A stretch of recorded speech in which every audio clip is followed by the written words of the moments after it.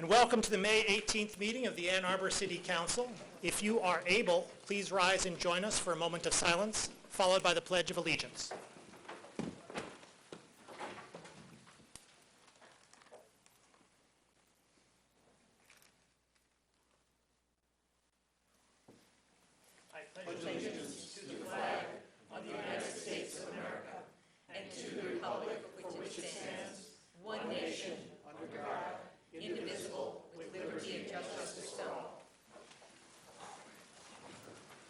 Will the clerk please call the roll of council? Councilmember Kyle-Sapathy? Here. Councilmember Briere? Here. Councilmember Westphal? Here. Councilmember Lum? Here. Councilmember Grand? Here. Councilmember Kunzelman? Here. Councilmember Crapel? Here. Councilmember Eaton? Here. Councilmember Warpahosky? Councilmember Anglin? Here. Mayor Taylor? Here. We have a quorum. May I have a motion to approve the agenda? Moved by Councilmember Briere, seconded by Councilmember Grant. Discussion of the agenda. All in favor? Aye. All opposed? It's approved. Do we have communications from the city administrator? Yes, thank you. First, city building official, we have begun the recruitment for a building official. The selection process will remain open until a suitable candidate is selected. Carlisle Wortman will continue as our building official. Resources necessary to support all building-related responsibilities and activities will be provided from the budget approved by City Council. Despite the rainy weather on Saturday, AT Blooms was a success. Over 150 volunteers came out for the Give 365 event to plant, mulch, and beautify tree and landscape beds in the downtown area. Girl Scouts of America were well represented, as was the University of Michigan International Center. The event was sponsored by the DDA, Pizza House, Underground Printing, and the State Street Association. A reminder to those who are interested in submitting an art application for the city's Art in the Sky project, the application of art to our elevated water tank on Manchester, the deadline is June 1st. Then Art on the Street, wrapping the project to wrap power boxes with art graphics will be underway this week. I had announced to council the city having an open house at the water treatment plant on May 9th. We had over 108 visitors tour the water treatment plant. Great opportunity for the city to be a good neighbor and show off that critically important asset.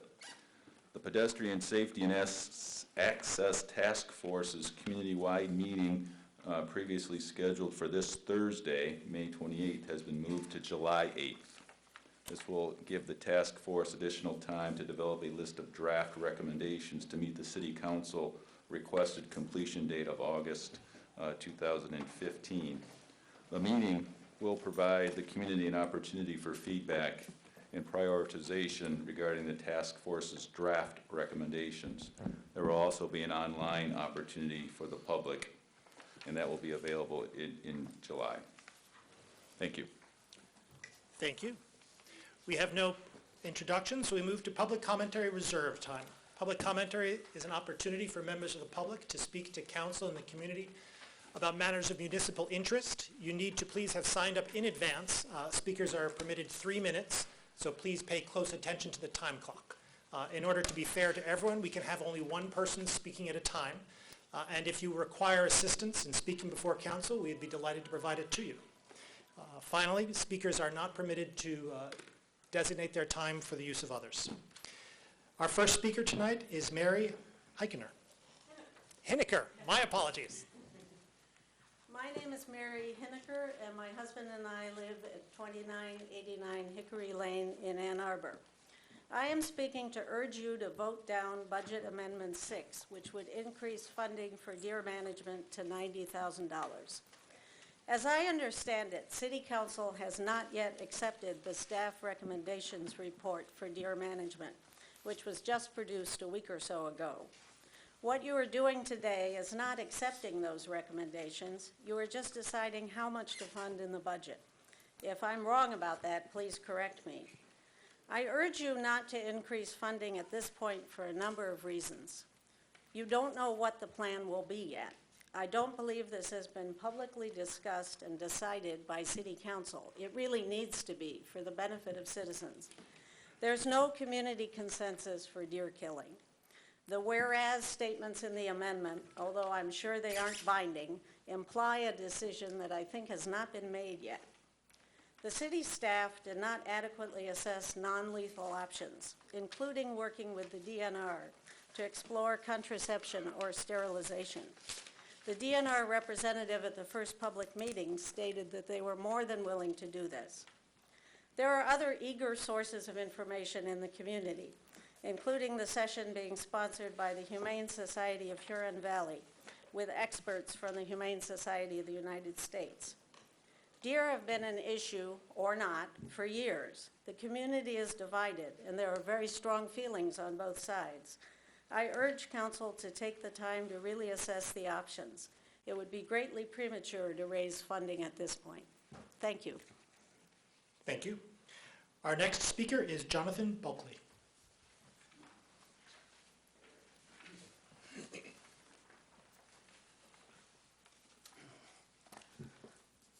Good evening.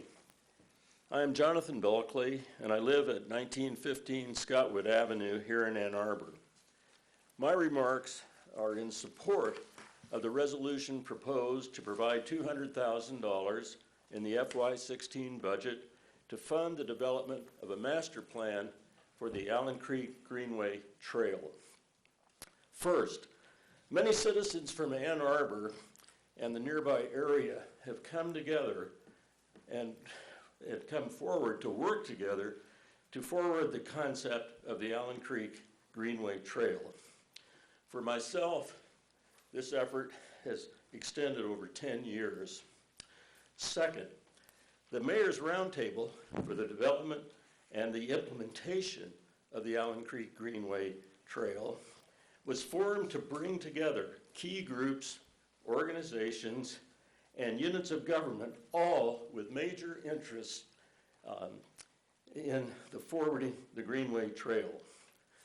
The Roundtable membership includes representatives from the following: the City of Ann Arbor, the Washtenaw County Parks and Recreation Commission, the Washtenaw County Water Resources Commission, the University of Michigan, the Downtown Development Authority, the Legacy Land Conservancy, and the members of the Board of Directors of the Allen Creek Greenway Conservancy.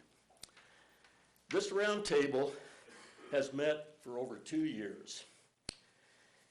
And if the City Council approves this resolution, I believe that the Mayor's Roundtable has established excellent communications among its several members. And I further believe that the Roundtable members are willing to move forward in a cooperative effort to assist the city staff in the efforts required to produce a master plan for the Allen Creek Greenway Trail. I request your approval of this resolution as proposed by the city administrator. Thank you for the opportunity to address you tonight.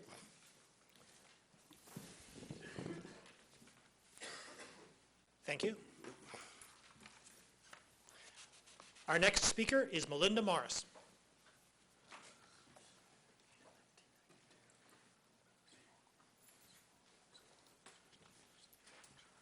Good evening, and thank you. My name is Melinda Morris. I live at 2205 Runnymede Boulevard in Ann Arbor, and I'm here as a board member of the Allen Creek Greenway Conservancy. I came to Ann Arbor in 1956 as an undergraduate student, which is, as we know, almost 60 years ago, and never left. And I think those of us here tonight know why. It's a wonderful town. It is rich in culture, has good health care, excellent education. There's much to be proud of in Ann Arbor. But in an age when one feels we may have lost our sense of community in our society, and maybe the concept of the public good, whether you define public good in cultural economic, political, or social terms, the Greenway fills all of these bills. Once it is built, it will also provide other connections. Connection to the border-to-border trail, connection to the Greenbelt, and most importantly, it will connect us as humans. I encourage you to approve the budget for the master plan, and I thank you for the opportunity to speak on this issue. Thank you. Thank you. Our next speaker is Alice Ralph.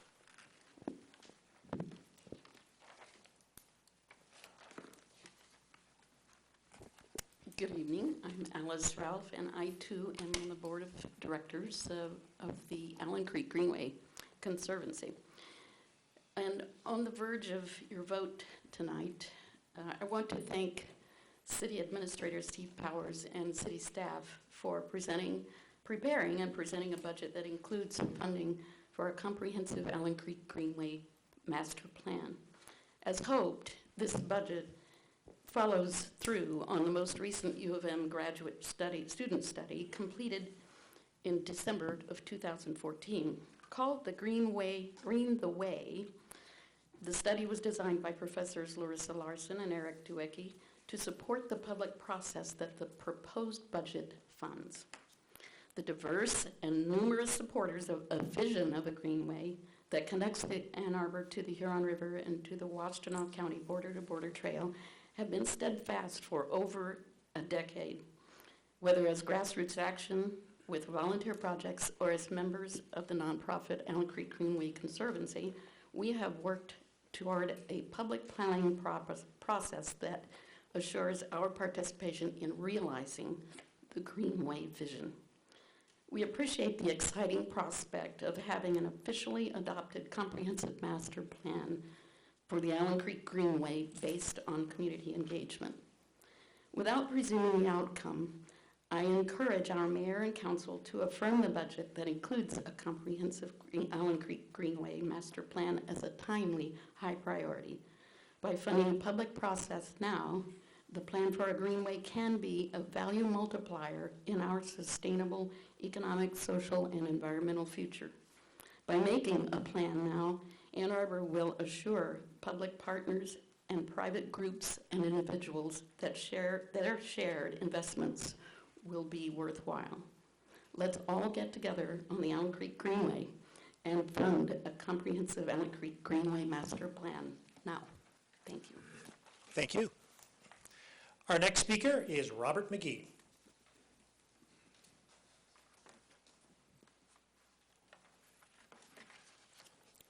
Good evening, Mayor Christopher Taylor, members of the City Council, City Administrator.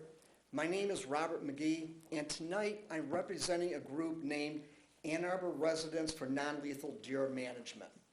On April 20th, and again this past Friday, May 15th, I forwarded you a letter from Stephanie Boyles Griffin, Senior Director of Innovative Wildlife Management with the Humane Society of the United States in Washington, D.C. In this letter, Stephanie offered to meet with city leaders, tour the area with community staff who are knowledgeable about the deer population, give a public presentation about their work so residents may learn and ask questions, provide a written assessment explaining whether or not Ann Arbor is viable for a research project. If Ann Arbor is viable and if the community wishes them to proceed, they will work with Ann Arbor leaders to prepare and submit a proposal to the Michigan Department of Natural Resources. In order to schedule an on-site evaluation to determine the feasibility of conducting a deer fertility control project here in Ann Arbor, all we need is a written invitation from a single member of council. Also, in the 20th letter, I stated that my wife and I would make a donation to the Humane Society to cover all the expenses associated with bringing in this team to conduct this assessment. The choice is up to each of you. If you want a nationally recognized expert from the Humane Society to come to Ann Arbor, conduct an on-site assessment, meet with you, prepare a report, and if need be, assist you in seeking permission from the Department of Natural Resources, all at no cost to the city, All it takes is one of you to publicly ask for it on your call to the council tonight and follow through with an email. If not, unfortunately, my wife and I are withdrawing our offer to pay for those expenses. This Wednesday, the Huron Valley Humane Society, not affiliated with the Humane Society of the United States, will be hosting a Skype presentation with Ms. Boyles-Griffin. Please realize that this is in no way a substitute for an on-site evaluation, but I do commend them for taking the initiative for their voice to be heard. I eagerly await your response. Thank you. Thank you. Our next speaker is Jeffrey Hayner. Hello. I think that's just great. Now, that's a person who's putting his money where his mouth is, and I think that's terrific. And my daughter's so bent out of shape about the deer calling or deer killing here in town. I can't even begin to tell you how. She wanted to come down here and speak tonight, but she's got too much homework. So when I was here a couple weeks ago, I'm actually here to talk about the boards and commissions again. So I was here a couple weeks ago, and since Councilmember Crapo wasn't here, he didn't have a chance to respond, but I asked everybody on this council who'd taken a political campaign contribution from a former or current member of the Downtown Development Authority Board to raise their hand. And I want to give credit where credit's due that only Chuck Warpahowski had the courage to raise his hand, and I want to thank him for being truthful and because I think we all know, and it's public a matter, who has and who hasn't. Now, I'm not saying that it's a conflict of interest if you vote for these reappointments, and in many cases reappointments, but it has the feeling of a kind of quid pro quo situation here, and I think that makes people and constituents uncomfortable. And so I'd give everybody the opportunity again to raise your hand if you have taken a campaign contribution from the DDA. Anybody interested in standing up and doing the right thing? Thank you. Thank you. That's really swell. Well, some people can and some people can't. But I think anybody who has, because we know who has. So, but since I asked that question, it has come to light in the circuit court in the County of Washington on case 14-1145, which wasn't reported in our local paper, Dave Askins versus the Ann Arbor Downtown Development Authority, that this board that you're looking to reappoint two people to for quite some time was found essentially complicit in hiding the truth from the public. And I'll go down the list. It was found that no quorum, that decisions were made at meetings where no quorum was present. It was found that there was a failure to publicize financial information. There was a failure to file minutes. There were violations of the Open Meetings Act. They were meeting behind closed doors, and there were attempts made to exclude public participation and attendance. There was the use of private emails for public work and also a failure to comply with FOIA requests. Now, one of the people who's coming up for reappointment tonight also serves on the board as the mayor's appointment to the Main Street Area Biz Association. And I know a lot of people don't know about that, but it's basically another layer of taxable, self-tax business owners who come together to provide services. And if you look at the Main Street Area Business website, they say on there that they realize that the DDA and the City of Ann Arbor isn't doing a good enough job providing services in the downtown, so they need yet another level of taxes on themselves. And so it makes me think, people who are on the board and on both boards realize that they're not doing a good enough job, then I think they aren't doing a good enough job, and perhaps they don't deserve that reappointment. So again, I'm going to call for a roll call vote on these reappointments tonight instead of just a blanket rubber stamp as what usually happens. Thank you for listening. Thank you. Our next speaker is David Barrett.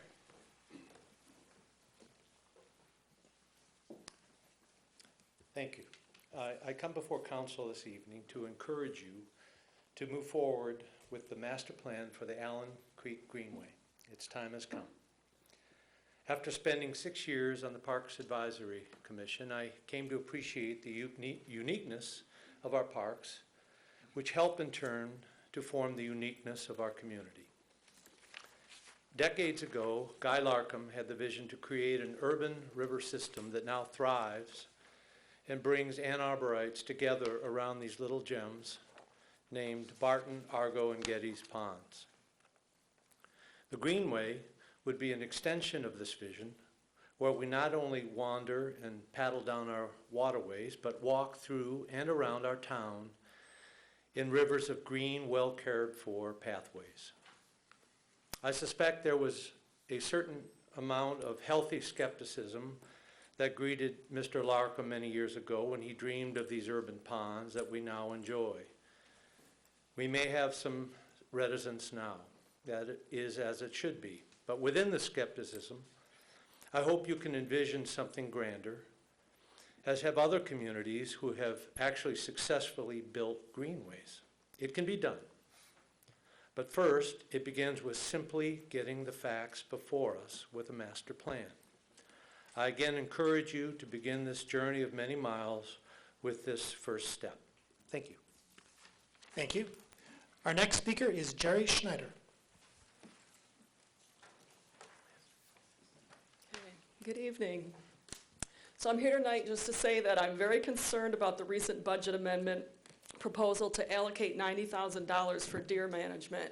Not because I don't think the city needs to address the problems, but because the pro-cull group that proposed this amount is made up of a handful of people who are not experts in wildlife management or biology. They concocted this amount by taking countywide and statewide estimates of deer populations and then extrapolating those estimates onto the city of Ann Arbor. And you can find this in the 1,700 or so page report. It's towards the end, so you have to scroll down a bit to get to it. Then they multiplied this number by an estimated cost per killed deer. This is not a sound method for calculating city costs, and it puts city tax dollars at risk. And never mind that a cull has not been approved and is not necessarily the best option for our city. And I'm also concerned that the city might move ahead with approving a cull without fully exploring non-lethal options. As you all know, as Bob McGee spoke on earlier, the Humane Society of the United States has stated in no uncertain terms that they will come here at no cost to the city and do a full investigation into the problems and potential solutions. They are experts in deer conflict management, and they have experience working with many municipalities to find safe, effective, and non-lethal methods. They will talk to people from all sides of the issue. They'll evaluate deer damage and conflicts. They'll listen to citizen concerns and then present their findings and recommendations to the council and the public. All they require is a single elected city official to invite them to come. The Skype session that they're going to be having this Wednesday via the Humane Society of Huron Valley, which Bob also mentioned, it will be an informative session focusing on available contraceptive methods. But this is quite different from the visit that they're offering, and it should not be taken as a substitute for their full evaluation. So I urge you all to proceed slowly and cautiously on any budget allocation for deer conflict management. And I also invite you, like we said, it only takes one of you to do this, to take the lead, take the initiative. Invite the Humane Society of the United States to Ann Arbor, and they will come. We have nothing to lose by working with these experts to ensure that all options have been fully presented and explored. Thank you for considering my concerns. Thank you. Our next speaker is Nancy Goldstein.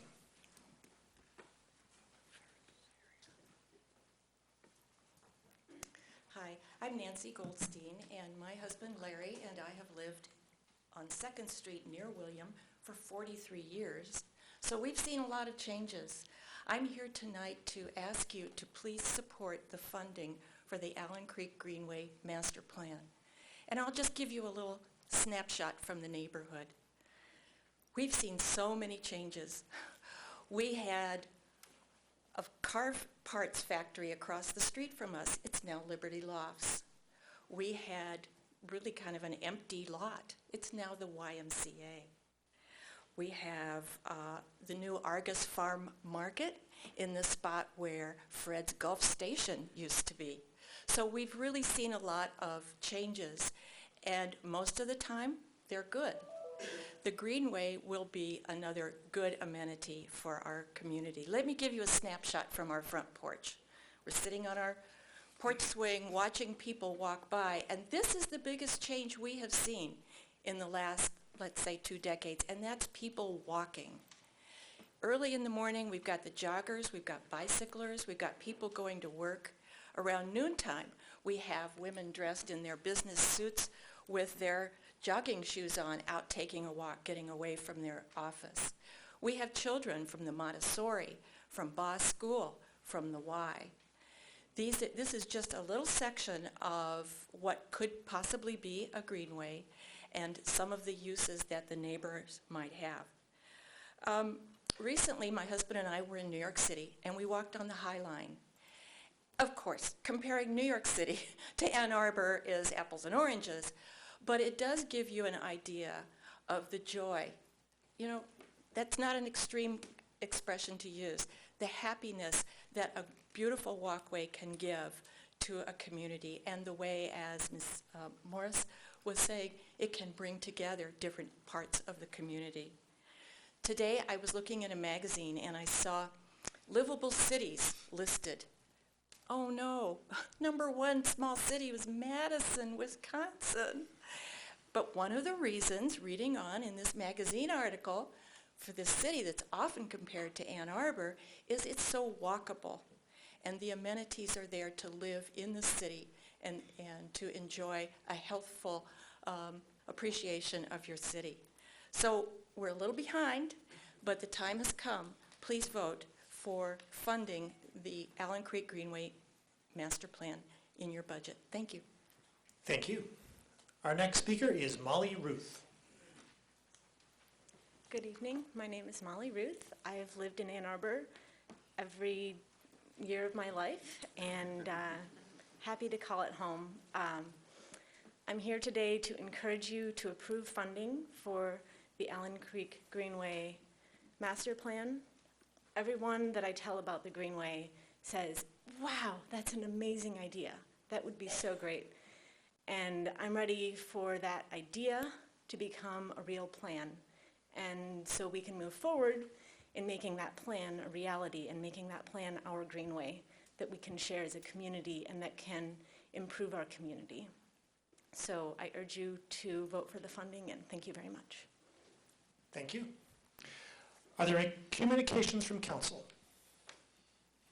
Councilmember Kaliasapathy. I have an update from the Human Rights Commission.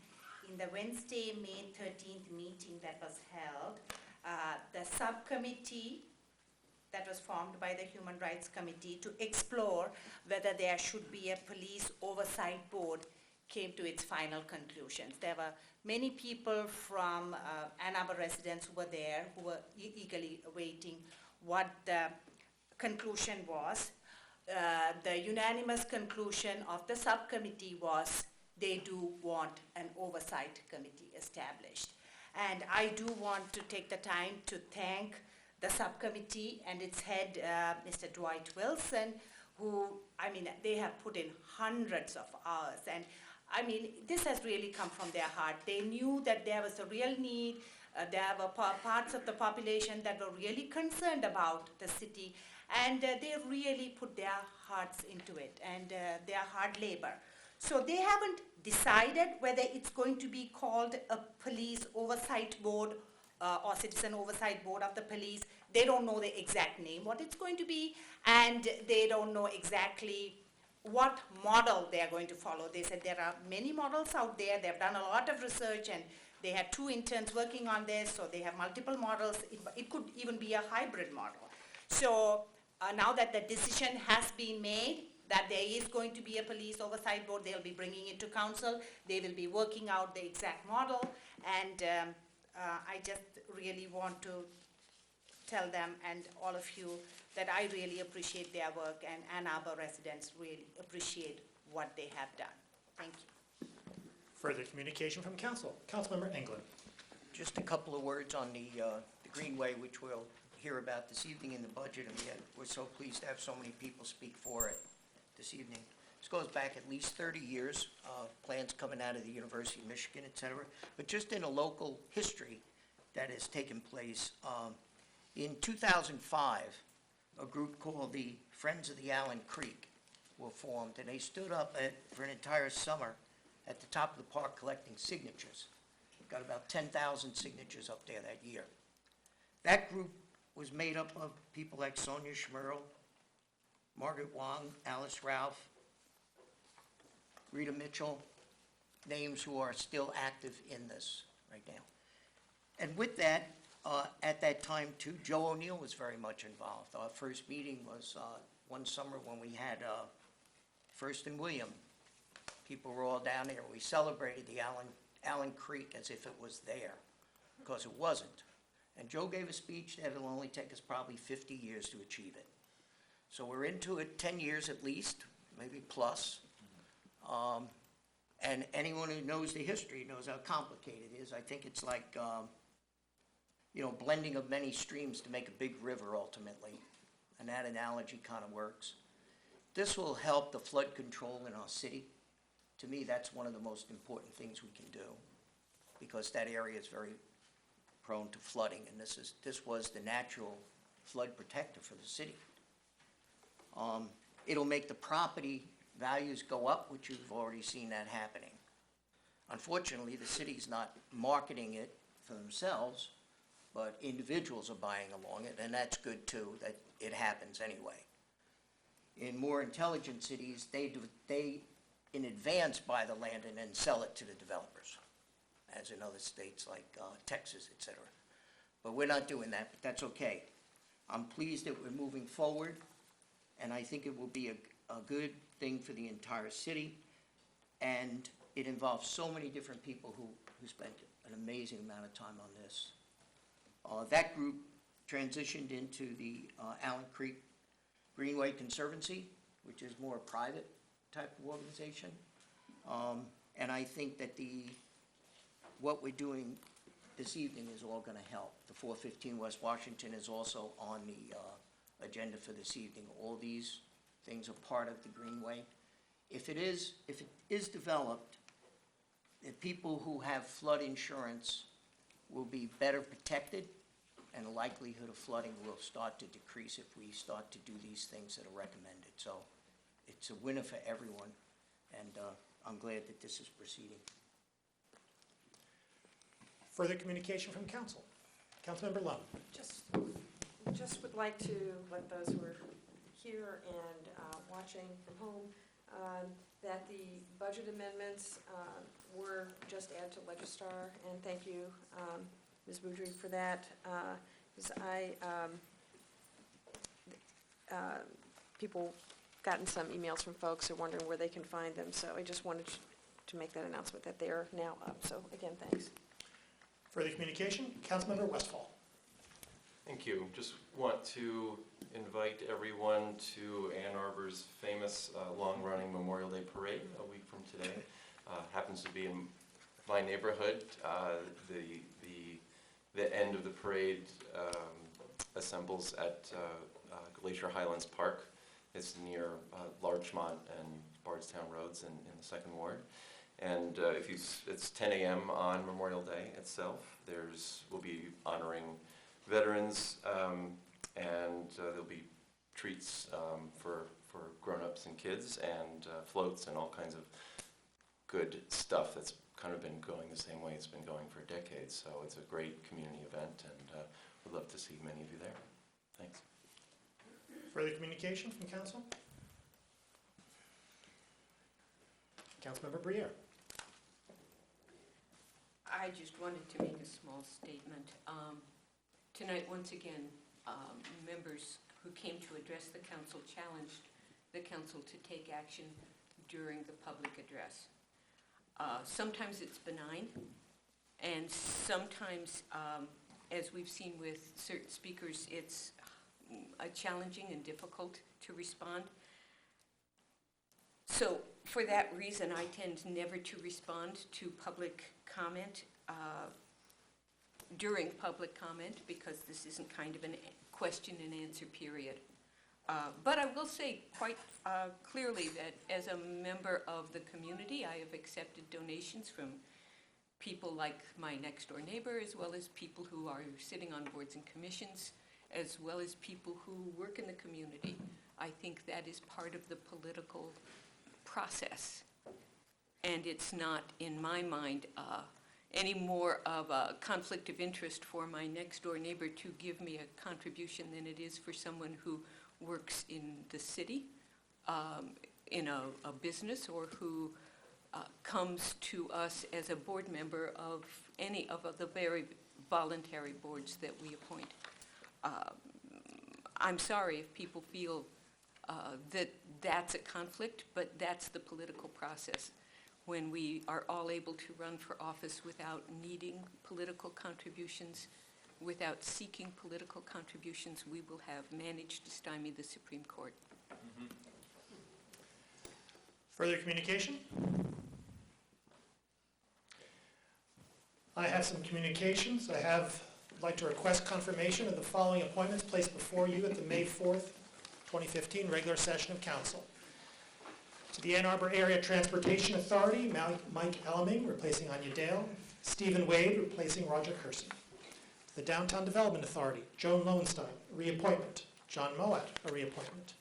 To the Elizabeth Dean Fund, Benjamin Muth, a reappointment. Edith Belcher, a reappointment. Jane Imomen, a reappointment. Susan Perry, a reappointment. To the Energy Commission, Noah Levin, filling a vacancy. To the Parks Advisory Commission, Alan Jackson, a reappointment. To the Planning Commission, Sarah Mills, a reappointment. Alex Milstein, a reappointment. To the Public Market Advisory Commission, Carlene Getz, a reappointment. To the Taxi Cab Board, Kyle Lady, filling a vacancy. May I have a motion, please? Moved by Councilmember Briere, seconded by Councilmember Westphal. Is there any discussion? Councilmember Eden. I'd ask that we pull out the DDA appointments to consider separately. Absolutely. Further discussion, rather? All those in favor, please, of the appointments with the exception of those for the Downtown Development Authority? Aye. All opposed? They are approved. To the Downtown Development Authority, do you want them, Councilman Regan, separately or together? I don't have a preference. Perhaps another member does. I would like it separated. Separately it shall be. To the Downtown Development Authority, Joan Lowenstein, a reappointment. Moved by Councilmember Graham, seconded by Councilmember Crable. Discussion of the appointment. Councilmember Eden. I'm going to oppose both this appointment and the other appointment to the DDA. I believe that there are substantial questions about the manner in which the DDA is being run, such that we should really consider changing the composition of the board. When the DDA came forward to present to council, I asked specifically about the DDA's statutory development plan, and the director admitted that the development plan that they have in place is purposely vague so that it gives them flexibility. I don't believe that that comports with the DDA statute. The DDA has engaged in spending outside of their zone, which is also prohibited by the DDA statute. For example, they spent money on the Miller Manor. To my knowledge, the DDA has never bid out their legal work. They have never proposed an RFP for their legal work. They just continue to use the same person. I think that is not, in any stretch of the imagination, a best practice. Just recently, a circuit court judge found that the DDA had violated the Open Meetings Act, potentially FOIA, and the DDA statute in the manner in which they had done things in the past. It was when the plaintiff brought to the DDA's attention that he was about to sue them that they changed their practices so that it did comport with the law. But it shouldn't take threat of litigation to get the DDA to actually follow these very fundamental statutes. So I just think it's time for us to stop automatically reappointing people to the DDA and look for people who will come in and try to change the culture on the board. Thank you. Ready? Councilmember Kelly-Sutton.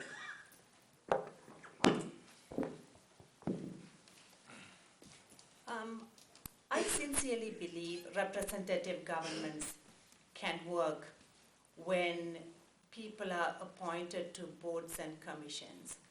You can disagree with people, but you should not become disagreeable and attack people, call people names. I mean, it might be a strategy, but it doesn't really help resolve issues. I was here in one of the meetings when Ms. Lowenstein, I think it was Jerusalem Garden, Mr. Ali was talking about a park in downtown, and she starts attacking him. I mean, I don't think attacking our residents is I'm not saying you can agree with all the residents. No, I have disagreed with residents, but you need to listen and you need to be respectful. When people ask for leaf pickup, Ms. Lowenstein had said, oh, they have become old, they have become lazy, they don't want to pick up leaves. I mean, yeah, if we have an aging population in Ann Arbor, and if their priorities and their needs are differing, we need to listen to them. Calling them old and elderly, I don't believe in that kind of politics. So I want somebody who could listen to people respectfully and change with the changing times and look into the priorities, changing priorities. So I really have a problem with that. And also in the past when Councilman and I brought the DDA ordinance change, we wanted 2 terms, 8 years. But it went to a subcommittee and then it came back with 3 terms, so we ended up with 12 years. But that doesn't mean that we have to reappoint somebody for 12 years. I think 8 years is more than sufficient. And I really would like to see somebody new. And the opponents would come back to me and probably say, oh, there's something called institutional memory. I mean, that's why we keep people on for a long time. Institutional memory, after looking at Judge Kamkis, it's almost like collective amnesia. I mean, all these people who have been sitting there, but forgot to give back TIF monies, refunding. I mean, so I don't really see the value of people staying too long if they feel they're above the law. So I would be voting against both of them, but I would appreciate a roll call vote. Absolutely. Thank you. Further discussion? Councilman Rainbow. The public is aware that this organization, Downtown Development Authority, is one that is appointed and manages tax dollars. We at this council chamber run for office every 2 years, and it's a difficult process because we're under the scrutiny, most of us, of the public. Here we have a group that, in the past years since I've been on, have been brought before the council to account for their budget alone, which I think is a fundamental thing that if you're running any business, you have your sheets right there for you. Any businessman, the one thing he knows is how much money he's making and how much money he's losing. Now, maybe they're not paying attention because it's really not their money. It's the citizens' taxpayer money. But they have to be accountable. So I'd like to see some changes myself. I'd like some new blood introduced. What's happening or was happening in the past, people served on council and then they served on the DDA. What they basically do is get revenues largely from parking and then share that with the city since the city owns the parking structures. During the time I've been on, they also said they needed an underground parking structure, and they built the parking structure taking bonds from the city as finance, and they built the foundation and they didn't know what to build on top of it. If any of you did that in your personal lives, your spouse would leave you immediately. So I watched this happen. And we're in debt for the next 30 years because of it. And we can't do certain things because of this. So I will not be voting for it. There's other things, the ambassador program. We need people to shake hands and welcome people coming into this town. I don't think so. We're a friendly town. You can stop and ask anybody where you're going. And this is the Midwest. Right. That's going to cost them and you. I mean, I don't know whose money you want to think about it as, but I think about it as my money as a taxpayer. $300,000. The board was split on that one. I liked the discussion they had. It was very good. Some of them on it said, we shouldn't be spending the money on this, and I like that sort of debate. We get that here on council. When you have money and you don't debate, things don't feel right. There has to be some debate. There has to be decisions when it comes to money.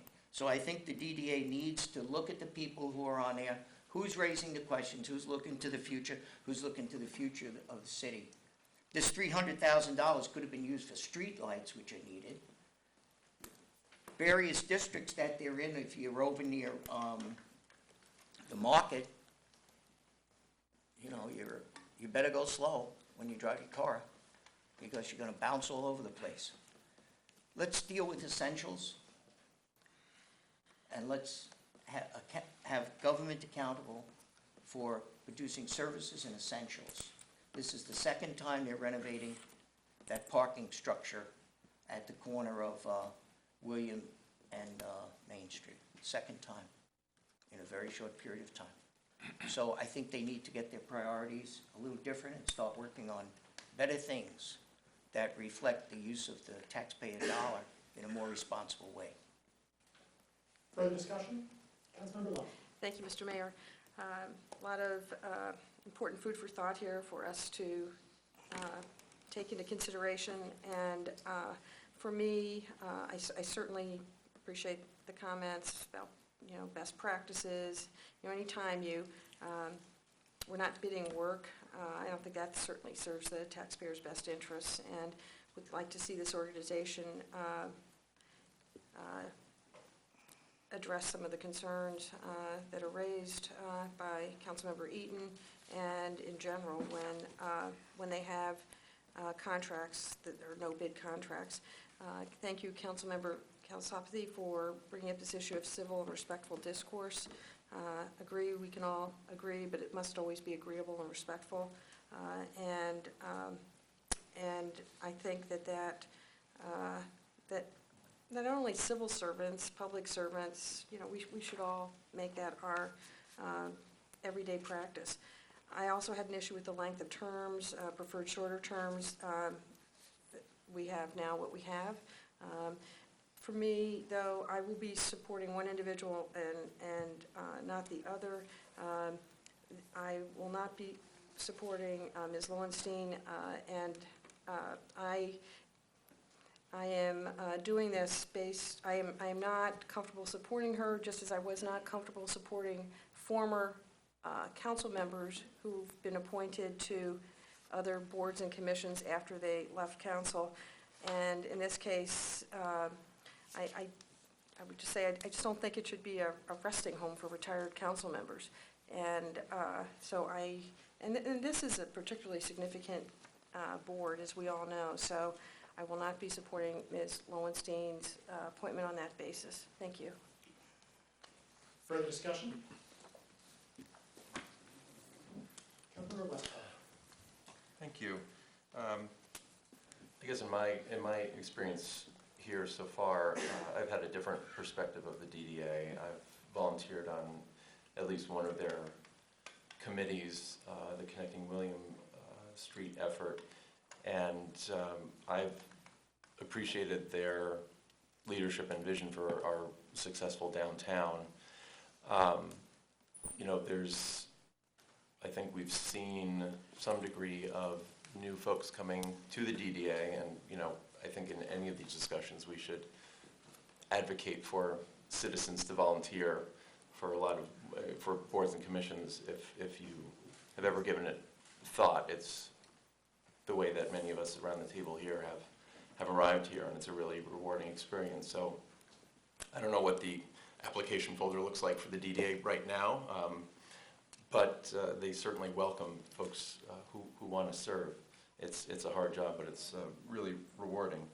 On the transparency side, I don't hear any issues now when there's been requests for information. I think in the past, as we've been forwarded some legal information, that there may have been some note-taking omissions, you know, during certain committee meetings. several years ago. That's apparently been corrected.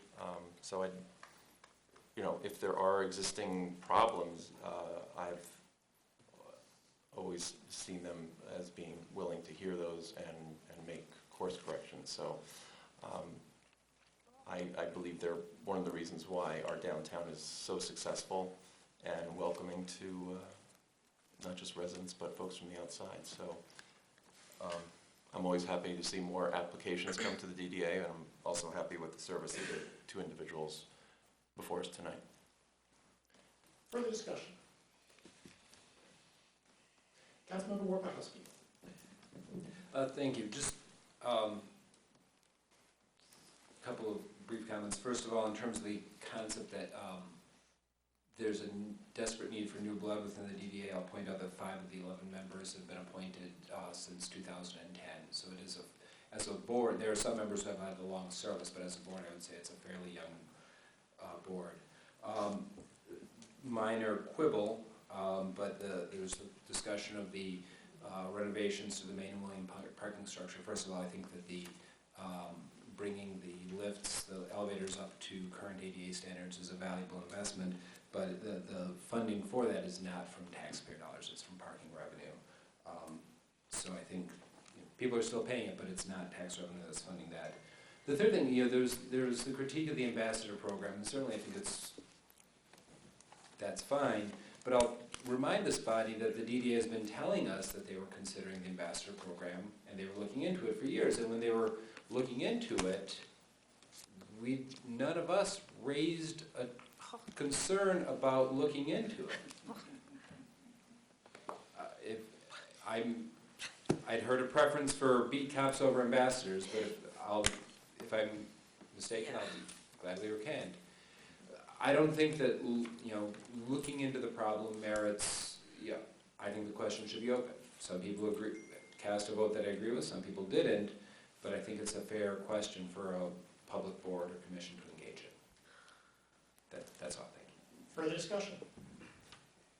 Councilmember Brier. So far, it seems everybody's really talking about the DDA and not about the candidates, with the exception of my colleague. And I appreciate what Councilmember Kailasopoulos said, because she was speaking to the contribution an individual makes to public discourse. I note that one of the remarkable characteristics of the people we have just reappointed is how many people we have reappointed to boards and commissions tonight, without question and without discussion. As a person who doesn't believe in term limits on a deep and visceral level, I'm aware that if these two candidates for the DDA go forward tonight, this will be their last terms. I'm also aware that 2 people who currently sit on the DDA have their terms expiring within the next year. There is constant turnover in the DDA, constant meaning at least 2 and sometimes 3 people a year. From my perspective, that turnover is a good thing, but it's also valuable to respect the accumulated experience. Joan Lowenstein and I have not agreed on everything when we sat next to each other, and we never agreed on everything before we sat next to each other here. She was, however, appointed to the DDA before she served on City Council, and she continued being appointed. So, like my former colleague Sandy Smith, that appointment as a member of the DDA was not where people go to retire. It was where people come from in order to serve on City Council, rather like Parks and Planning Commission and the various other boards and commissions that people find themselves growing in. Since we all know that the ambassador program is not going forward, the funding has been reallocated to other purposes. I think discussing the ambassador program as if Joan Lowenstein approved of it and encouraged it and is responsible for it would be a mistake. Instead, I think that Ms. Lowenstein has an occasionally abrasive manner, an occasionally difficult tone, and a sincere intent to do well by the city. From my point of view, tone and manner are not reasons to vote against someone. Further discussion? Roll call vote, please, starting with Councilmember Warpahowski. Of which? I'm sorry, thank you very much. With respect to Ms. Lowenstein. Councilmember Warpahowski? Yes. Councilmember Anglin? No. Mayor Taylor? Yes. Councilmember Cavasoppati? No. Councilmember Briere? Yes? Councilmember Westphal? Yes. Councilmember Lum? No. Councilmember Grand? Yes. Councilmember Kunzelman? No. Councilmember Crapel? Yes. Councilmember Eaton? No. Motion carries. Thank you. May I have a motion, please, with respect to the confirmation of John Moet to the Downtown Development Authority, moved by Councilmember Briere, seconded by Councilmember Grand. Discussion of the appointment, the confirmation. Roll call vote, please, starting with Councilmember Warpahowski. Councilmember Warpahowski? Yes. Councilmember Anglin? Yes. Mayor Taylor? Yes. Councilmember Cavasoppati? No. Councilmember Briere? Yes? Councilmember Westphal? Yes. Councilmember Lum? Yes. Councilmember Grand? Yes. Councilmember Kunzelman? Yes. Councilmember Crapel? Yes. Councilmember Eaton? No. Motion carries. Thank you. I would like to recommend the following nominations for your consideration to the Design Review Board: William Kinley and Shannon Gibb Randall. We now come to public hearings. Public hearings are opportunities for members of the public to speak to council and the community about matters specific on our agenda. Your speech must relate with particularity to that matter on the agenda. You need not have signed up in advance. Each speaker has 3 minutes in which to speak, so please pay close attention to the time clock. And also, to be fair to everyone, we will have only one person speaking at a time, and if you require assistance, we'd be delighted to provide it to you. Public hearing number 1, an ordinance to amend sections 263, 264, and 269 of Chapter 29, increase water, sewer, and stormwater rates of Title II of the Code of the City of Ann Arbor. Is there anyone who'd like to speak at this public hearing? Please. Good evening, Mr. Mayor. It's good to see you. City council members, city manager, Mr. Powers, city attorney. It's good to see everyone today. Ms. Grand, had a great time at the Burns Park race. Your kids are great, I tell you. I'm here to really talk a little bit about the raising of the water rates, for the city of Ann Arbor. 4.2%. 4.2%. Let me see, inflation is not 4.2%. That's too much. Just because the city of Detroit raises their rates by 12% doesn't justify the city of Ann Arbor raising theirs by 4.2% unless there's a plan. There's something we're going to do with the amount that's above the inflation rate with those dollars. Like, for example, one for dioxin cleanup. Maybe that extra money could be used in a fund just in case the water gets contaminated, or for infrastructure improvements of our sewer systems. If we're going to raise the rates by more than inflation, there needs to be a transparent, clear plan on what we intend to do with the money. We simply just can't raise rates for the sake of raising rates. I've been here for 16 years, and I happened to have found my first water bill when I moved on the west side of the city. I take about the same number of showers. Excuse me, I didn't have one today, but it was up 2.5 times. 2.5 times. It doesn't taste any better than it did then. The second problem with raising the rates at a rate higher than inflation is that people on fixed income, they're disproportionately affected by that. We really don't want people to leave Ann Arbor because they can't afford their water. We raise a lot of taxes in Ann Arbor. We passed a lot of tax increases. Some of them are really good. We do a lot of great things in this city, which is why I live here. I love this place. But at one point, we have to hold the city, the people who run the water department, I'm sure they do a great job, hold them accountable to make sure that we get value when we raise the rates of our services higher than the rate of inflation. What are we doing with the money? I think the residents demand transparency. We want to see a clear plan on what we're going to do with the amount of money that's in excess of the rate of inflation, if it's going to be used for water, if it's going to be for a slush fund for making sure the water is clean and safe, let's do it. If it's going to be for infrastructure improvements, I want to see the plan. I've yet to see the plan. Thank you. So I am not in support, and I hope everyone can take that into consideration also. Thank you. Thank you. Is there anyone else who would like to speak at this public hearing?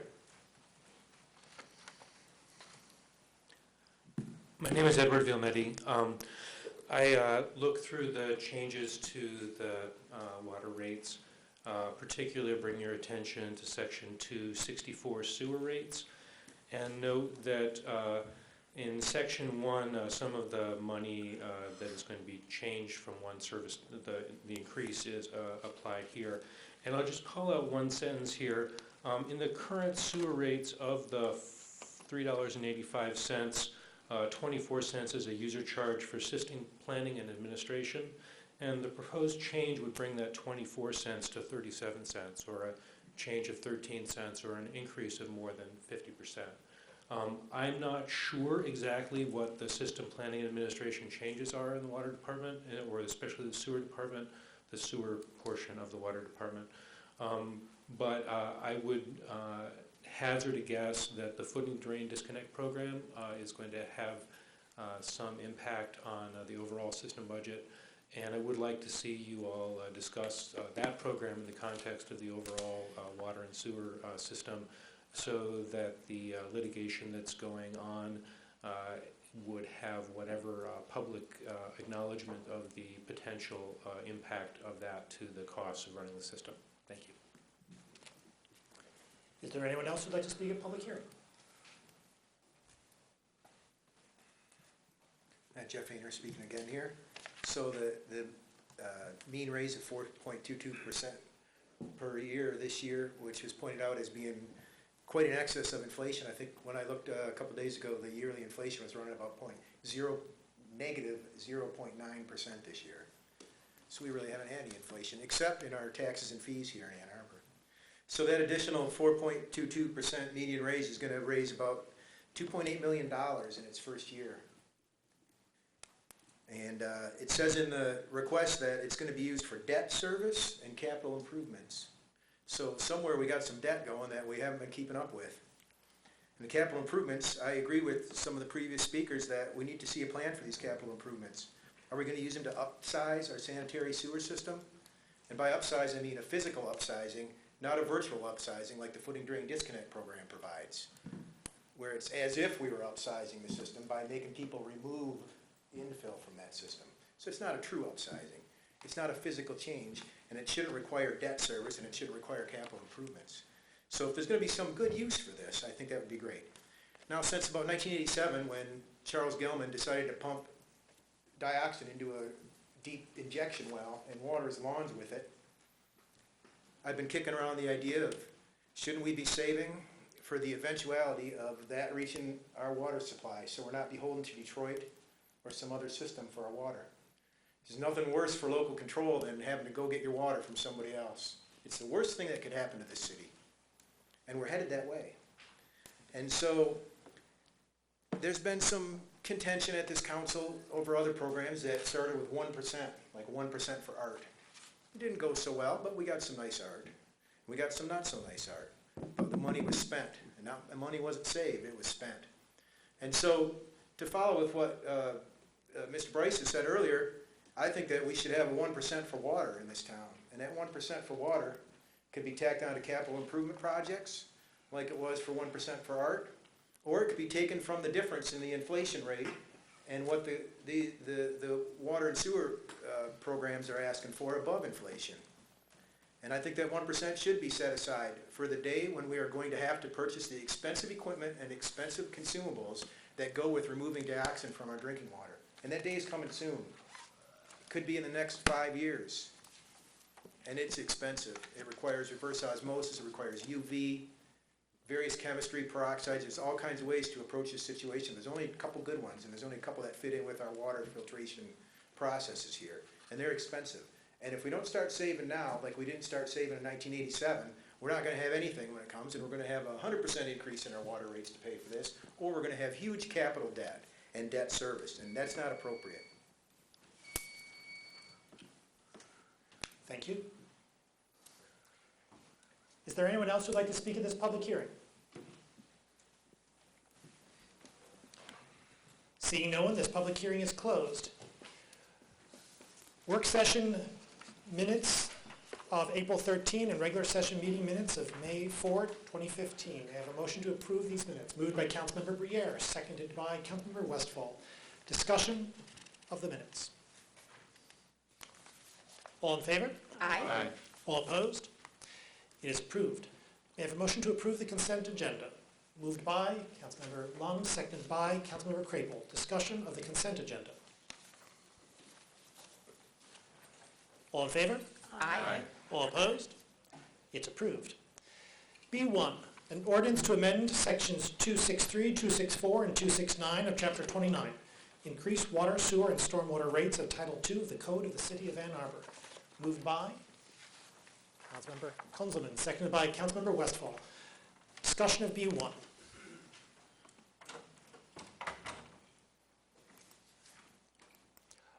All in favor? Aye. All opposed? They are approved.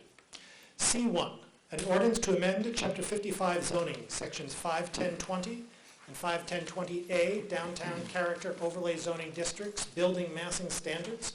Moved by Councilmember Orpahowski, seconded by Councilmember Westfall. Discussion of C1.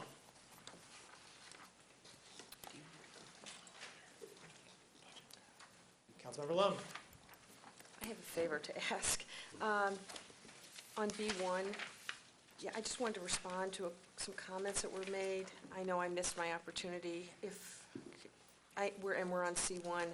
I don't really have any comments on C1. I guess as a point of order, you could Yes. ask to have it Okay, brought back, or you if I could, may. you could have to have it move to reconsideration. Move to reconsider, Or and you I'll could, be you brief. could reserve your comment to council communications in the back end. That works too. I'd prefer that. Okay. If that's I'm all right. fine. Yep. Thank you. Of course. I believe C1 is on the floor. All in favor? Aye. All opposed? It is approved at first reading. C2, an ordinance to amend Chapter 55 zoning, rezoning of .34 acres from D1, downtown core-based district, to D2, downtown interface-based district. 336 East Ann Street, and 3.8 acres from East Huron 2 and Midtown Character Overlay Districts to East Huron 1 Character Overlay District. 211, 219, 301, 331, 337, and 341 East Huron Street, and 336 East Ann Street, city-initiated rezoning. Moved by Councilmember Briere, seconded by Councilmember Kunzelman. Discussion of C2. Councilmember Lund. Thank you. Question for staff. Thank you, Ms. Ramson. Recognize there's been a lot of work done here, and that's certainly appreciated. And I also suspect you've received a lot of neighbor and citizen input. And I'm wondering if you could just elaborate a bit on the input you've received on this one and C1 for that matter. And also remind us how the public input process works when the Citizen Participation Ordinance Review Committee does their work. So let me start with the last one. Okay. The public engagement for this particular project, the downtown zoning, has been done unique. There's no particular committee. Are you talking about the Ordinance Revisions Committee? Yes. Just to clarify. Yes. Okay. So the Planning Commission has a subcommittee that looks at ordinance amendments. That's the Ordinance Revisions Committee. And that committee has, every time they meet, they advertise their meeting and allow for public comment. So that has been going on for the last 2 years with the downtown zoning changes. Most recently, this particular change is for the area that was next to, it was stimulated by the concern about the 413 East Huron project and some vacant land that is adjacent to that. Instead of just looking at one individual parcel, the Planning Commission and staff, with input from the public, looked at the whole East Huron corridor, roughly from where the Main Street Character District is to the east edge of the district, to see if there were changes that could be made to help with the massing of new buildings in that area.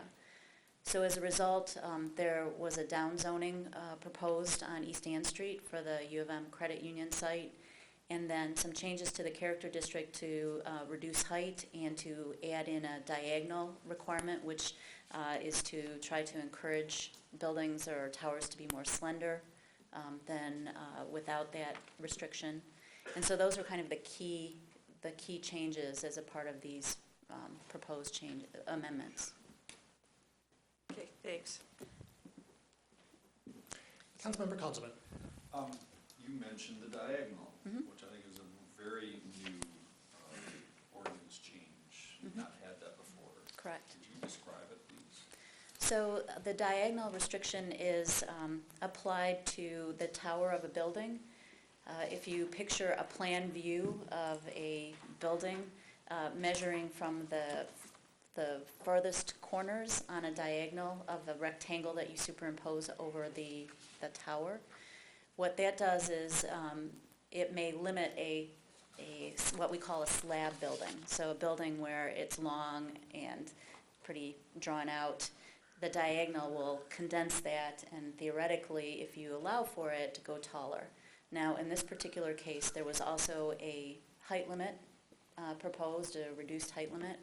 So in essence, the changes that are proposed here will reduce the amount of floor area that can be built on the properties in this district.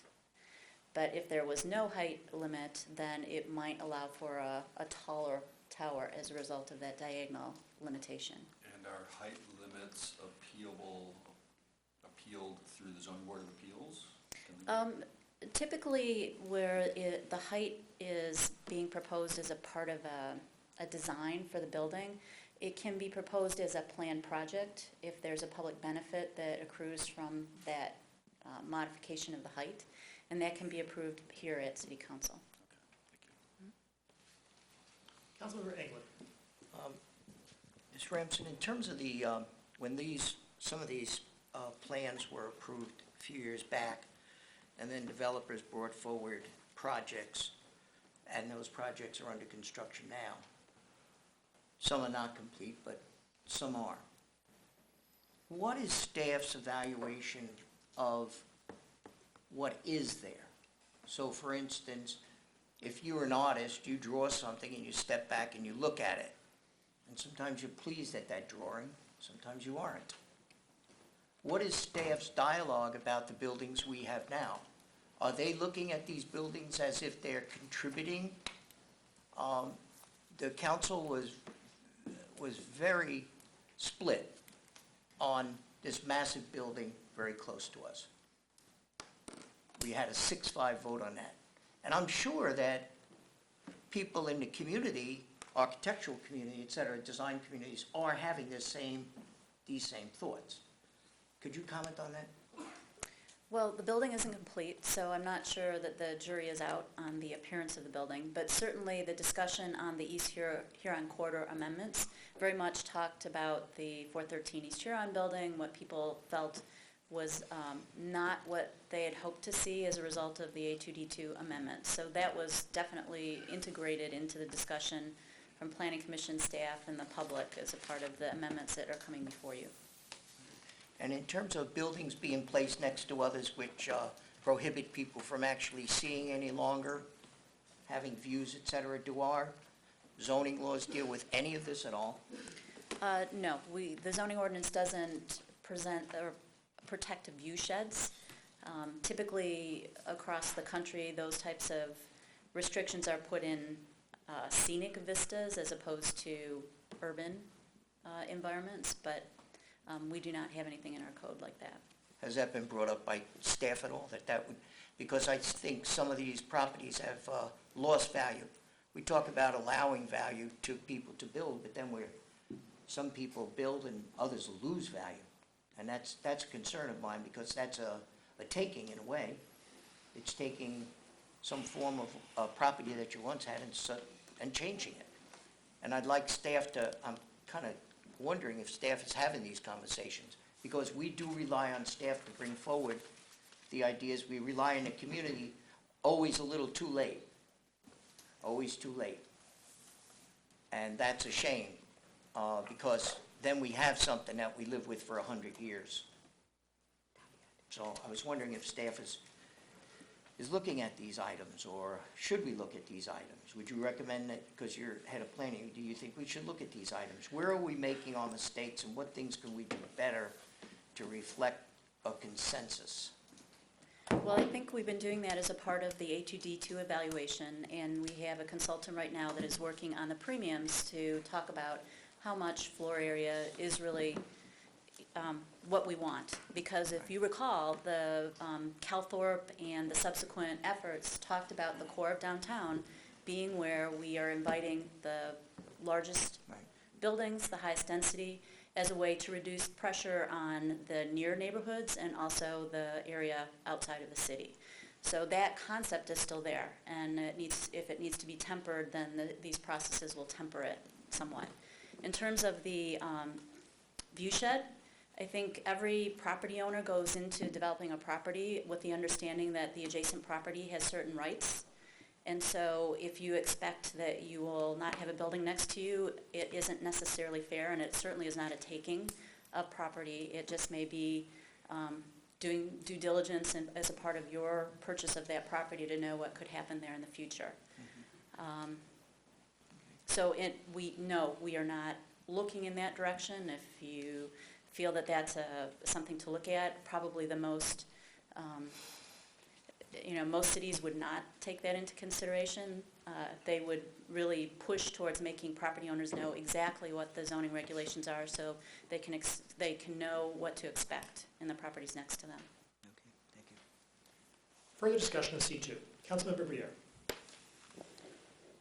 Because not everyone is as familiar with these addresses as some members of council may be, I wanted to point out that the University of Michigan Credit Union parcel we're talking about is the parking lot directly next to City Hall, which the council directed the staff to look at specifically for rezoning it to D2, which this does.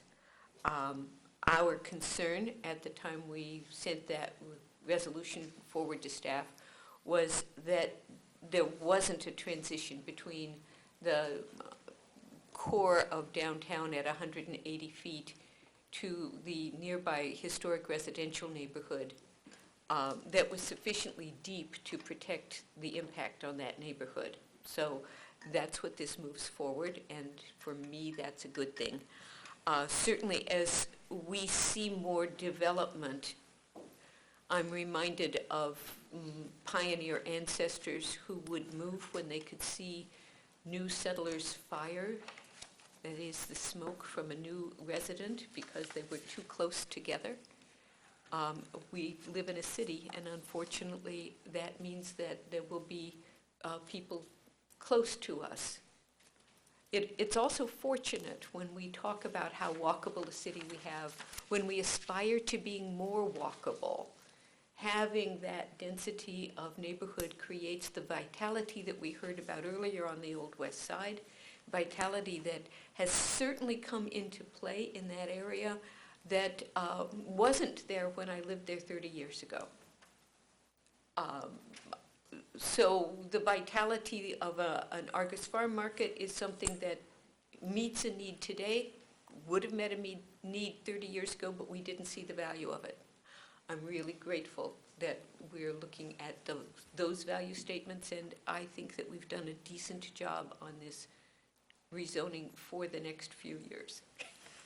I will point out that when it comes to character overlay districts, we will be continually re-examining them, just as we will be looking at the premiums, because as we try to achieve our goals, we see which ones we've achieved and which ones are newly arising. And for those of us who thought that zoning ended at some time, it's been an education to realize that it doesn't. Further discussion of C2? All in favor? Aye. All opposed? It's approved. DC1, resolution to appoint Robert Gordon and Doug Allen to the Greenbelt Advisory Commission. Moved by Councilmember Grant, seconded by Councilmember Westfall. I will note that 7 votes are required for Mr. Allen. Discussion of DC1, Councilmember Grant. Thank you. I'll be brief. I just want to thank both Archer Christian and Peter Allen for their service to the Greenbelt Advisory Committee, and also Ginny Trocchio, who's the staff person. We had very specific requirements for these positions, and she was instrumental in helping me, I hope tonight, get them filled. And if this passes, we'll be able to do so with a month of cushion so that we won't have any vacancies on the Greenbelt Advisory Commission. Thank you. Further discussion of DC1? All in favor? Aye. All opposed? It is approved with 11 council members present, thus satisfying the 7-vote requirement.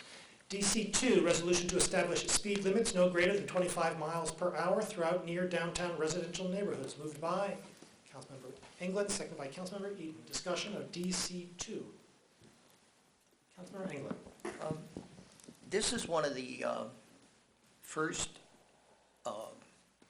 pieces that I intend to bring forward as time goes on under this, the health, safety, and welfare of the community. We use the term freely all the time. At the beginning of every document, we have that. And yet, once we get into the document, those seem to disappear. They don't become part of what we're talking about any longer. In this case, we're talking about it throughout.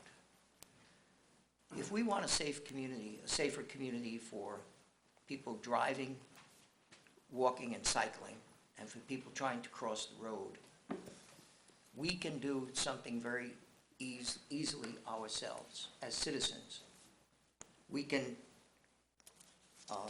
decrease our speeds, maybe enjoy driving a little less without the speed, and don't keep your car running at a very slow speed. It is possible.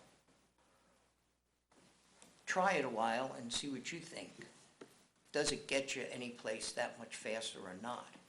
Keep in mind, your response on the road is very limited, is limited by the number of miles per hour that you're moving. So if you're moving at a slower speed, your chances of responding to what happens is pretty high. As part of this, we'll find out more accident reports in the city. We'll start to gather all that data. And some of the accidents, unfortunately, are right turn on reds, which is amazing. At very slow speeds, people can get hurt pretty badly. So we'd like to see a safer community, and this goes under that auspices.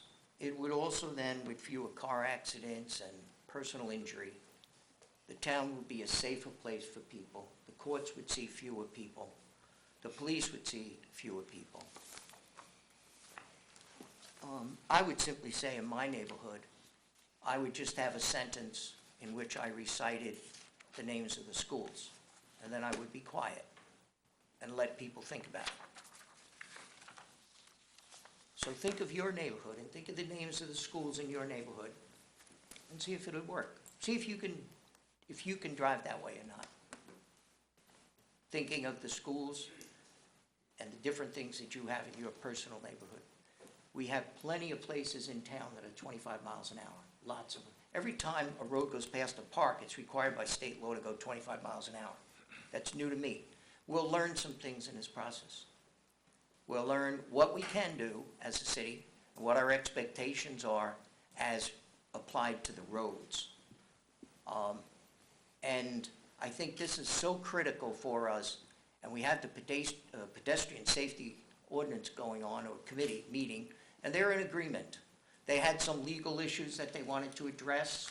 We'll get some pushback on people who say it's the 85% rule. We can deal with that. We can deal with that. Because the illogic of that is so profound that anybody who buys into that is being totally illogical. If most people on a road go this speed, 85% of the people are going that speed, then that becomes the speed for the road. Remarkable, absolutely remarkable. What if the town was full of teenagers who went quickly all around? This is such an illogical procedure. And it wasn't set up just for small towns. This was set up for the safety of big towns. The larger the town today, the more they're enforcing these things because there's more people out. There's more kids in the neighborhoods, there's more bikers, there's more walkers, and they don't want the fatalities. They don't want their people hit by a vehicle. And you, as a driver, would never want that on your conscience either. So that's the reason I'd like just Councilmember Jack Eaton to make some comments on this also because he's a co-sponsor. Further discussion? Councilmember Eden. First, I want to thank Councilmember Anglin for working with neighborhood activists in the 7th Street area on bringing this forward. They put a lot of work into this. In response to questions of staff and the city attorney, there are further considerations that I think that it would be important for us to go back to the neighborhood activists and work through those considerations. And so I'm going to move that we postpone this to the second meeting in June. Second, Councilmember Lum. Second. There's been a motion to postpone for discussion on the postponement. Second meeting in June? Yes. Councilmember Warpahowski. Thank you. I thank the authors of this resolution for bringing this forward. There have been some plans in the works and some work on staff, and I feel like this helped us get the balance to help bring that ready for public and ready for a public discussion. As in the term of the postponement, I also encourage that we expand the thought of this. If 25 miles an hour is good for near downtown, I don't see why it's bad for other residential neighborhoods in the community. I think, so I'll just say that as something to consider during the term of the postponement. Further discussion on the postponement, Councilmember Lum. Thank you, Mr. Mayor. And just on the postponement, and thank you, Councilmembers Anglin and Eaton, appreciate the postponement as well. The questions that have been raised, I'm hoping in this interim period that we can address those questions. I mean, I for one was just wondering, you know, what streets would be impacted by this and the current speed limit on those streets. And you've seen the other questions. How do we define near downtown? Yeah, all those sort of outstanding sort of questions. There are open questions that you know, further study and drilling down on those concerns, both by staff and our colleagues would be nice and helpful to have, just so we can better understand what the scope is. So thank you very much. Further discussion on the postponement. Councilmember Bria. I look forward to seeing this come back. I hope it comes back both stronger and easier for us to apply. Further discussion? All in favor? Aye. Aye. All opposed? It is postponed to the second meeting in June.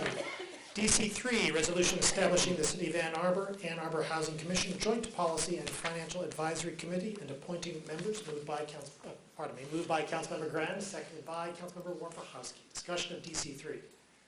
Councilmember Grand. Thank you.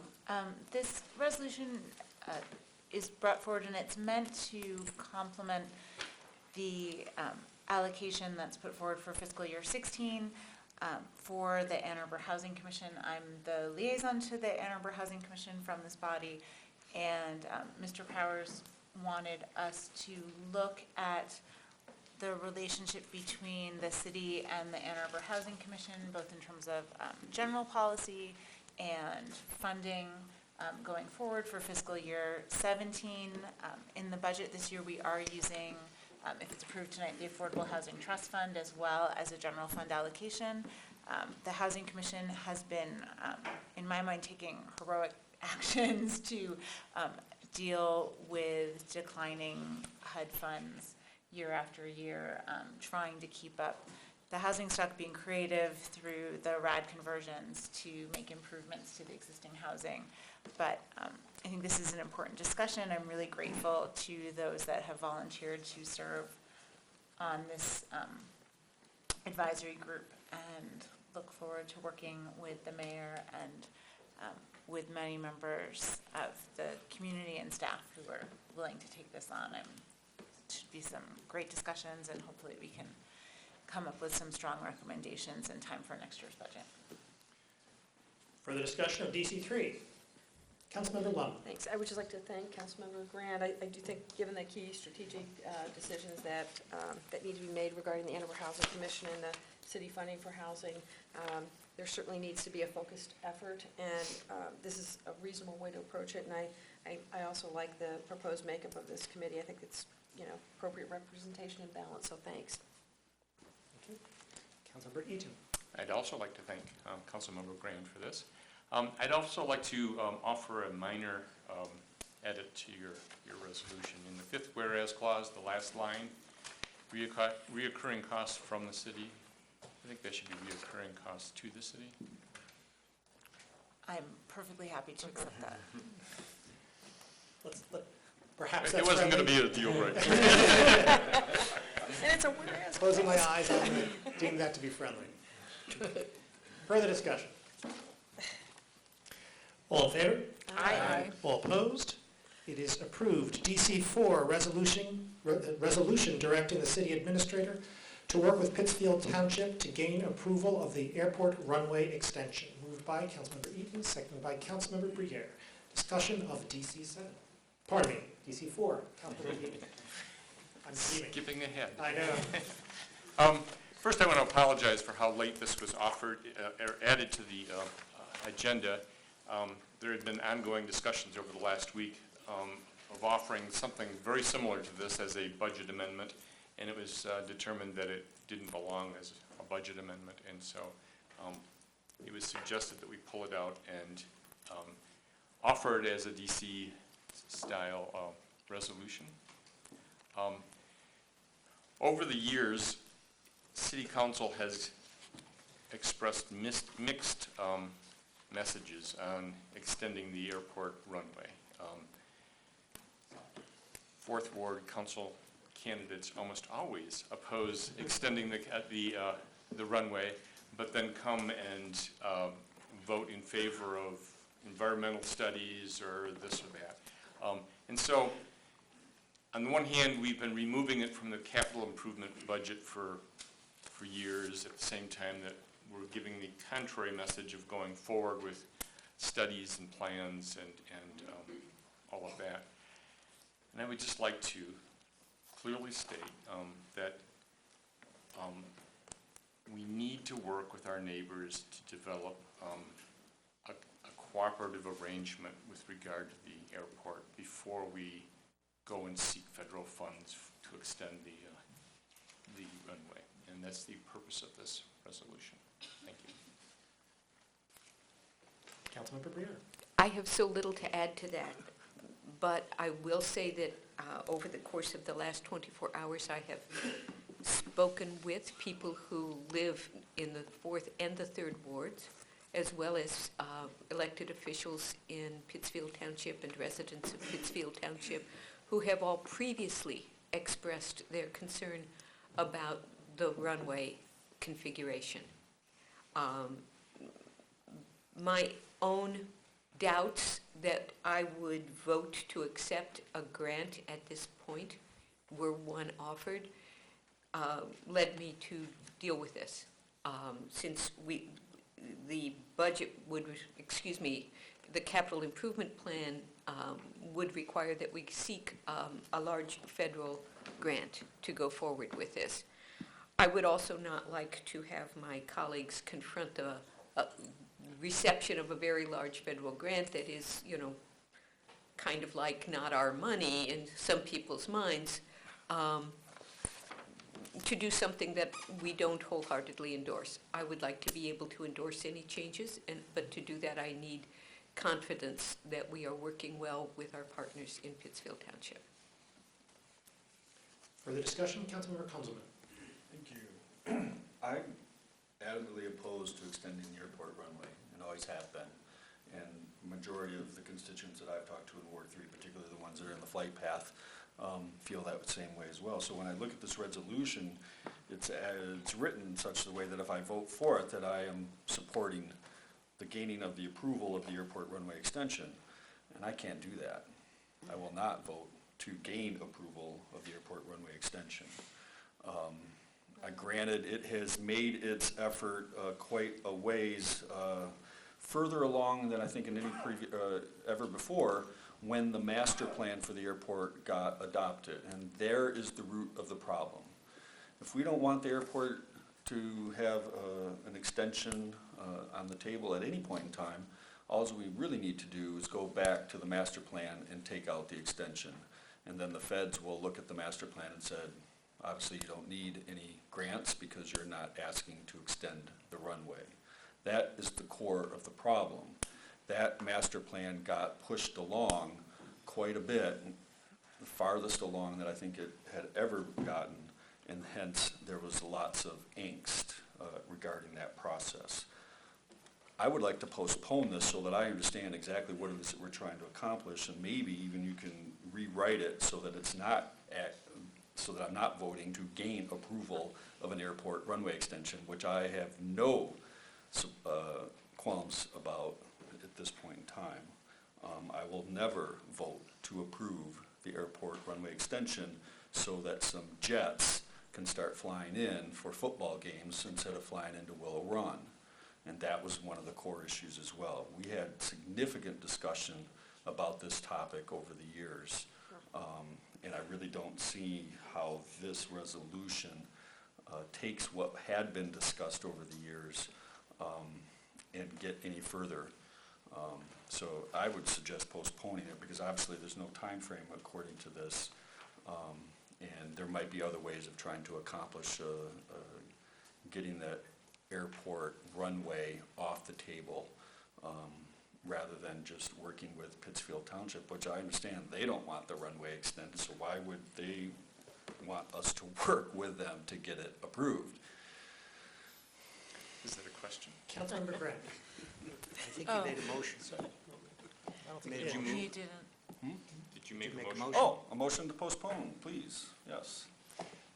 But if others want to speak, I can hold off. Okay. I just had a quick question. Can I just Sure, Councilmember Grant. Okay, we have an airport advisory commission, and I just want to ask the sponsors if they thought about the role of the airport advisory commission in these Councilmember Briere. discussions? Yes and no. Yes, we thought about the role of the Airport Advisory Commission, but on this specific issue, I'm confident the Airport Advisory Commission would tell us that they advise us to extend the runway, because this is not the first time this has been in front of the council in the CIP or in the projects that the council might be considering in the future. We have heard from members of the Airport Advisory Commission routinely encouraging us to go forward with this process. So I am aware of their position, and I'm not trying to argue that their position is right or wrong, but at this point, I would not support going forward with applying for a grant, just with the act of applying for a grant, if Pittsfield Township does not agree. Councilmember Eden. In further response, yes, I have spoken to the Airport Advisory Committee. Last year, Councilmember Teal and I met with representatives from the airport, and they have always wanted a longer runway. That's their advice to us. If we go back to them right now, that's the same advice they'll give to us today. But we're the city council, and we can make decisions that are contrary to the advice that we get, if that's how we decide to respond to our constituents. I will point out to Councilman that when this was a budget amendment, it was much more clear. Yeah, 16 or 17. And this is the work of various hands rather than just, my brutish attempt to remove it from the budget. But I would support your desire to postpone this and come back with something that states rather clearly what you've stated, which is that I also am adamantly opposed to extending the runway, so. Councilmember England. Having sat through, I think, 2 of these hearings since I've been on council, we hear from Pittsfield Township the night we're voting. And I think this should, when this is worked out, if the council members would think about actually forming a committee with the representatives of the township so that they can have a discussion with us first. It could be an outreach, that's a way we can build cooperation in the different communities that surround us. We're not good at that. We still remain kind of isolated.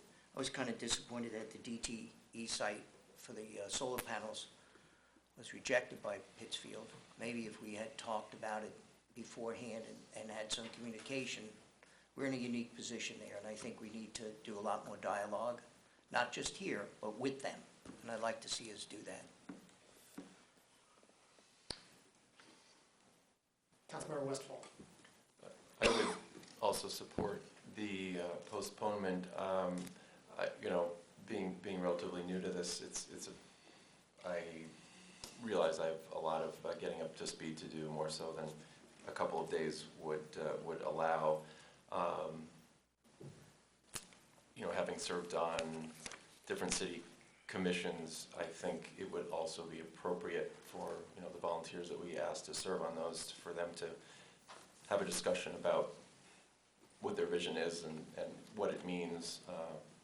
I understand that this subject has been brewing for a while, and I don't know if it's been out in the wider community and what the various influences are to the outcome that the commission seems to have and some on council have. But I would be much more comfortable hearing from the community and knowing what has changed in the past 10 years and what this potentially means for the city before reacting unilaterally here at council. Further discussion, Councilmember Lum. I would just add, I've been around these parts for a while, and I've sat through other public hearings, debates, discussions about the runway extension years ago. And one thing that has been consistent over decades, the discussion of an extension of the airport runway is the proverbial third rail. And to my new colleagues on council, I can just say that the wider community has been, pretty consistent in Ann Arbor. And with, sounds like, with the exception of members of the Airport Advisory Commission, but that's their job, they're advocating for improving the airport. That's what they should do. And perhaps if this, and I appreciate this going to be postponed as well, if this is discussed and taken up, and I'm sure that's a continual discussion in a lot of ways at the Airport Advisory Commission, perhaps they could have, send out a notice to particularly the neighboring communities, obviously Pittsfield, Wards 3 and 4 residents, that they're going to have a, public discussion of sorts, because I think it would be very helpful for them at that point to get this kind of feedback. And then they can model their planning accordingly. So just my 2 cents, thanks.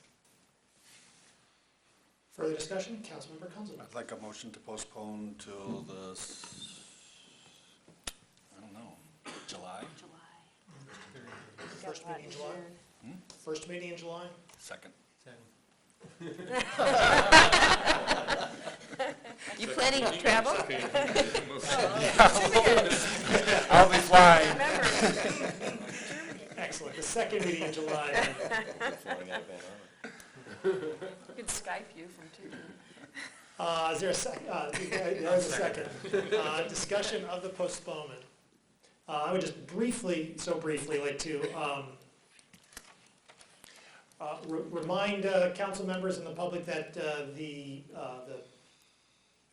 solar panels at the airport, although we received communication from Pittsfield late in the day, staffs have been working together on the issue for since 2013, and so That's, I think, something important for us internally to know. I understand that people on the Pittsfield board felt that they had not received information, and I cast no aspersions, but we had that staff level of interaction for a very long time prior to the resolution coming to council. On the postponement, further discussion? All in favor? Aye. Opposed? It is postponed to the second meeting in July.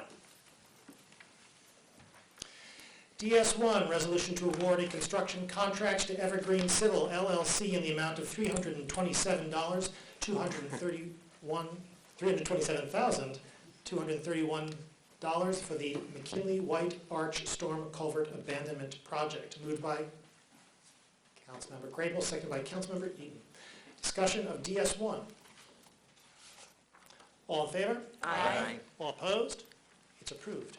DS2, resolution to approve City of Ann Arbor Fire Department as a funding participant in the 2014 Fire Prevention and Safety FP&S grant from the U.S. Department of Homeland Security in the amount of $251,116, and appropriate share of matching grant funds to the Fire Service Unit in the amount of $303,631. Moved by Councilmember Eaton, seconded by Councilmember Warpachowski.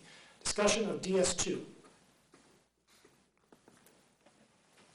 All in favor? Aye. All opposed? It's approved with unanimously with 11 councils present, thus satisfying the 8-vote requirement. And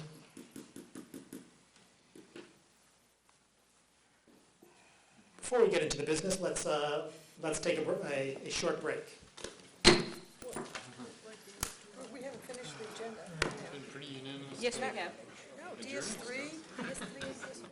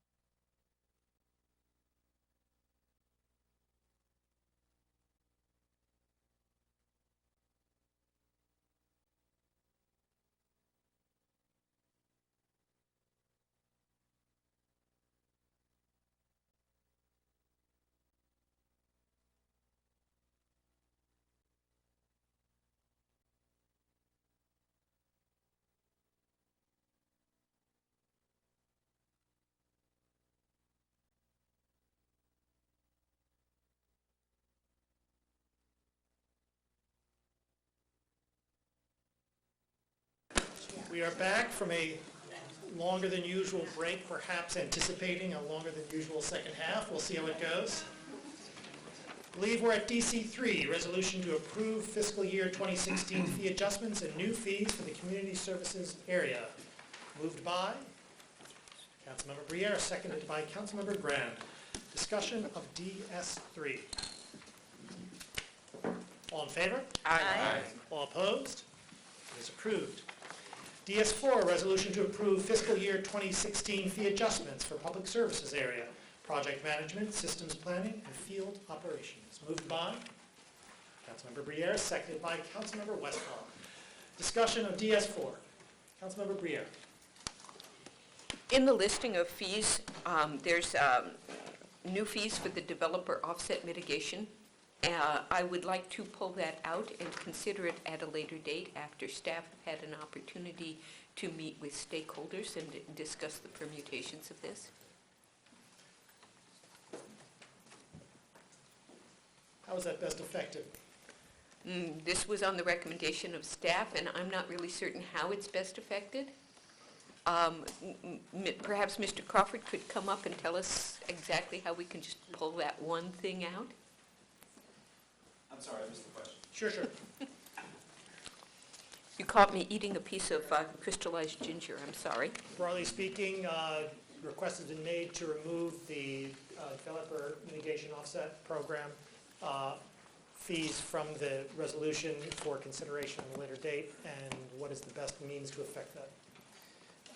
I believe you would amend that line out. I would want to check with staff just a moment to see if there is a financial impact of that. Did you want to comment on that, Ms. B? Okay. Can you give me one moment? Sure. Absolutely.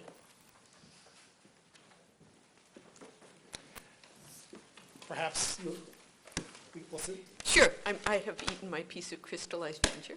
All right, excellent. Today I heard from residents, a resident from the First Ward who is also was a member of the sanitary sewer wet weather evaluation project and also works with development, who felt that he, among other developers, would benefit from understanding exactly what these fees covered and why they were being implemented. Mr. Crawford. If council desires to remove that fee, an amendment to strike that line would be appropriate. Can you please clarify which, there are two lines, I gather, in the There are resolution? two lines. And which one is being stricken by the proposed amendment? yeah, sorry, now I'll have to go read that. That's all right.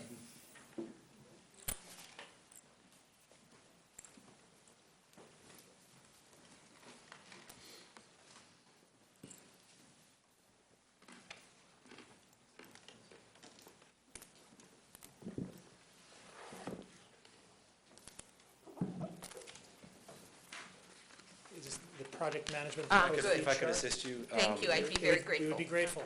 At the bottom of the third page, there are two fees listed. One is called Development Offset Mitigation Verification Footing Drain Disconnection of a Single or Two-Family Home, the striking of that line.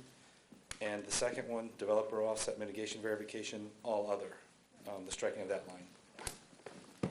I do understand that if these are struck tonight, that they can come back at a later date, but it will take 8 votes to amend the budget. I'd have to check on the vote item since you would not be, typically that is related to the expenditure portion, Okay, but they certainly can come back later. Okay, You'd have to double check with legal on the number of votes. 8? I see 8. I saw 8. So the amendment has been made, the proposal has been made. Is there a second? Second by Councilmember Wapachowski. Discussion, Councilmember Kunzelman. Yeah, I would like to know how this affects staff's ability to begin the process of doing the developer offset mitigation verification, which is relatively new, I understand. I believe we'll have someone here for you shortly. There are more trip hazards here than usual.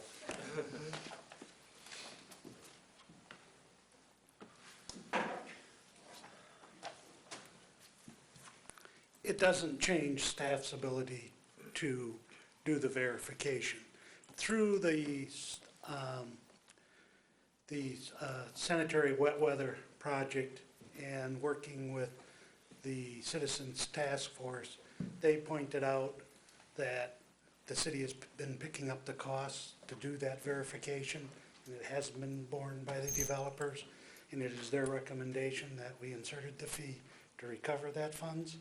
So it doesn't change our ability to do it. It changes our ability to recover for it. We are looking at modifying the DOM, and it would be very logical to bring back any fees with the modified DOM as we do that throughout the next 6 months. So very comfortable postponing this until the modifications to the developer offset mitigation occurs. So you made an interesting statement that we're not charging for this. So is this coming out of the sewer fund, stormwater? It's been coming out of sanitary. Sanitary sewer fund. So the increases that we just approved earlier, or heard the public hearing, the 4.26, it's actually coming out of some of that money? Some minor portion of it, yeah. Okay, thank you so much. Further discussion of the amendment. Councilmember Eaton. So I have a question. If we can bring it back and deal with it on 8 votes later, we could actually pass it as is and bring it back and modify it should we need to. And this would allow, passing it now would allow us to charge a developer for the work that we do verifying developer offset mitigation processes. So, I mean, right now we're spending our money to the benefit of a developer instead of charging them a reasonable fee to verify that they've done what they've promised to do. Councilmember Briere. So one of the questions to ask is whether this could come back to us after a stakeholder meeting with the developers before July 1.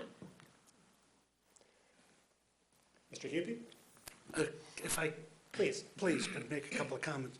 One is the developer that is raising the issue was represented on the SWECAC when this was discussed. The other piece is, as we have talked about this, the question is, how do we phase this fee in? Because we have developments in the process already in various stages, it is not fair, for lack of a better term, to hit them with a new fee in the midst of development. It would be suggested that this fee be rolled in as developments come in for consideration in the planning process, so they know what the development costs are as they go forward. So if you're looking for recommendations, from a practical matter, to impose the fee July 1 creates difficulty for people doing projects and planning for their expenses. I would recommend that the fee is passed with an understanding that it's rolled in as development projects are brought into the system. Is that the proposal before council presently? To be blunt, we hadn't discussed how to roll it in, but But rolling in fees is typically what we do with a fee that has a large impact on a project development, i.e. connection charges, we do them in January before a project is launched.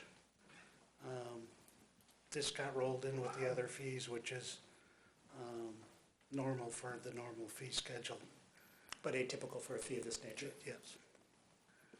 So ordinary practice would be to have the fee be, it would be consistent with ordinary practice to roll this particular fee in January 16th. It's one of the options, yes. Councilmember Conzelman. Well, it seems like that's a staff decision to make. If it is, yes. All right.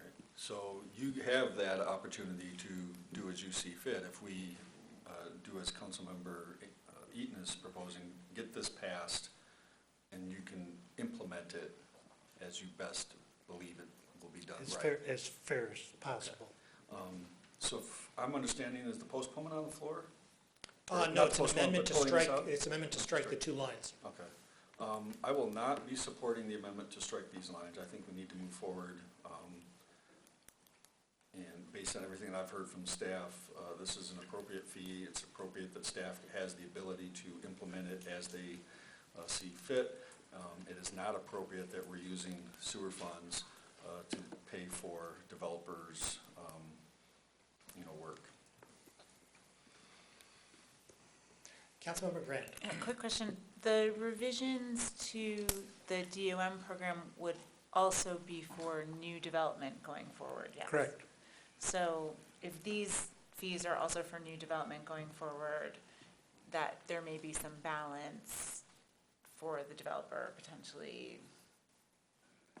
It just seems like it's kind of a package deal, perhaps.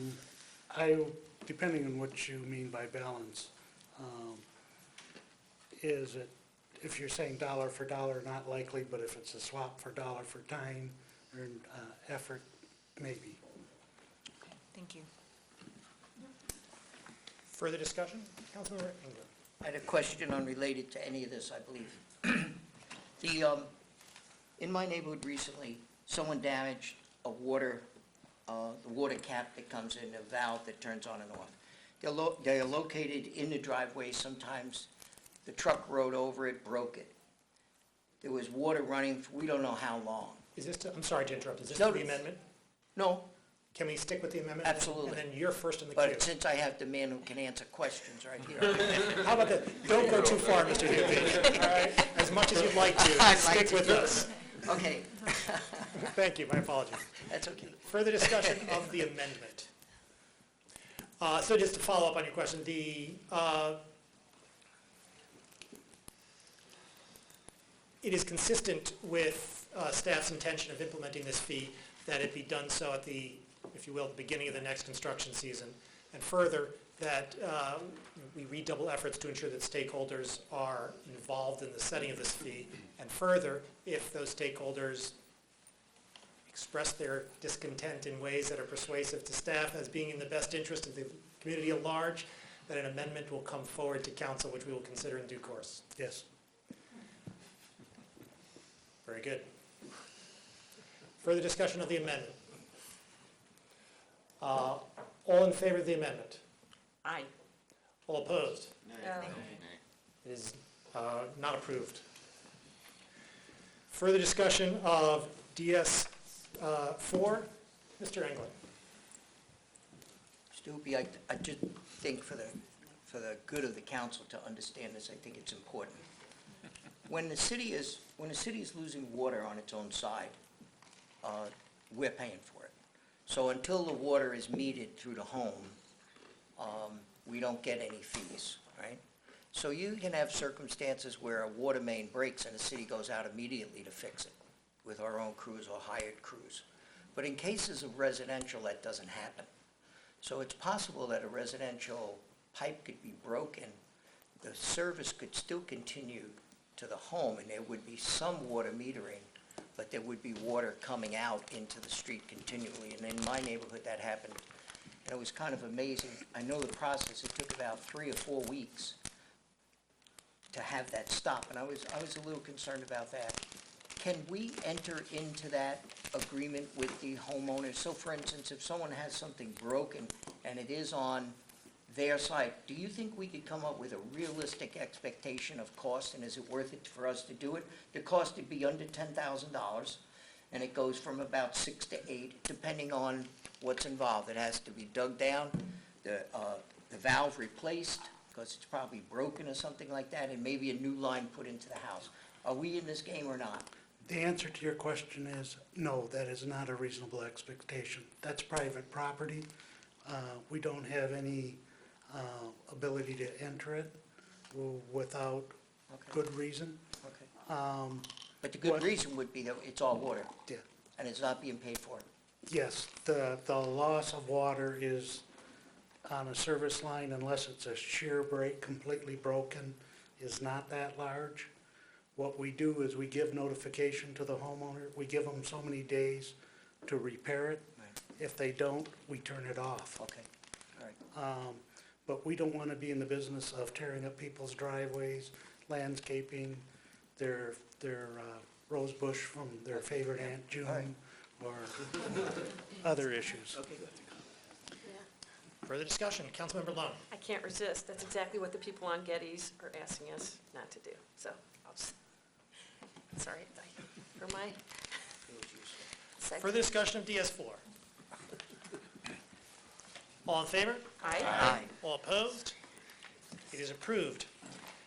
DS5, resolution to approve Ann Arbor City budget and related property tax millage rates for fiscal year 2016.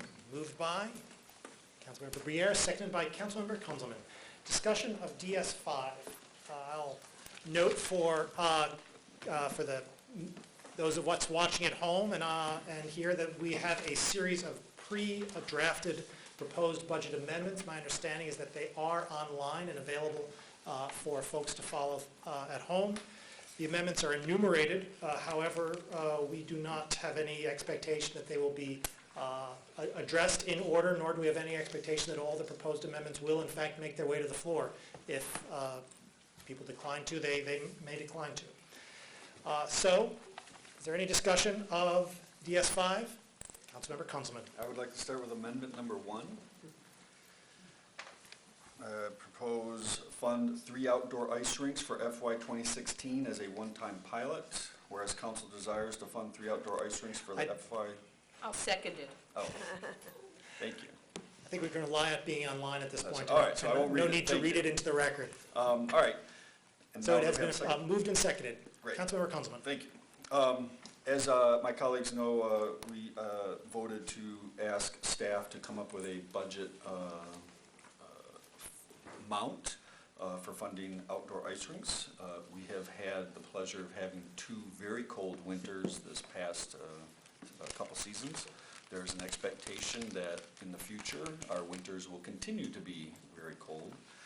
I'm looking forward to bringing back Michigan license plates that used to say Winter Wonderland.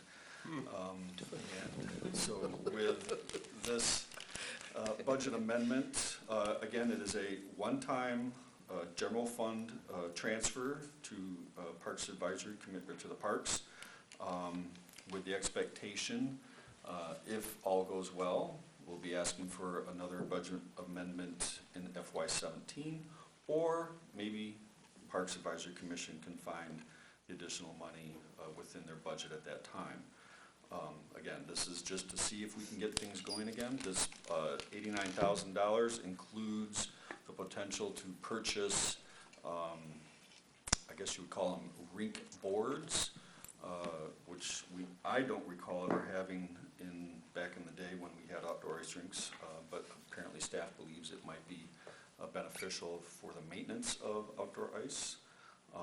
But the actual cost for creating the ice is about $50,000 for 3 rinks. I had proposed Burns Park, Northside, and Almendinger as the 3 parks, but that again is left up to staff. But those were the 3 parks that we last had natural outdoor ice rinks up until the mid-90s. Right? And I know that because I skated on them at the time as well. So with council's indulgence, hopefully we can pass this. Further discussion, Councilmember Grant. And I spoke to Councilmember Kunzelman about this before. This is, of course, weather dependent, and if it's friendly to Councilmember Kunzelman, I'd like to add some language that states that if it's not cold enough to maintain outdoor ice, that money be returned to the general fund. That's fine. The language being? I guess resolved that if the weather, sorry. Perhaps we could take as the expectation that this is a budget allocation and not an instruction to do something. Okay, that. And that if for some reason the weather gurus tell us that it's going to be balmy and in the 50s throughout all of February, that staff will take notice of it and And I think, if I may, I Please. think the expectation is if the money is not spent on ice rinks, it's not going to be spent. Exactly. Okay. Okay, that's fine. Is that Mr. Powers, is that an expectation consistent with reality that staff will look at the weather and let us know? Certainly, and let you know, certainly. Yes, I think the let us know is key. Thank you very much. Councilmember Kelly Asafethy. Yeah. Since this is a pilot project, I'm just wondering, unless there is some sort of an economies of scale of doing 3 ice rinks, I was just wondering whether we could try 1 or 2. I mean, this is just a question, I'm not opposing it. I'm just wondering, since it's a pilot, should we start with 1 or 2? Or does it have to be 3? Sometimes there are economies of scale, I understand. Maybe there is purchasing and stuff. So that's my question. As a question posed, Councilmember Kunzman. In response, I mean, the pilot is referring to the funding, not necessarily to the ice, because we know how to make ice rinks, so it's not that we're going to gain new experience there. But primarily the reason I have 3 ice rinks, because I thought of the importance of equity, so that it was distributed throughout the city as they were in the past. If we left it to staff to pick just one park to put an ice rink in, I'm sure there would be some disgruntled council members of why their local park hadn't been chosen. So I would rather we stay with the 3 parks, or the amount allocated based on the funding recommendation that came from staff for 3 parks. Okay, thank you. Further discussion? Councilmember Lund. Just would like to thank Councilman for bringing this forward. I'm a strong supporter of offering our residents a variety of parks and recreation alternatives, and again, appreciate that you brought this forward previously, and you're bringing it forward as an amendment tonight. I am convinced that these kinds of recreation opportunities for our residents really contribute to Ann Arbor's quality of life, and offering outdoor skating opportunities at these 3 parks, I think, is an exciting possibility. And I certainly don't know, none of us do, obviously, how much usage there will be, but I suspect it'll be pretty significant. I think that Mother Nature will come through, and it'll be cold enough that it'll turn into ice. And to the pilot, I think that's what a pilot's for, to see how popular it will really be. And again, thank you for bringing this forward. Further discussion? Councilmember Warpahowski. Thank you. I intend to vote for the amendment as brought forward tonight, although I just want to say, as I've been thinking about it, I think we missed an opportunity to increase community involvement and learn from the models, such as with the Ann Arbor Skate Park, where there's been a city and community involvement in the capital, or what was in the budget in terms of the Greenway resolution funding, where we've got city funds but also seeking external funds. I think this is what we have before us, and it's a little bit late to try to change it, but after 3 to 5 seasons, and when it's time to replace the capital involved, I would encourage us to consider maybe doing a Kickstarter, something where we've got some stake of community involvement to show the support and to keep it going, and to share that involvement in making it happen. Further discussion of the amendment before us? All in favor? Aye. All opposed? The amendment is approved. Are there further amendments? Councilmember Briere. Although I don't believe in staying in order, Why not? it seems appropriate to go ahead with amendment number 2, to increase the general fund budget for community-facing climate action programs. Moved by Councilmember Briere, seconded by Councilmember Warpahowski. Discussion of Amendment 2. Councilmember Briere. This resolution grew out of a series of discussions at the Energy Commission, the Environmental Commission, the Planning Commission, and with staff about our ability to continue doing what we had begun doing last year. Because the staff person who was working on seeking grants has moved on to another job, our task is made even more complex, because to continue doing what we're doing, we need to have a budget amendment to implement the climate action plan even further. But we also need to put enough funds into the budget to provide support for doing the climate action plan work. The expectation is that the staff and whichever people are working on implementing the climate action plan will continue to seek grants, and that this will become a grant-funded position. Further discussion of Amendment 2? Councilmember Long. A couple budget questions on this. Please. Mr. Crawford, I guess. Thank you. In the Systems Planning Unit proposed budget, there's a full-time environmental coordinator and a full-time energy program analyst. It's on your page 246 for whatever that's worth. So I'm wondering if you can, maybe this isn't, I should direct this to you, but if you could, someone could speak to the, maybe, I don't know, Mr. Powers, the roles and responsibilities of these two positions vis-a-vis this additional sustainability associate that's being proposed. So, whoever wants to take that. Perhaps we can have answering staff live closer to the podium. Mm-hmm. Yeah. We know you're there. Yeah, exactly. Just, yeah, get comfortable. Did you get the question? Can you repeat it, please? Sure. Okay, so in the Systems Planning Unit, we have a full-time environmental coordinator and a full-time energy program analyst. That's in the proposed budget. And I'm wondering if you could speak to the roles and responsibilities of these two positions vis-a-vis the sustainability, this additional sustainability associate that's being proposed. The energy person that's on staff now currently looks internal to the city for energy, does our forecasting on energy purchases, makes recommendations as to what is the next best steps for purchasing as we go forward. We buy some of our energy from the traditional suppliers. We buy some of our energy from, the term is wheeling, where we buy it from people out of the area. So that position looks at internal, being energy efficient and most appropriate internally. Our operations do consume large amounts of energy. Water and wastewater are fairly large consumers of energy, and that's where our payback for that position comes, as being most efficient and effective in our energy purchases and consumptions.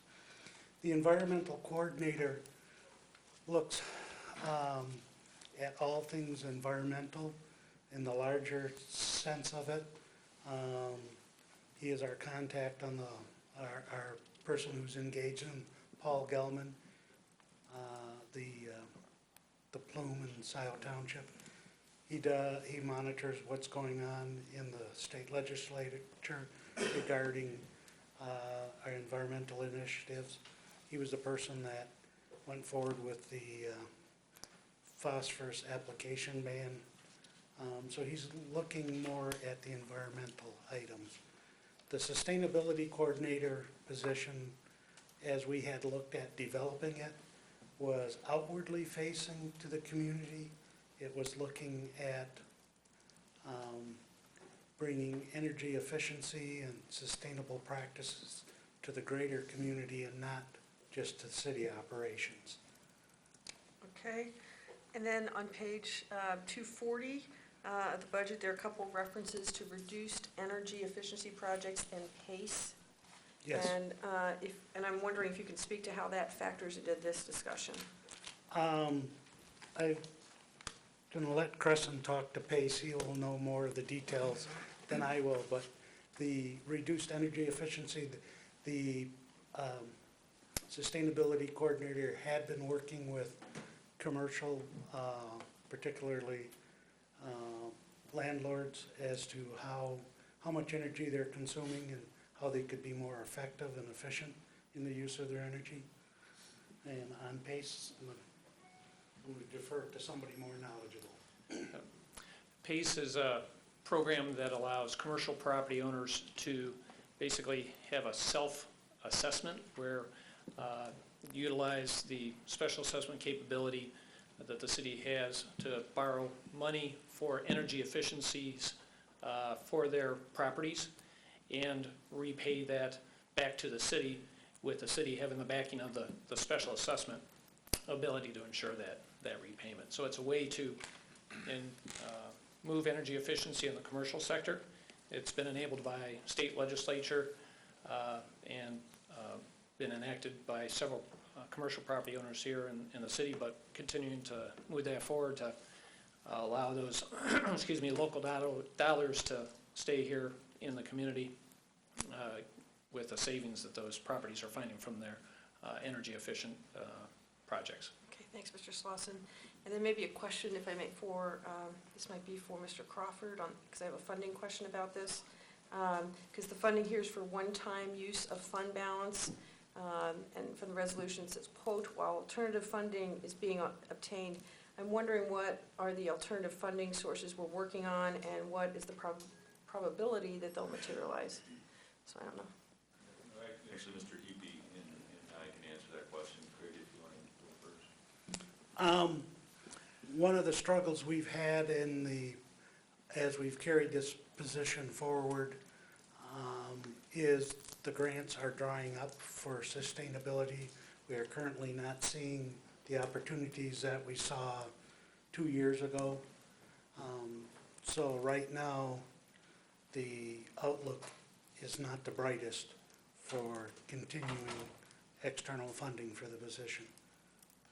And for that reason, as the proposed budget was being developed, and then when we had to change the staff, I've asked Mr. Hupy to develop a business plan for consideration for the FY17 budget as far as identifying funding sources once there's specificity on the benefits and in the business case for having the formerly grant-funded position shift to other, as yet unknown right now, funding sources.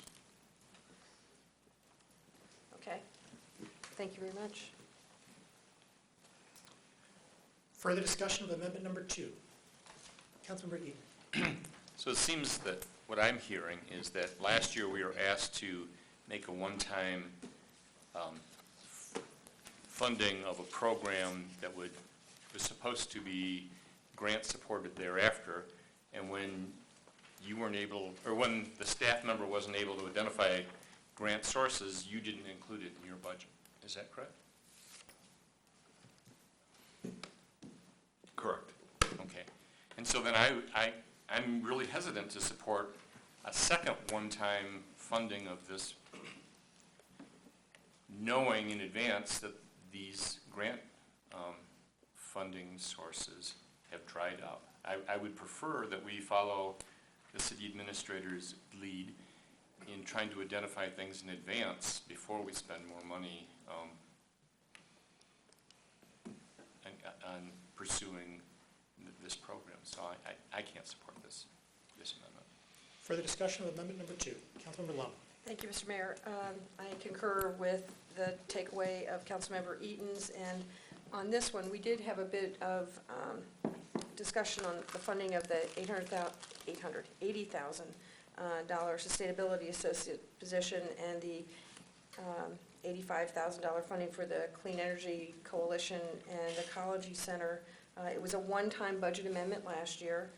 We discussed it at the budget work sessions, and I think since the administrator chose not to include it in his budget recommendation again this year, here we are, we again have a one-time amendment to consider. And I certainly understand that we don't all agree on spending priorities, but I suspect we agree on one thing, and that's that in approving the budget, there's not enough funding for all the things we'd like to do. So we do have to make choices. And it is all about priorities for me. And if we are to add positions and FTEs that are not in the administrator's recommended budget, I'd prefer we add a police officer rather than a sustainability associate. And if given the choice, I'd prefer we had 2 officers at $155,000, and you'll be asked to do that shortly. Then spend $165,000 here on this sustainability associate position at $80,000 and $85,000 on related consulting support. So as I said, I recognize we may not share the same priorities. It would be great if we could afford everything, but we can't. So I will not be supporting spending this money here, as I believe we have more significant priorities, and we'll chat about those a bit later tonight. Councilmember Grand. Thank you. This is an amendment for which I've received, I think, some of the most thoughtful comments from residents about how this reflects the values of our community, about how these are programs that residents want assistance with in terms of how they can bring more sustainability and energy efficiency into their own homes. I believe we only control about 2% of emissions in the city, and where we can really make gains in achieving our sustainability goals can be with in the commercial and residential sectors.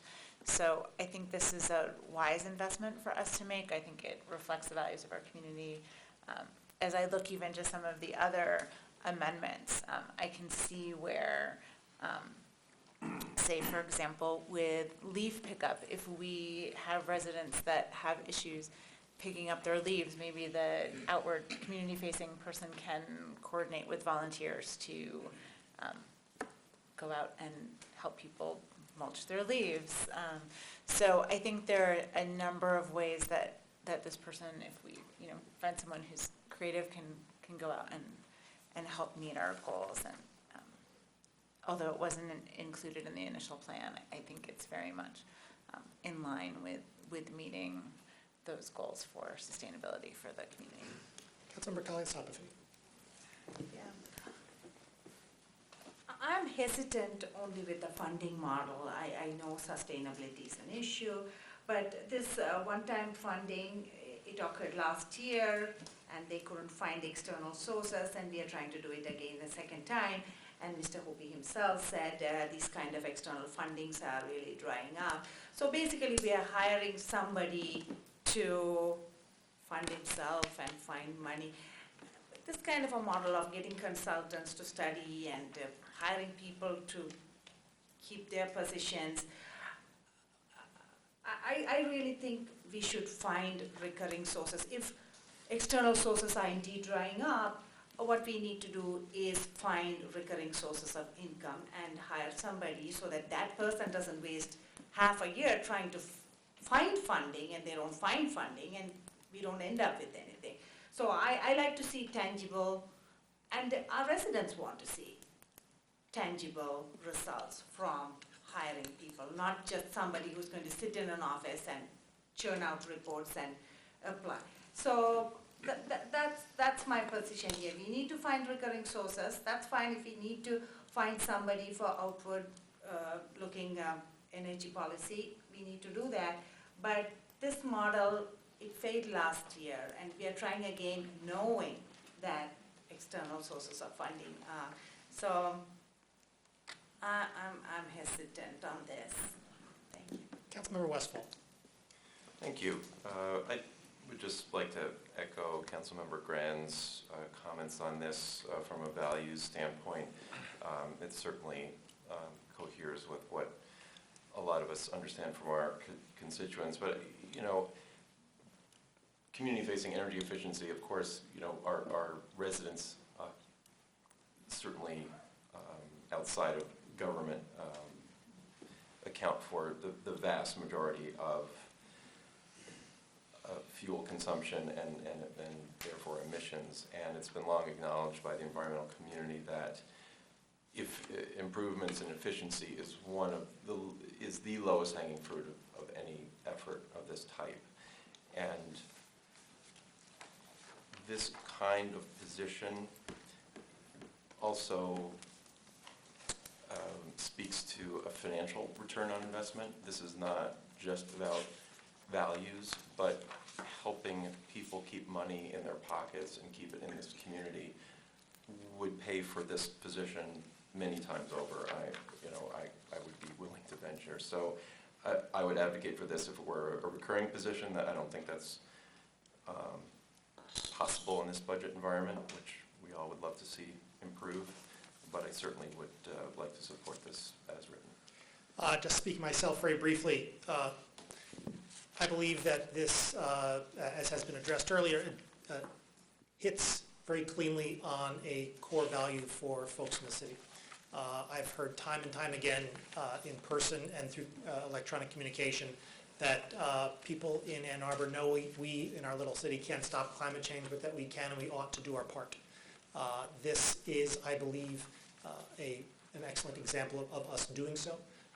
It is not as much as we wish we all could do, but it is something, and to allow these programs to wither away will, I believe, be a detriment and enervating to an important community effort to promote efficiency and sustainability. And so I'm delighted to support it. Councilmember Briere.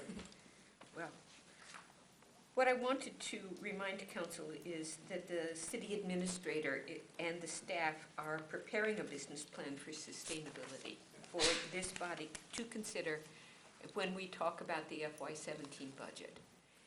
In order for us to move forward on sustainability, I think we frankly need to continue doing what we are doing while that business plan is developed. I also think that when the council sat down in December and set out its priorities, it wasn't saying, let's forget the priorities we aren't mentioning.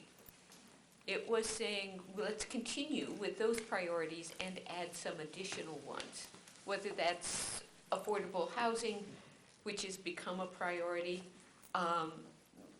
Doesn't mean that the fact that we add that does not mean that we should ignore environmental issues. Our council and our city have a very strong commitment to the environment and to making changes to address environmental concerns. There are a variety of amendments to the budget. 4 of them have to do with the environment.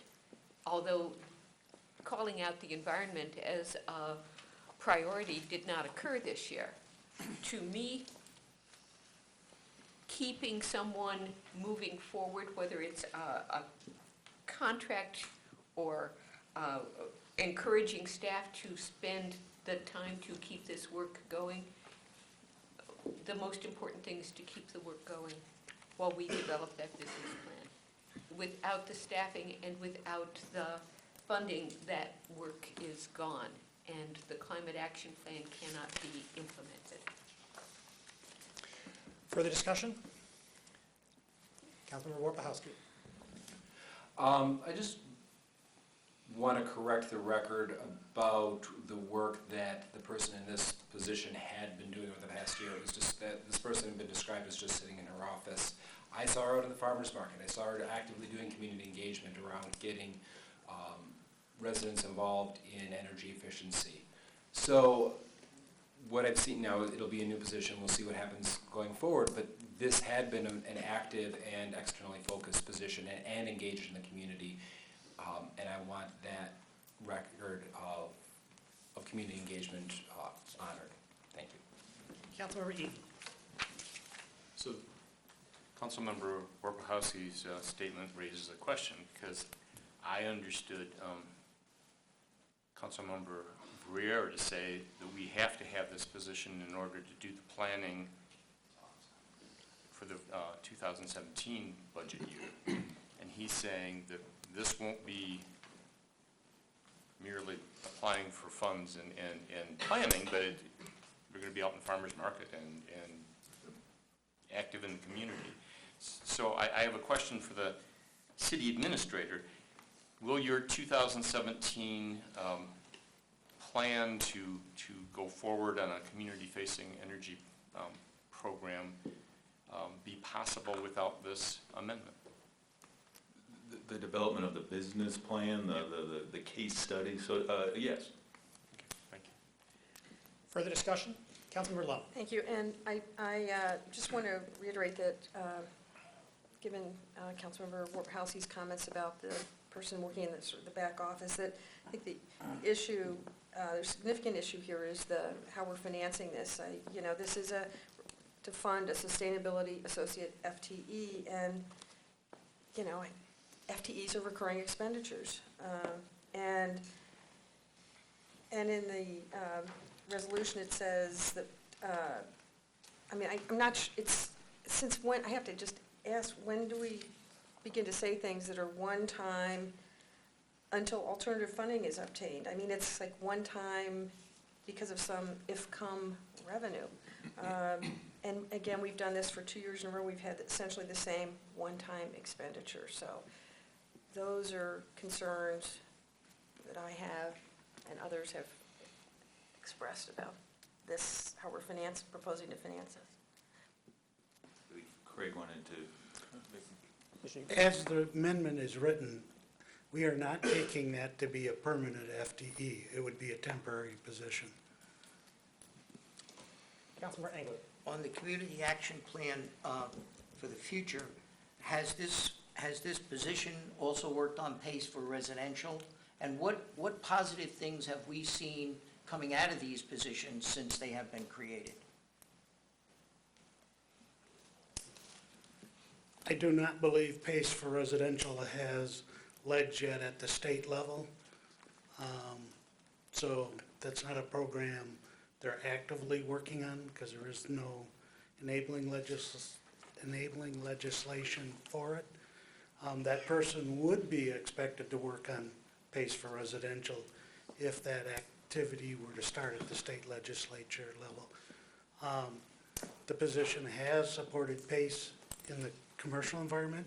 She has worked very actively, the person worked very actively in the community-facing energy efforts to particularly focusing on landlord situations to help understand energy use in those situations where ultimately that would have flowed to the benefit of the residents with less energy expenditure in the rental units.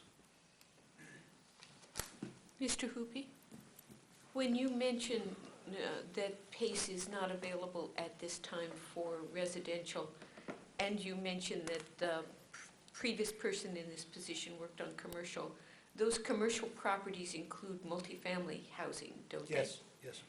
And multifamily housing is particularly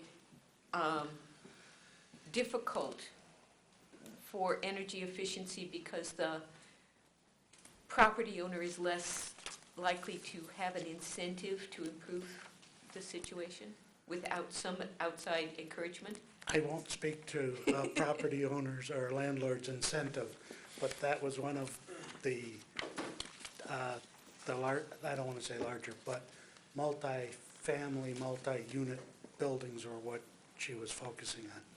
Thank you. Further discussion? Councilmember Konzelman. Good discussion. I appreciate my colleagues' thoughts on this topic. I will be supporting it because it is a temp position. It's not recurring. And it's something that, we did last year. It was one of the questions I asked. This is the first time we've had we're voting the second time for a temp position for sustainability coordinator. We've had an environmental coordinator and an energy coordinator positions for years in this community, working on things that are of our values. And this is just another way to pump it up, so to speak, for a while. Granted, it's going to come back for the third time, obviously, in FY17. And I think that's when we're really going to have to make some hard decisions about whether or not we can afford our values. But this time, I think we have a little bit of flexibility in our general fund.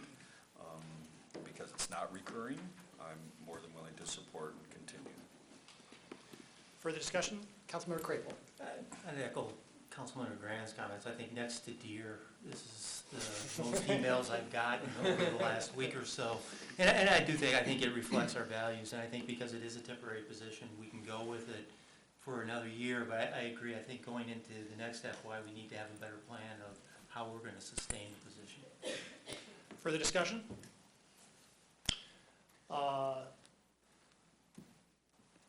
Roll call vote, starting with Councilmember Warpahowski. Councilmember Warpahowski? Yes. Councilmember Anglin? Yes? Mayor Taylor? Yes. Councilmember Cosapathy? Yes. Councilmember Briere? Yes. Councilmember Westphal? Yes. Councilmember Lum? No. Councilmember Grand? Yes. Councilmember Kunzelman? Yes. Councilmember Crapo? Yes. Councilmember Eaton? No. Motion carries. Further discussion? Councilmember Grant.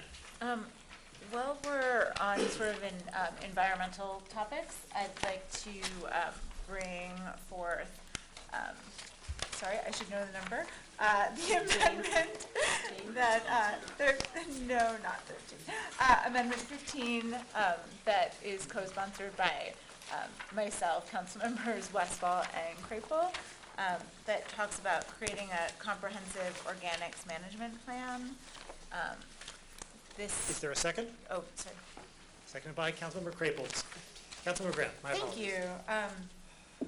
So this is something that I know the idea initially, and also I've heard a lot from residents about this issue, was to go forward with year-round composting. It's my understanding that staff didn't feel that it was shovel-ready exactly at this point to go forward with year-round composting. So an idea that was actually not my idea, but that I certainly support, is to come up with a plan for organics. The benefit of doing this not only is to understand how we could get to year-round composting, but so far the emphasis has been very much on the residential in terms of organics, and we may have even larger gains in terms of reducing our tipping fees and capturing that organic material by also looking at how we can move more into the commercial sector. Actually had a conversation with one of my neighborhood business people today, and they said, "Are we going to composting?" And I said, "Well, just hold on." But they, I think there are a lot of businesses that are really enthusiastic about this. There are a number of strategies that are discussed in the amendment, and I know that initially we'd also thought that there was some money in solid waste. That money has been spoken for, so it would be coming out of the general fund, but I also spoke with staff and they're fairly comfortable with that since it is just a one-time allocation for a plan. Further discussion? Councilmember Eaton. So I have two questions. The first one is how you came up with the $100,000 figure. Do you have a pre-concept of what this study entails? I'm going to answer that to staff because this actually did not come from me. So the number was suggested by staff? The number was, I'm going to let Councilmember Briere because she suggested it to me. Actually, the reason behind the $100,000 is because this is asking for a very comprehensive view of organics. Were we to ask for the staff only to look at commercial composting, the staff could do that without a significant outlay of community energy and outreach. They would be able to work with the downtown restaurants, for instance, and do a pilot program. They could come back to us without necessarily asking for additional funds to do the planning. But because this is looking at residential, commercial, and institutional sectors, because it's looking at different ways to reduce food waste, and because there is a component of community engagement that is being asked of the Environmental Commission, a certain amount of staff time needs to be included in this. It would not be frugal for us to assume that the staff can do this without spending some time on it. And that's where the dollar figure came from. If it's not used, of course, it returns to the general fund. Okay. And so the second question I have is this in addition to the year-round composting funding that is also sought in a different amendment, or is this in lieu of that? It's meant to be in lieu of that. Indeed, I had talked with Councilmember Grand and Councilmember Craypole and Westfall, and said if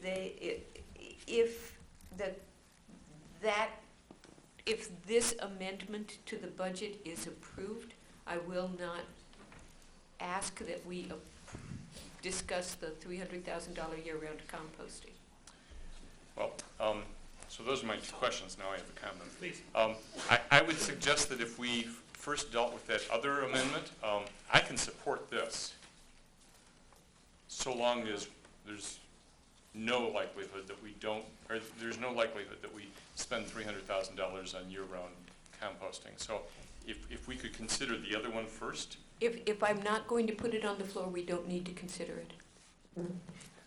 Well, that's you, but there's 11 of us. Anybody can move that. And so, I mean, I am willing to support this, so long as we don't also consider spending $300,000 on year-round composting. Mr. Hupy? On the amendment that's before council, it may be worded for the general fund, but staff would say it's more appropriate to have it come from the solid waste fund. That's how it's worded. That is how it's worded. Oh, I heard somebody say general fund, and No. it needs to come from the Solid solid waste waste. fund balance. Fair enough. There were some emails back and forth today. All right, so we are clear that this is a solid waste fund issue.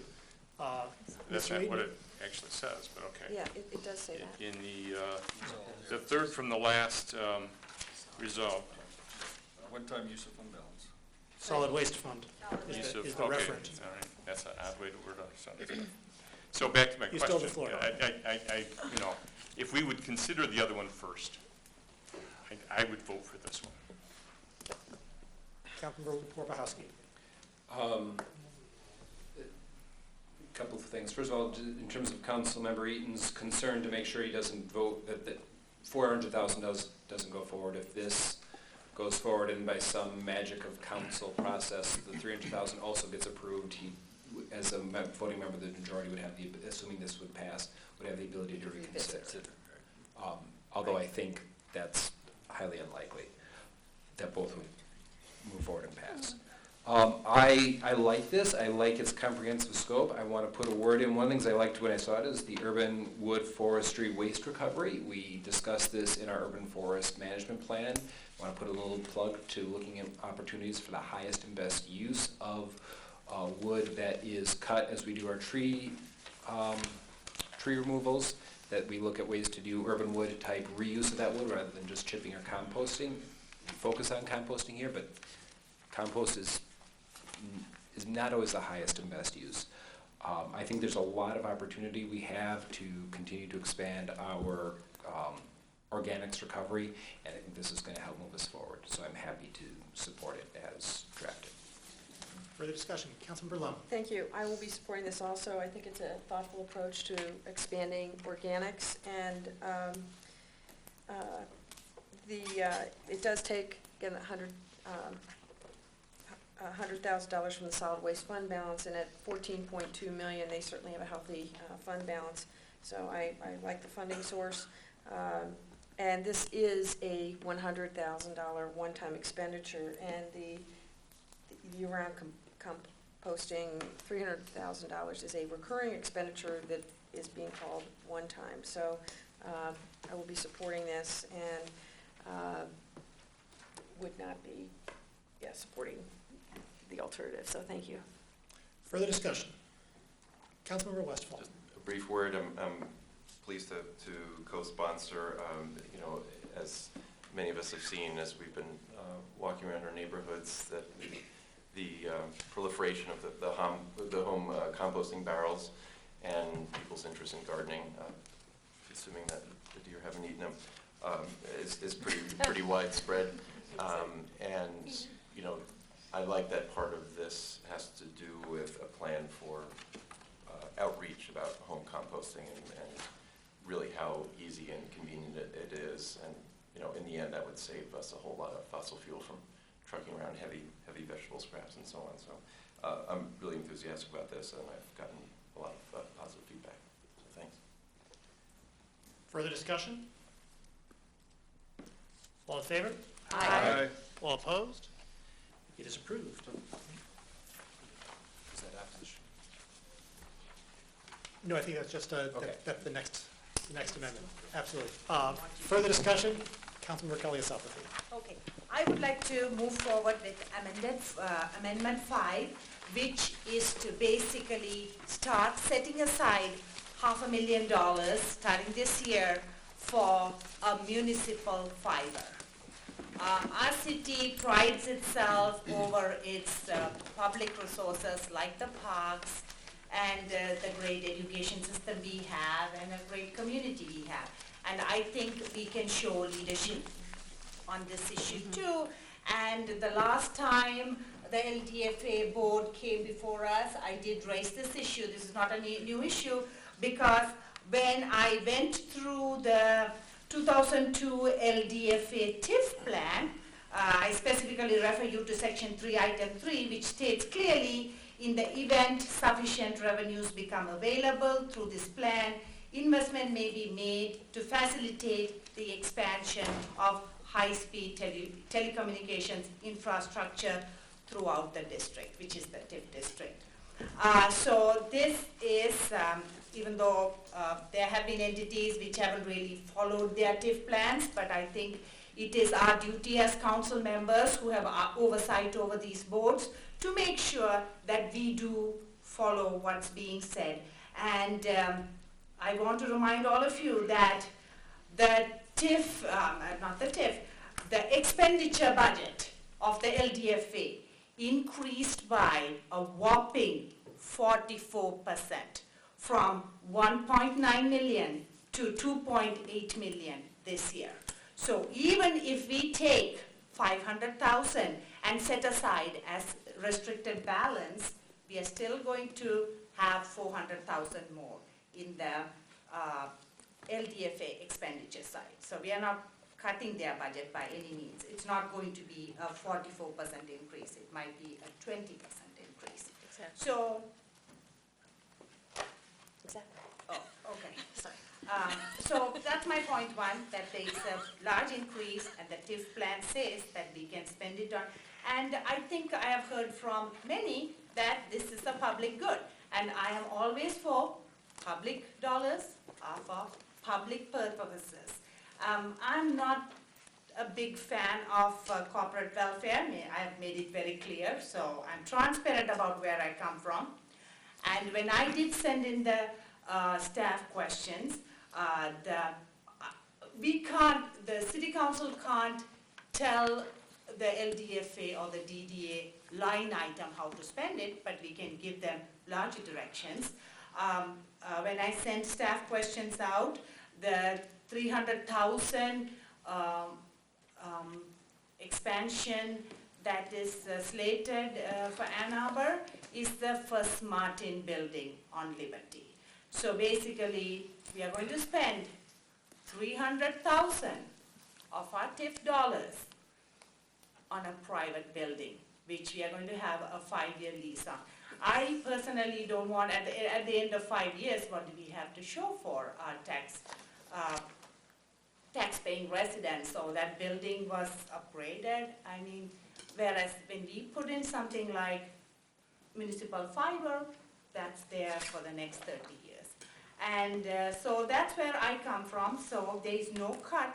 There would be a 20% increase, which I don't think any other department has. And still, we can set aside, the TIF projections are going up, we can easily set aside 500,000, and still LDFA having increases in their budget. And I urge my co-council members to support this, and we show the leadership in putting, start building. I mean, we have to start building up a fund balance so that once we have a plan in 2 or 3 years, we would have some fund balance to start the project. It's not going to be done in 1 year, 2 years. It's going to be an ongoing project. And if the 15-year renewal is going to be accepted by NEDC. LDFA is going to be there for another 15 years, and the TIF projections are they would be capturing 59 million, roughly 60 million over the next 15 years. So that's where I come from. Thank you. I've been told that I have neglected to ask for a second. Oh. Second by Sorry. Councilmember Lum. No, that was my fault. That's But okay. that means you get a, that doesn't count. You get a No, free- don't say that. Just the 5 minutes? Repeat the whole thing again. Councilmember Lum. Thank you, Mr. Mayor. I'd just like to thank Councilmember Kalsapathy for taking the lead on this and happy to be one of the co-sponsors. A year ago, a few of us on council offered up a similar amendment to this, which recommend that the LDFA and Spark operating expenditure budgets not grow by as much as proposed, and that the savings of the lower expenditure budget be set aside for fiber infrastructure. That amendment didn't pass last year, but during the discussion, council members and LDFA and Spark reps pledged that they'd be looking at fiber infrastructure and would begin to address it next year. Well, next year is here, and there's still nothing in zero for fiber infrastructure, and instead, the budget proposal we're being asked to support increases, as Councilmember Kalsapathy said, took the words right out of my mouth, the increases for LDFA and Spark operating expenditures by a whopping 44% year to year, from the fiscal year 15 budget level of $1.98 million to $2.85 million in fiscal year 16. The proposed fiscal year 16 budget does not build reserves for infrastructure, and in my view, that's the financially sound and prudent thing to do. And in fact, it draws down reserves by $300,000 and defers any funding for fiber or other infrastructure to later. I readily admit to not being an expert, but folks I've talked with believe the fiber infrastructure could be a possible key competitive advantage for Ann Arbor, and at a minimum is an attractive and valuable economic development tool, as many other communities are discovering. I very much appreciate and respect the work that Spark does. My concern is simply the lack of investment in fiber and telecommunications infrastructure. Over just 3 years, LDFA and Spark operating expenditures have about doubled, from $1.48 million in fiscal year 13 to $2.85 million in fiscal year 16. And as mentioned, the operating expenses again are going up 44% this year alone. Increases in operating expense of 44% in 1 year and 100% over 3 just isn't necessary or a wise use of funds when significant infrastructure needs exist. And just to reiterate, this amendment does not take money away from the LDFA and Spark. What it does, again, is reduce the fiscal year 16 operating expenditure budget by $500,000, resulting in a $375,000 or 19% year-to-year increase, rather than $875,000, the 44% increase initially proposed. And with the savings from the lower expenditures, that $500,000 would stay in the LDFA bank to fund future capital and infrastructure. Lots of numbers here, but let me just say, again, that with this amendment, LDFA and Spark's expenditure budget will still increase by 19% or $375,000 over the fiscal year 15 budget. And I'm certainly not one to do the prioritizing for Spark and the LDFA. 19% growth in expenditures in a year certainly provides room to work with, and at the same time sets aside $500,000 for future investment. So I hope you'll join us in supporting this tonight. Thank you. Councilmember Creighton. I think first some points of clarification. Spark is not the LDFA, and LDFA is not Spark. Spark is a contractor to the LDFA who provides services for it. So as we're talking about this, we can't talk about Spark and LDFA numbers because they're not the same. So point of clarification there. I think this is a bad decision. I think it's unwise at this time.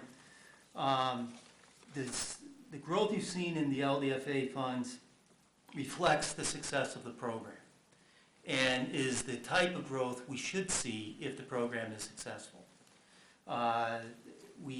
There is a demand for the services and support for the services. To transfer this over to fiber, and again, the LDFA will support infrastructure when there's a need. So far, I haven't heard there's a clarified need or an analysis been done that says exactly what the need is. Fiber, Ann Arbor is not an underserved area in terms of access to high-speed internet or fiber connectivity. I think before we would move forward to defund or take funds away from a successful program, we need to understand what the exact need is and if that need truly exists. Because if we go into, as a city, start building fiber, we're going to be competing. Do we want to be in competition with private industry for providing that type of infrastructure? Who's it for? How are we going to use those funds to build infrastructure? Are we going to hire someone to build it? What is the plan to go forward? And first of all, is there even a need to be able for the city to get involved in building infrastructure like that? I haven't, from what I've heard from the discussions I've seen, all it is, well, John, 2 rows down, told me it would be a good idea. It would be nice to have it. It would bring value.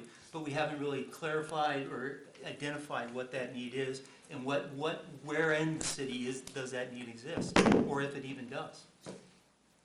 I mean, I don't hear from small businesses. I don't see having a lack of fiber basically being a disincentive for tech industries to come, for entrepreneurs to be here to try and start their businesses and run and operate. I don't see that happening. I don't think in the long term it is a bad decision. I think we need to look into it, but I think we need to understand what the need is before we start, again, taking money from a successful program that it has demonstrated its need, demonstrated success in developing small businesses here in Ann Arbor and moving those funds over. I don't think it's a prudent decision at this time. Councilmember Ede. Thank you. I'd like to thank Councilmember Halis Apathi for pursuing this issue, because I believe that it's really essential if we intend to have a high-tech employment sector that we build the infrastructure to support that technology. So much of our economic development effort in this town is piecemeal tax breaks and subsidies offered as an incentive only to new companies and only temporarily. Creating a cable fiber network provides not just an incentive for new companies to come into our town, but it provides an important service to companies that already exist, that are already paying taxes, who are already here, and it provides an incentive for them to stay in Ann Arbor. So not only does an infrastructure improvement help draw new companies to town, it helps support the companies that exist and keep them here. I don't believe that the growth in the LDFA budget is really an indication of the success of their efforts. It has more to do with the growth in the tax base in their region, which has more to do with student high-rises and buildings unrelated to anything that LDFA or Spark, its contractor, have done. I think that we all enthusiastically sought to pursue cable fiber when Google came to town and asked us to compete for it. We knew at that point how cool it would be to have not just high speed, not Comcast sort of high speed, but cable fiber running from business to business. This is an infrastructure link for businesses that would just be a huge improvement over anything that we have in town, and it would keep companies in downtown after we've gotten them there. I think that this is a great idea to encourage the LDFA to follow their own guiding documents and pursue telecommunication infrastructure, and I'll enthusiastically support it. Further discussion? Councilmember Kunzman. Question for Tom.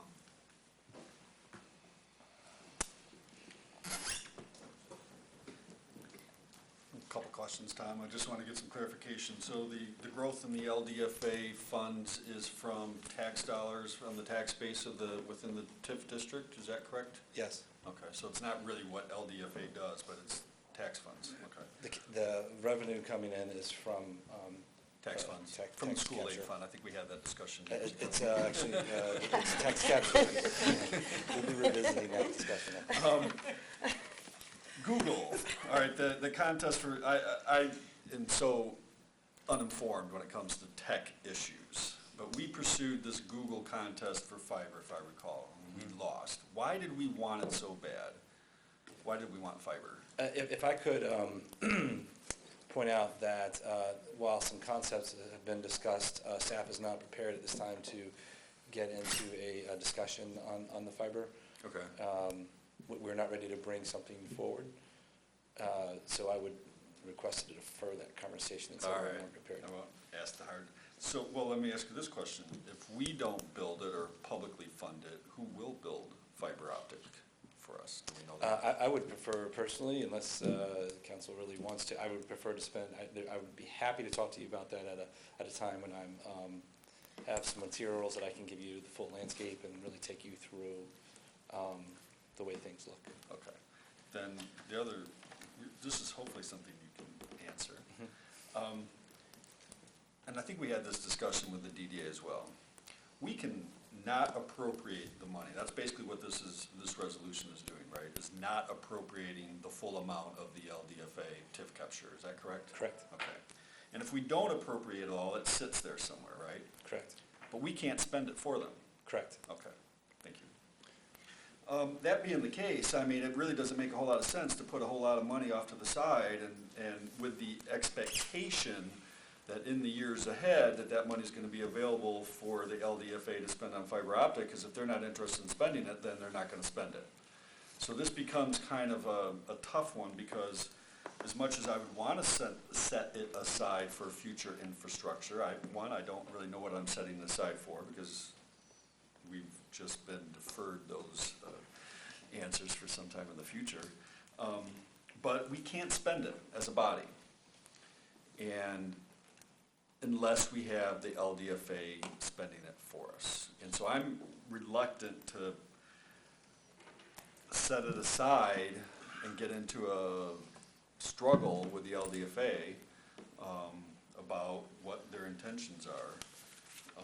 Because if we set it aside, then all that's gonna happen is then if it sits there all year, next year we'll probably see it fully appropriated and nothing will have been accomplished.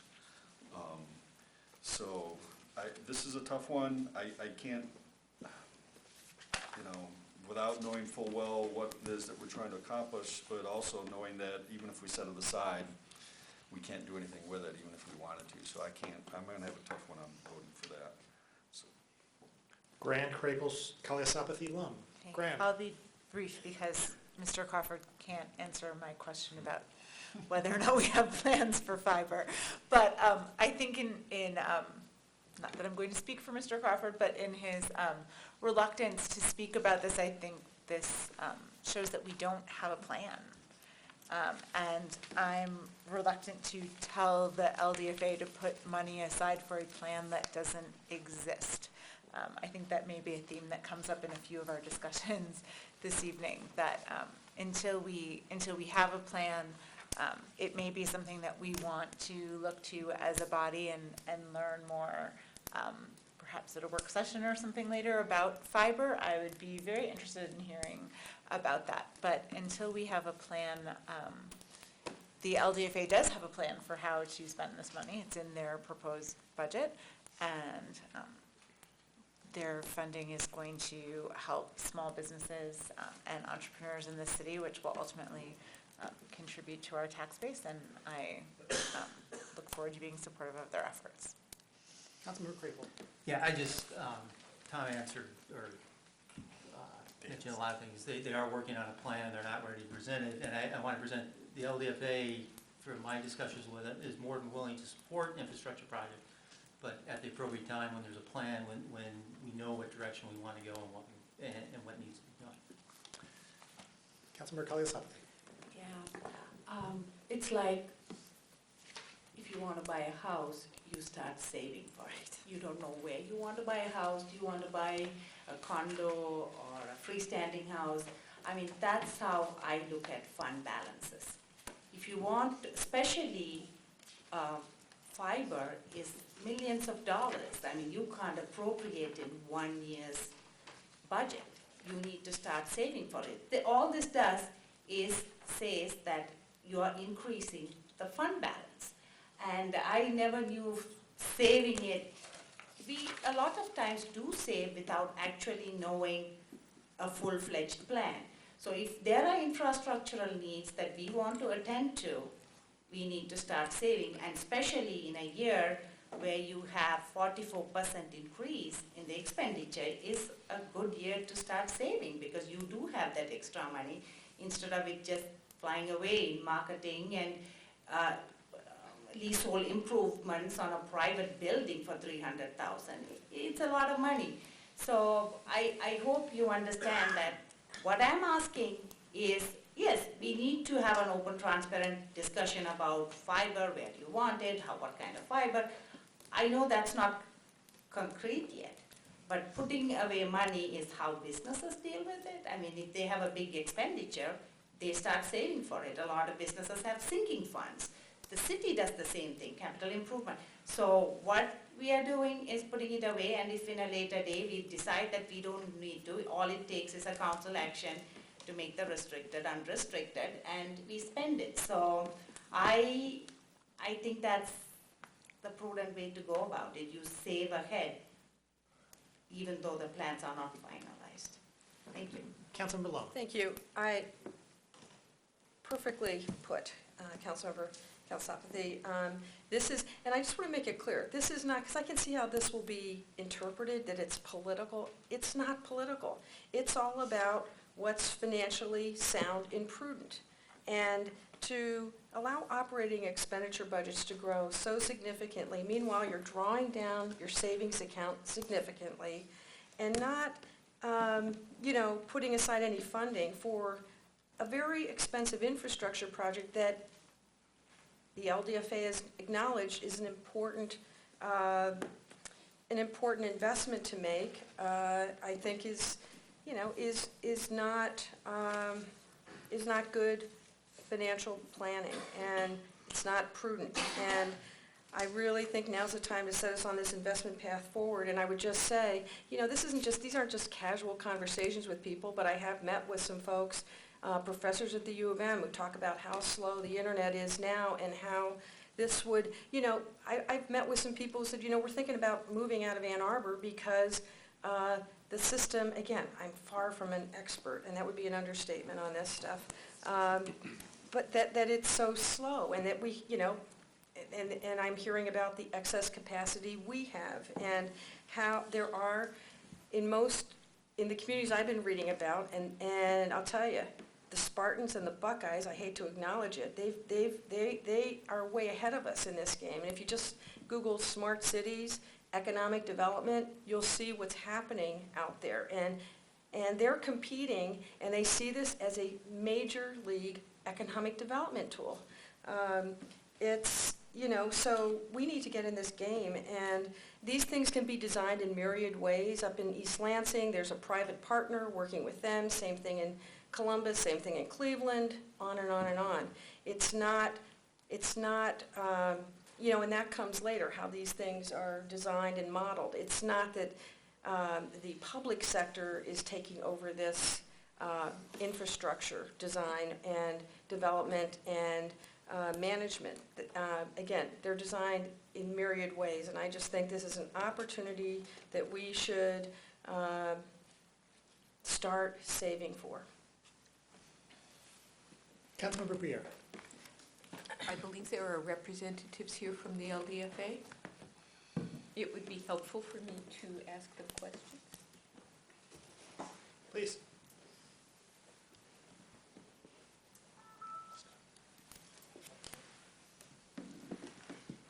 I'm Carrie Leahy, Chair of the LDFA, and this is Eric Jacobson, I'm a member of the LDFA. Thank you both for being here tonight. We're talking about your current expenditure budget. I'd like to take a step back and understand what your fund reserves are and what your revenue anticipated in the next couple of years is. Sure. I believe this just recently changed, but Tom, the fund balance for this year is projected to be 900,000 now, or 1.2? It just changed. With so. the proposal to use 300,000 in fund balance, I believe the fund balance would be about 900 and something. You mean 500,000? The 300 existing they're using. budget proposes to use 300,000, 300, and that would drop the fund balance from $1.2 million to about 900. You can see that, or not get the glasses. Yeah, that's correct. That's correct. So it'd be about, did you get that? I did. About 900,000. Right. And then projected to be about 1.5 in 2017. Okay. One question I have then is, what are your policies on fund balance? Is your policy to have so many months' worth of fund balance? Is your policy to accumulate fund balance so that you can use it to address anticipated future needs? Help me out. So since I've been on, we have always discussed that we would like to have a fund balance, but there's nothing in our governing documents that says it has to be at a certain percentage. So I don't know that there's a policy in our contract with the MEDC that says we have to have a certain balance. I'd actually have to double check before your time with the board. We had a discussion. Well, yeah, so that's all the time I've been on. It wasn't really a policy, it was more, I think, just an understanding that we wanted to keep it like 30 or 40% of the yearly operating budget. And beyond that, it was more useful to deploy the capital to help create jobs than it was just to sit on the fund balance. And the discussion recognized that there would be times when you would want to save for things and not save for things. That concept that the city uses with its discussions was the same thing that was held at the LFA. So as we're talking about creating a restricted fund balance for future infrastructure investments, I'd like to understand how that fits in with your policies and practices and goals. So can you help me understand how that concept fits in? The concept that you've proposed That has been to set proposed here, aside yes. a reserve? Yes. Well, we don't have a policy to set aside $500,000. No, in I reserves right don't now, mean so- that. I just mean, do you have, as the board has talked about the opportunity to invest in infrastructure, something that's been brought up here a couple of yes. times. And we've talked about it at the board level, and in our amended TIF plan that we're working on with the MEDC, we've specifically said that fiber could be something that we would spend money on, but at the LDFA, we've also been talking about how we don't have a fiber plan in front of us to invest funds in. We've talked to the city about it, and the city has said that at the right time, they'll bring a plan to us, but the LDFA has not been presented with a plan to spend money on a fiber project for. And this question should be pretty easy. Remind us of exactly where you could spend this money if indeed you were to set the money aside and then invest in fiber. Could you spend it, for instance, in the North Campus Research Area? Could you spend it on Ellsworth Road? Could you spend it on Traverwood where Google is moving? It will depend on the outcome of the discussions with the MEDC. They're reviewing the amendment to the TIF plan now. As drafted in the old plan, it's limiting as to where you could spend the dollars on the project. We've tried to broaden that in the new contract to make it clear that we could do that anywhere in the Ann Arbor region. Thank you. Councilmember Westfall and Morpowski. Thank you. I really do appreciate this issue being brought forward. on its face as, you know, a layperson, a downtown business operator, this type of initiative sounds really appealing, particularly if it would improve, you know, my access at a better rate. And as much as I'm enjoying hearing about this groundswell for economic development, you know, I share an objection to proposing this kind of savings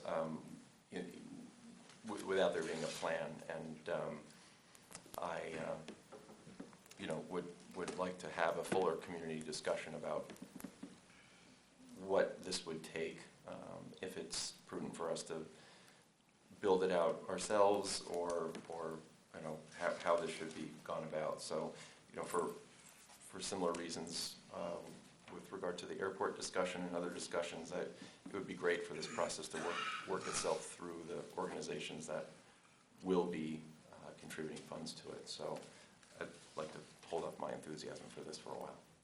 Councilmember Warpahowski. Thank you. A couple more questions for the LDFA representatives. Moving back to your initial budget, part of the increase, the anticipated use of fund balances to fund the incubator expansion. Mm-hmm. Has that lease been signed? I think they're holding off still until. Yes, Okay. We've requested a plan Yeah. to review that in greater detail, but we've approved the budget. Okay, okay. Yeah. And then we had a caveat in the budget that we had to review final plans before they could do that expenditure. Okay, and, thank you. Now, my understanding of the incubator expansion is that there's some startup to run that, but then after that, it's going to be funded by the tenants of the incubator. Do I have that right? Generally speaking, yes, they do charge rates for people to have space there, to have access to the facilities and access to, you know, the phones and things like that. So it's not just free space. And Mr. Crawford, just a couple moments ago, said that the fund balance approach that the LDFA has taken historically has been to build up funds for anticipated needs. What I see is several years of having a positive fund balance, which, you know, was that you know, setting up so that you could launch something like the incubator expansion? We have talked about different uses of it, and this is one of those. And as I said before, we've always been cognizant of having a positive fund balance, but to your point, it hasn't been a certain percentage, but there's been a number of things that we've talked about using it for. Okay. And a question potentially for Mr. Crawford. I understand you don't want to get into the weeds on fiber, but my understanding is that, for example, we've discussed the iNet transition, that's running on a locally based fiber network. So there is fiber infrastructure in the city, is that correct? There's a fair bit of fiber in the city, both, you know, the private sector has a lot of fiber in the city. Okay. And the government sector has some. A lot of our efforts are presently focused on this, what we previously discussed as the iNet, need to rebuild that.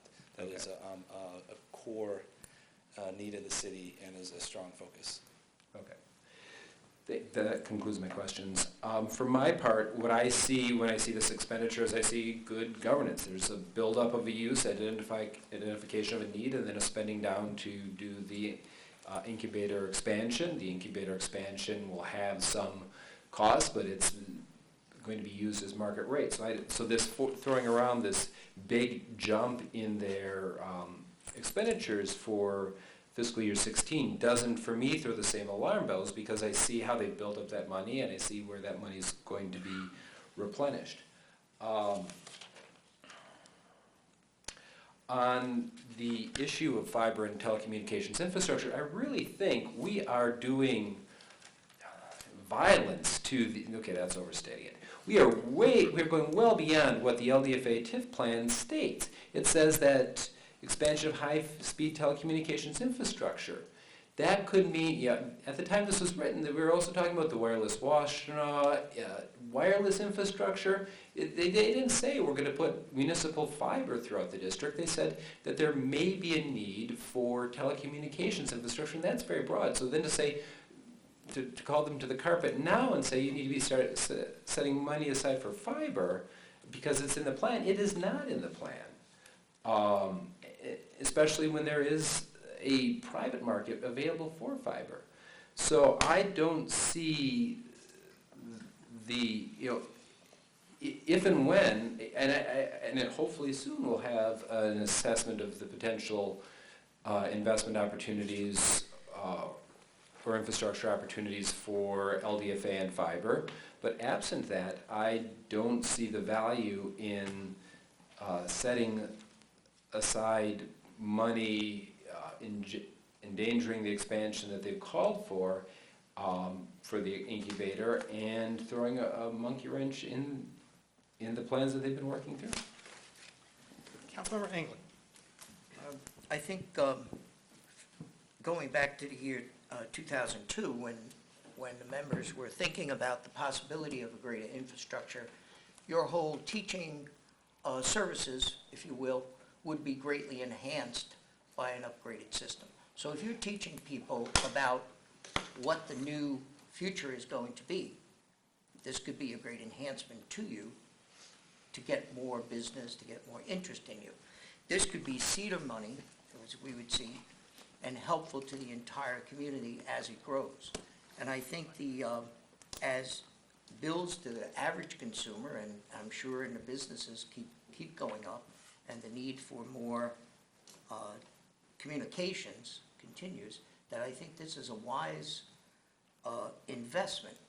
This could be a carrot to other people. They would watch you and say, well, we should think about doing this. And then by setting aside an amount of money, you then get more interest in further development of that seed of money. So the council's asking, are you willing to make an investment? You stated earlier in your development, and I've heard that behind the scenes there have been discussions. So I would urge that council vote in favor of this, just as we voted in favor of seeding programs within our own system that we're not sure about.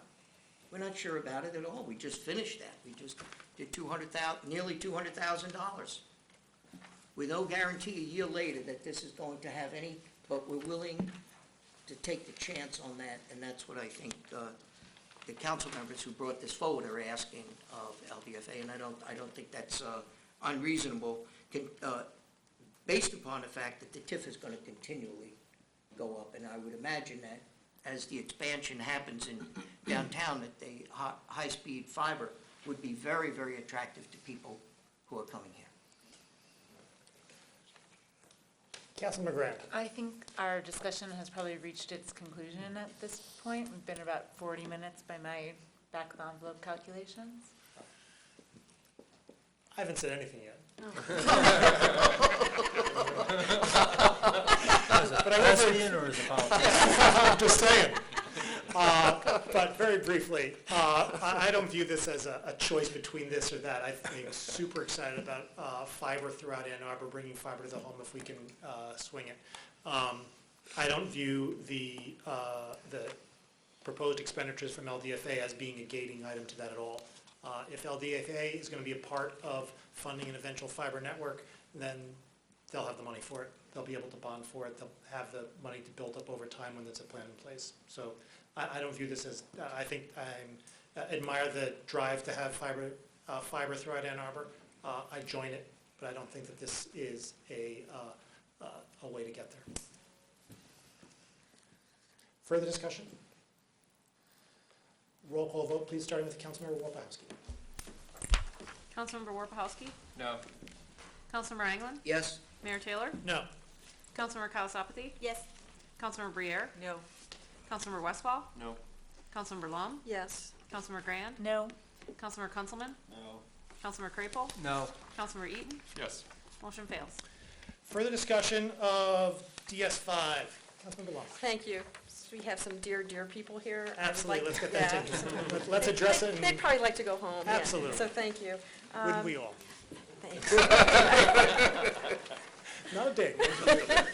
We didn't hear that. So I'd Is this Mike Live?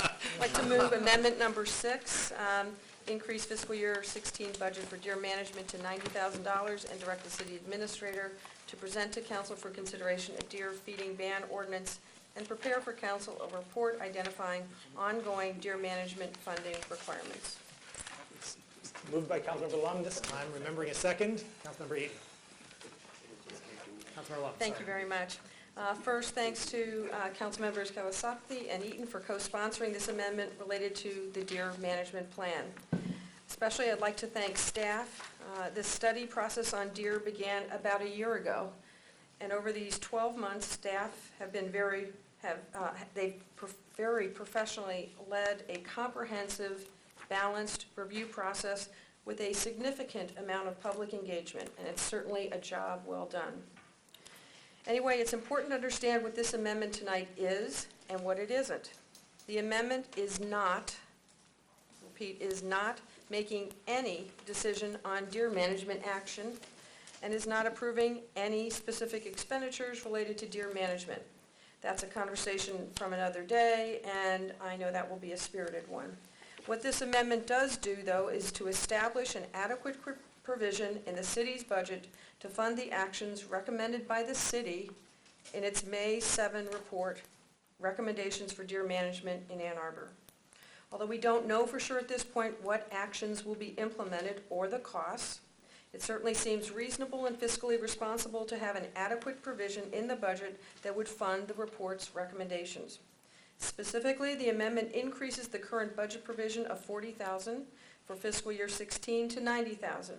The city estimates the first-year cost of its recommendations as $58,000 to $78,000, but that does not include staff time associated with developing website materials or any contingency for unanticipated costs.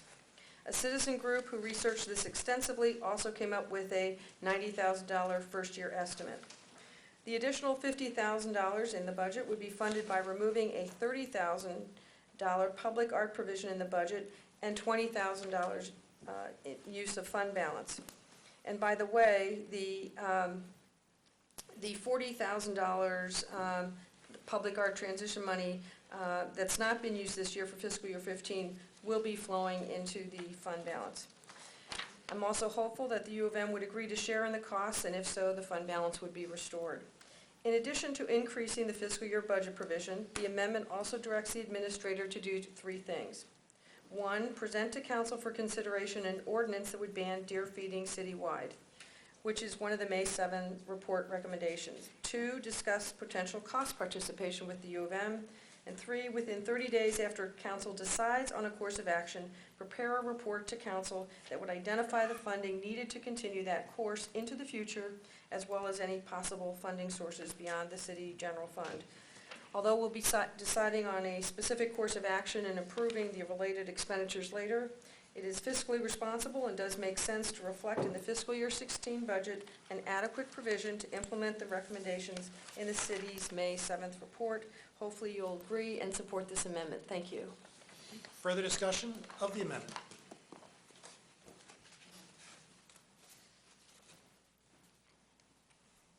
Councilmember Wozzachowski.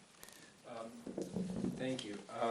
I am grateful for the work that the authors have done on this to propose a funding mechanism for the full cost of implementing a deer management plan. I've just forwarded to staff, and I'll ask the clerk to forward to council proposed amendment to the amendment. This amendment, if passed, would do 2 things. First of all, it would it would fund the management plan at $80,000, closer to the staff recommendation for costs. And second of all, it would change the funding source for that $80,000 to be purely from general fund reserves. And there's a third minor thing in that the cost recovery options, it would say by University of Michigan or community cost participation. Reason for that is I've heard from residents who've been deer affected who have said, I would pay to help cover the costs of getting my yard back. So I want to keep that door open. So the amendment as distributed would strike the whereas clauses 10 and 11. Those are those that begin whereas an additional 50,000, and one that begins whereas the proposed FY16 general fund budget includes, and would amend the first resolve clause to read, quote, that the one-time FY16 general fund expenditure line item for deer management be increased from 40,000 to 80,000, with the funding for the 40,000 from a one-time use of general fund balance, comma, potentially reimbursed by University of Michigan or community cost participation. Is there a second? Second by Councilmember Briere. Discussion of the amendments to the amendment. Councilmember Long. Thank you. To the 80,000 first, the two-year cost, and again, we're not assuming what this plan, will look like. That's yet to come, but we do know what the recommendations are from the city staff. And I appreciate your support for increasing the funding, because we know, right, we were given this range in the report. And I did talk to staff about this, and it's also in the report that this doesn't cover, there's no contingency money, and it also doesn't cover related staff costs, basically. So that's why the 90, and also, for fiscal year 17, I'm not going to get too hung up on that, there's just 20,000. So, this typically works. It could flow. It could whatever's not used could be then utilized the following year, but we're just talking about the fiscal year 17 plan at this point. I, of course, prefer on the funding source, and I'm glad you've retained the language about being potentially, that I put in this resolution to that this money could be potentially reimbursed by the U of M. Just on the U of M, I will say I've had regular conversations with folks at the U of M about this. They understand that with the deer, jurisdictional issues disappear, obviously. I know my colleague, Mr. Westfall, we've commiserated about, he lives just to the east of North Campus, and his neighborhood, they all have their own herds of deer. And a lot of these, kind of move across that side of town. The U of M, North Campus, they're prolific. They're prolific in the ARB. They're prolific at Mathi Botanical Gardens. The U of M recognizes, I think they will certainly step up. And as you know, they've addressed this issue at the U of M Dearborn campus. So thanks for retaining that. On the public art, it is a recurring expenditure. As you know, we had not used. We had budgeted 80,000. We used 40 of that to fund the East Stadium bridges, and then this 40,000 in exchanges with the finance office. It's clear it doesn't carry forward, so hence the recommendation to use the 30 of the new money and 20,000, going back to 20,000 for the general fund balance. I just generally prefer, if you can find, offsetting funding sources, to go that route versus the fund balance. But directionally, I appreciate your support. Further discussion of the amendment to the amendment. Councilmember Westfall. Again, I just want to reiterate my appreciation for all the citizens and staff who've spent so much time on this, and the public process has been, said before, has been really thorough and thoughtful, I believe. So, and as has been stated, we really don't know what the cost will be. It could be less given participation from other partners, which would be great. It could be more, in which case I think we'd be prepared to tackle this thoroughly instead of doing a half-baked job. That said, I don't see the harm in setting aside a little cushion that would not be, spent if it weren't needed, so I appreciate the amendment. I like the fact that this amendment to the amendment separates out this issue of public art, and keeping it just really about deer management, so I could be inclined to support the amendment. Further discussion of the amendment to the amendment?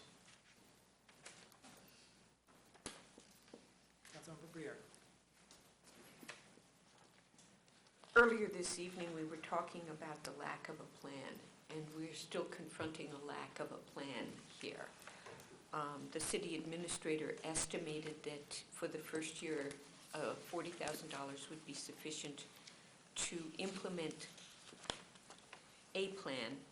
City staff have estimated nearly double that, but we still don't know quite what that plan looks like. And while I appreciate the idea of building in a cushion, it's very difficult for me to say that we should allocate this much money for a plan that doesn't exist when we have argued at length in the past over setting aside enough money for traffic calming and sidewalk gap filling, studies. Just difficult for me to set aside twice as much money or more than twice as much money as the city administrator has placed in the budget. So I'm listening to what my colleagues say about this, but I would prefer to be corrected in the future. If the plan as it comes back to us says they really need more money, I'd rather address it then. Councilmember Grand, then Kelly Asafati. I'd like to echo some of those comments that were just made. I do have some reservations about putting aside extra money for a plan that does not yet exist, and also I really do appreciate the level of discussion. This is a passionate issue.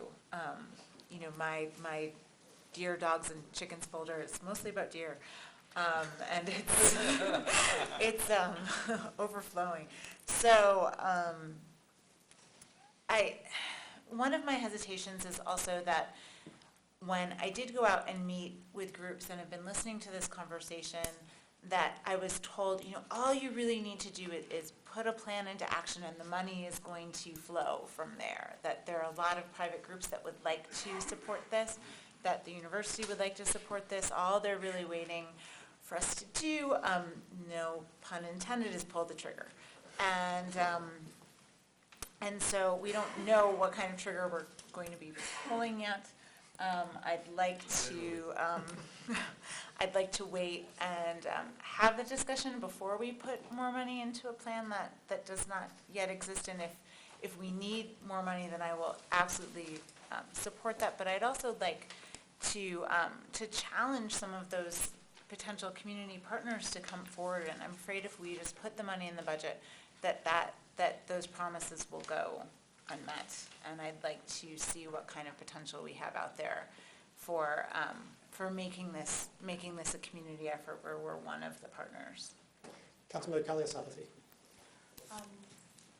I think this is exactly what we did last year with the public art transition money. We kind of had an estimate of 80,000 and it never got spent. And then it was repurposed for the shortfall in the Stadium Bridge art, and then there was left over 40,000. Now it's going to go back to the general fund. So for me, it's a budgeting tool. I mean, you budget extra. If it doesn't get spent, it's like leaving more money in the checking account instead of in the savings account. And if it's left over, you transfer it back to the savings account. So for me, I'd rather get it passed and have the money ready for the staff. And I mean, if it doesn't get spent, it goes back to our fund balance. It's not that. So for me, I'd rather take that route. So thank you. On the amendment, Councilmember Lum. Thanks. Again, it's just to establish, an adequate funding provision, and we're not making a decision on expenditures, and, just because it's in the budget doesn't mean it has to be spent. We got a set of recommendations, and we're just trying to put a reasonable provision in the budget, and that's what that's what this is doing. And just in terms of, and it's, if you don't do it now, tonight, it's so much, you have to jump through all these hoops to make budget amendments. We know it takes 8 votes, it's just so much more difficult. And so I would just, again, encourage my colleagues to recognize that we've got these recommendations. This budget provision does fit with the set of recommendations, and again, doesn't mean you have to spend it, but it also will keep us from having to jump through all kinds of hoops just to put money aside to do the things that the report, the various actions that the report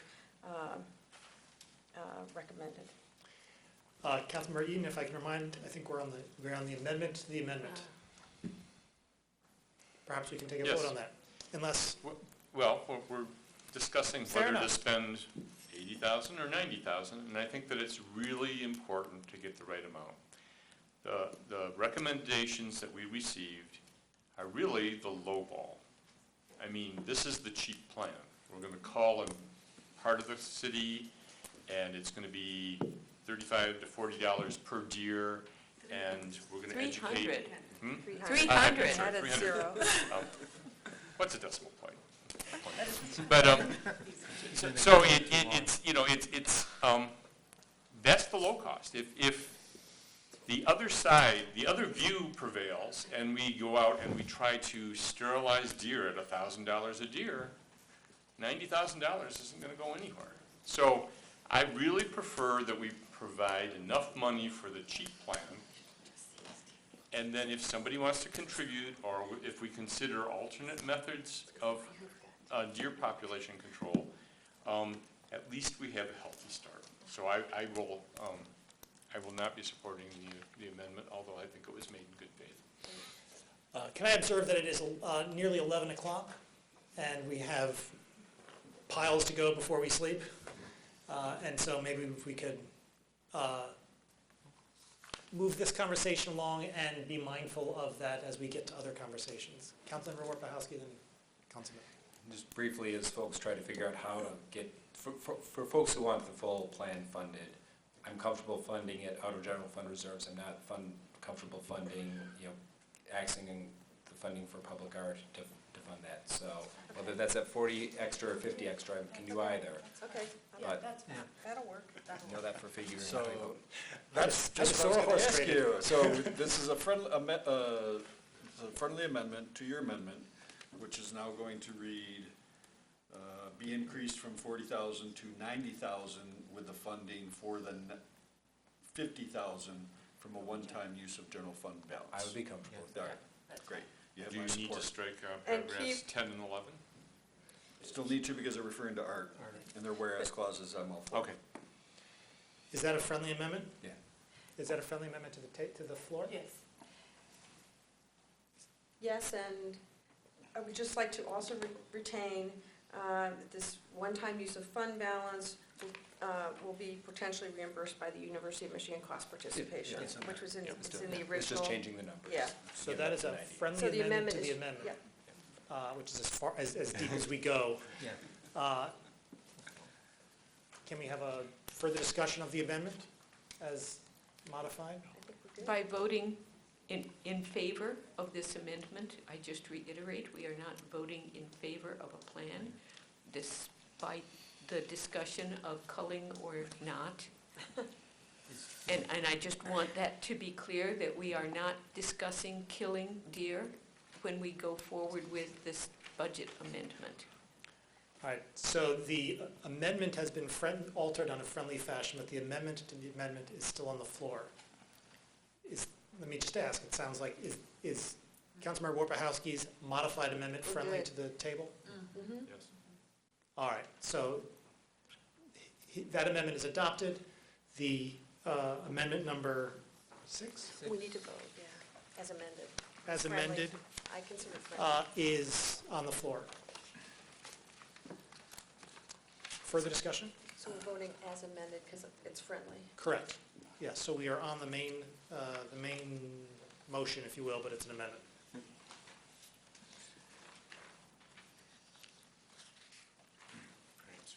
Further discussion? No. Roll call, all in favor? Aye. All opposed? It's approved. Further discussion of PS5? There can't be. Yeah. Just voted for it, yes. We voted for the amendment. Sorry. No worries. Councilmember Lund. Thank you. I'll move Amendment 8. Great. If I may. To establish a general fund account or fund for new streetlights with allocations to the account or fund of $225,000 over 2 years. Moved by Councilmember Lund, second by Councilmember Eaton. Councilmember Thank you, Lund. Mr. Mayor. This amendment on new street lighting is straightforward, and I promise my comments will be shorter in introducing it.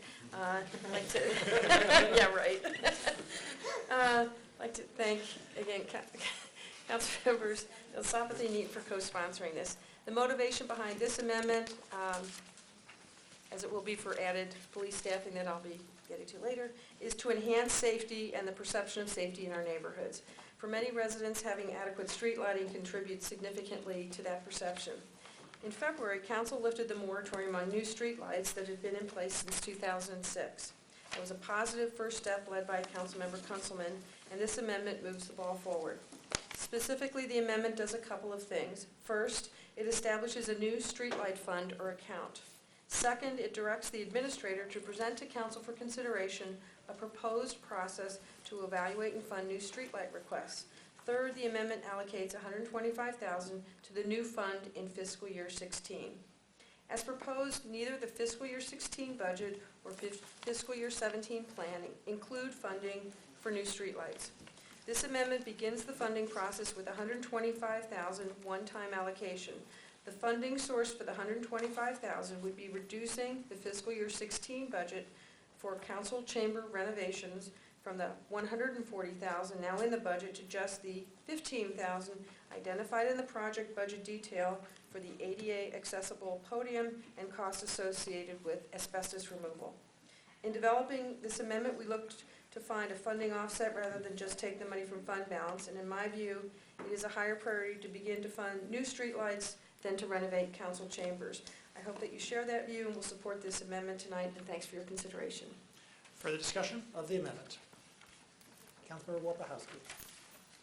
So, sorry to do this again, but I've also have an amendment to this amendment. I'm comfortable moving, and we might quibble on numbers again, but I'm flexible there. I'm comfortable putting aside money for street lighting. It's expressed community need. I'm not comfortable with keeping our current chambers in their current level of danger and lack of accessibility. I've seen our city administrator fall off the dais. I've seen our current mayor fall off the dais. I've seen our previous mayor fall off the dais. I've seen Craig Hupy fall off the dais. We've got a dangerous situation, not just at the podium, but here.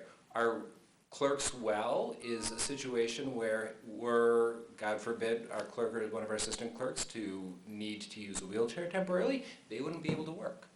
I don't believe we should be having our public chambers be inaccessible to people serving in any capacity, whether that's as staff, whether that's as mayor, or whether this is council. I've heard the comments from members of the Disability Commission about how hard the approach to this side, the accessible side of the council dais is, and how when there are multiple people who need a mobility device, they've got to do a little waltz of down the ramp and up the ramp just to get everybody here.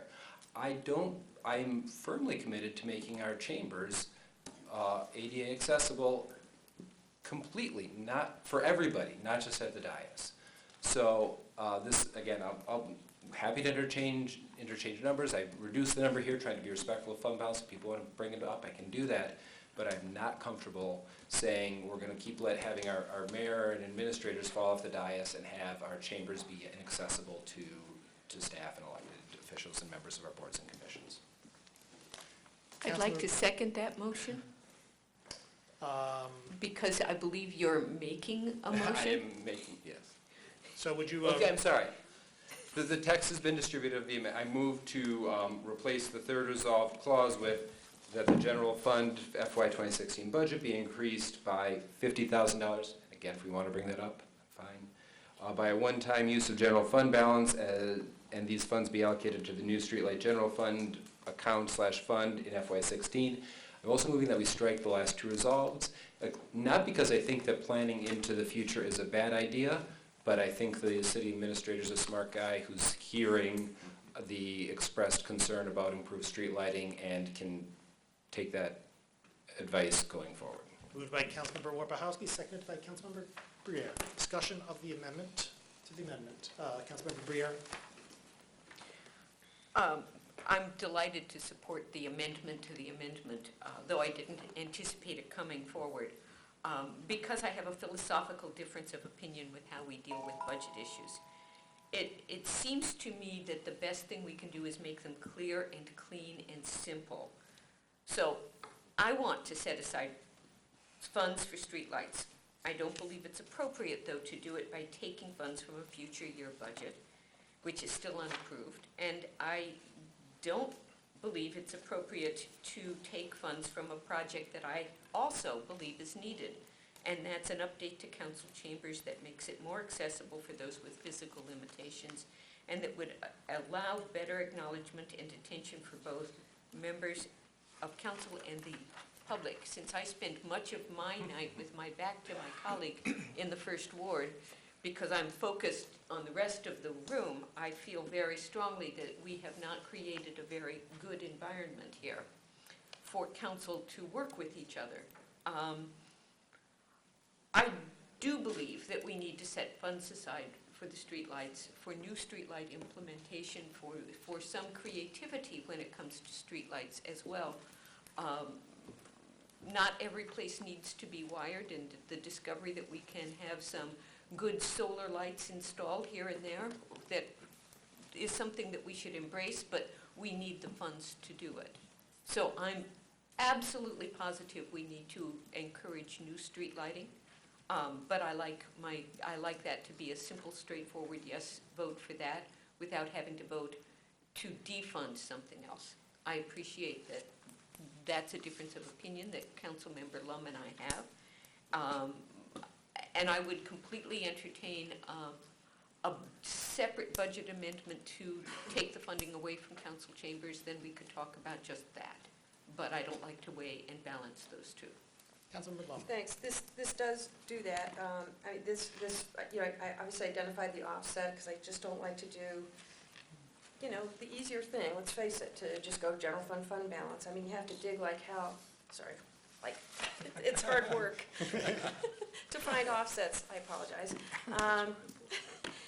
And as I joked with staff, if you just, show me where, the money is that we could use to pay for some of these things, I wouldn't ask so many questions. Obviously, they're not going to do that. Mr. Crawford, if you could come forward, because this is proposing not to utilize the 125 from the chamber renovation. I'm wondering if you could speak, but it does retain the 15,000 that in Q&As was identified as in the project budget detail for the ADA accessible podium, so to address the concerns that were expressed about people falling off their chairs and the accessibility issues, and also the costs associated with asbestos removal. So, are we not addressing that? Again, if you look at the project detail, it's pretty clear that that's... I would ask Okay, Mr. sorry. Yupi to comment on that, please. While Craig's coming up, the asbestos is really in this area, so if we're leaving this area alone, there's no need for the asbestos portion of your amendment. The asbestos is below this part. And Okay. the podium, the accessible podium is where Craig is standing. It's not up there? No. Okay, where you tend to fall off chairs? Okay. What's the dollar amount to do that? I don't have the breakdown right now with me.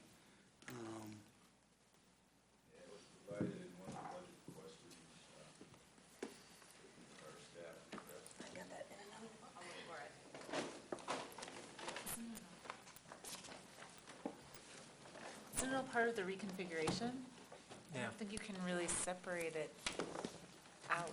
I think it becomes a piecemeal project then, that it will never fit together. Sorry. Councilmember Lum? I'm sorry, I No, was that's looking for the Q&A.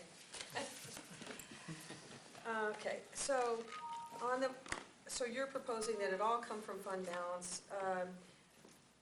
Can I amend that amendment? Of my amendment? We haven't What do you wanna amended do? your amendment. Let's, That's what, it's on the floor. the amendment is on the floor. The Yeah. amendment to the amendment To is on the take it- floor. Yeah, instead of what I proposed, to take it all from fund balance is what the amendment does. And I would like to, And reduces it to 50. and reduces it, which I am not supporting. So maybe I should just wait and see how that, because the whole idea here is to establish a streetlight, new streetlight fund. I would consider it friendly if we wanted to increase the number, we could do that Okay, as a friendly. okay. And as I understand, you said you were removing the second resolve clause, and, I mean, the whole idea here is to utilize, 25% of that $400,000 provision that's in that FY17 for the maintenance and replacement. So my amendment then, instead of using 100,000 from, or you were saying 50, not 100? Can we, that's right, no, my, No. I think it makes most sense, let's run this, have it run its course. If you want to add something back in, Okay, let's do that, is that Okay. all right? Yep. Perfect. I had Councilmember Grand in the queue next, on You know, Councilmember I'll- Warpowski's amendment. I was just going to talk about that I was not comfortable taking money, which may be what Councilmember Lum's about to speak to, from maintenance, because I know that's been an area that we have, that's been long deferred.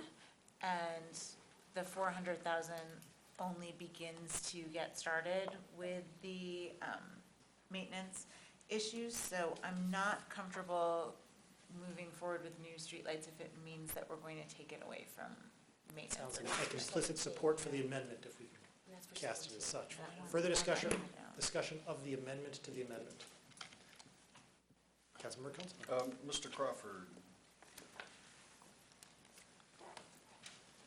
So in general, regardless of what amendment we're talking about, what is this special account fund within the general fund? Do we do that for other things? Within the general fund, we can set aside monies, and we have done that for some things. We've assigned some fund balance for some things. So yes, we are able to do that. I mean, we're just, I guess I don't understand why we need a streetlight fund if we Well, have money. you know, in the how we general actually fund. implement that, to be honest, we haven't discussed at a staff level. We Okay. could actually, a couple of choices, you could actually expend it from the fund and we put it in a separate kind of project fund. We haven't worked it through. It is absolutely possible to create a reserve for Yeah, I was gonna this say, work. so that's why it's confusing. Are we basically increasing Craig Hoopie's fund, or his departmental fund by this?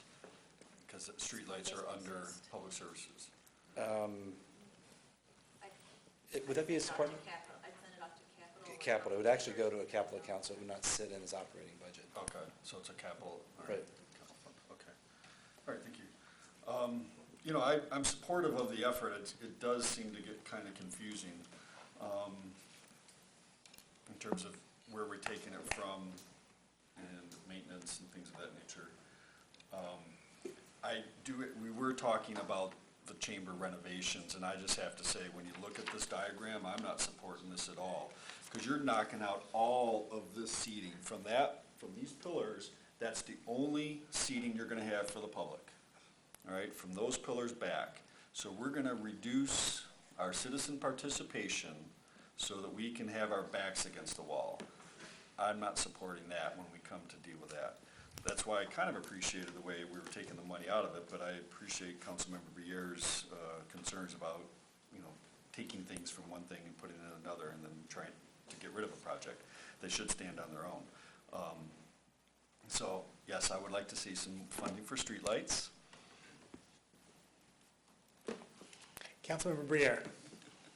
When the time comes that we have an opportunity to discuss the renovations for this chamber, whatever that looks like. I think there'll be some vigorous discussion about what it looks like, up to and including the concept that we would need Kevlar, which I keep hearing in the community as humorous aside. If Councilmember Warpahowski is willing, I would like to ask that the fund amount be increased to $100,000, because I believe that would make a significant core fund for new streetlights, given what we've been told it takes to put in new streetlights. That would be friendly to me. Is that friendly to the floor? Yeah, it's getting closer to what I initially proposed, so, yeah, for sure.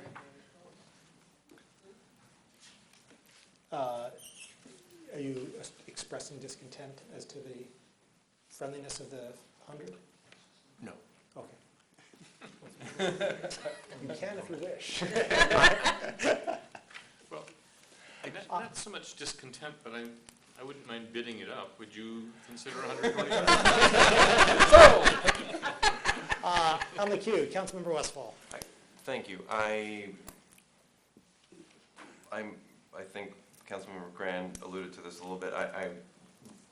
It seems we don't have a process for prioritizing or allocating whether this money goes toward maintenance, repair of streetlights, or new ones, if I'm not mistaken, or the type or the location. This establishes new. Right, so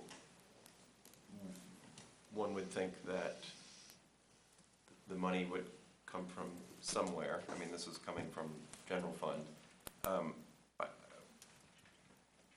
I just think without a process for why we're prioritizing new streetlights,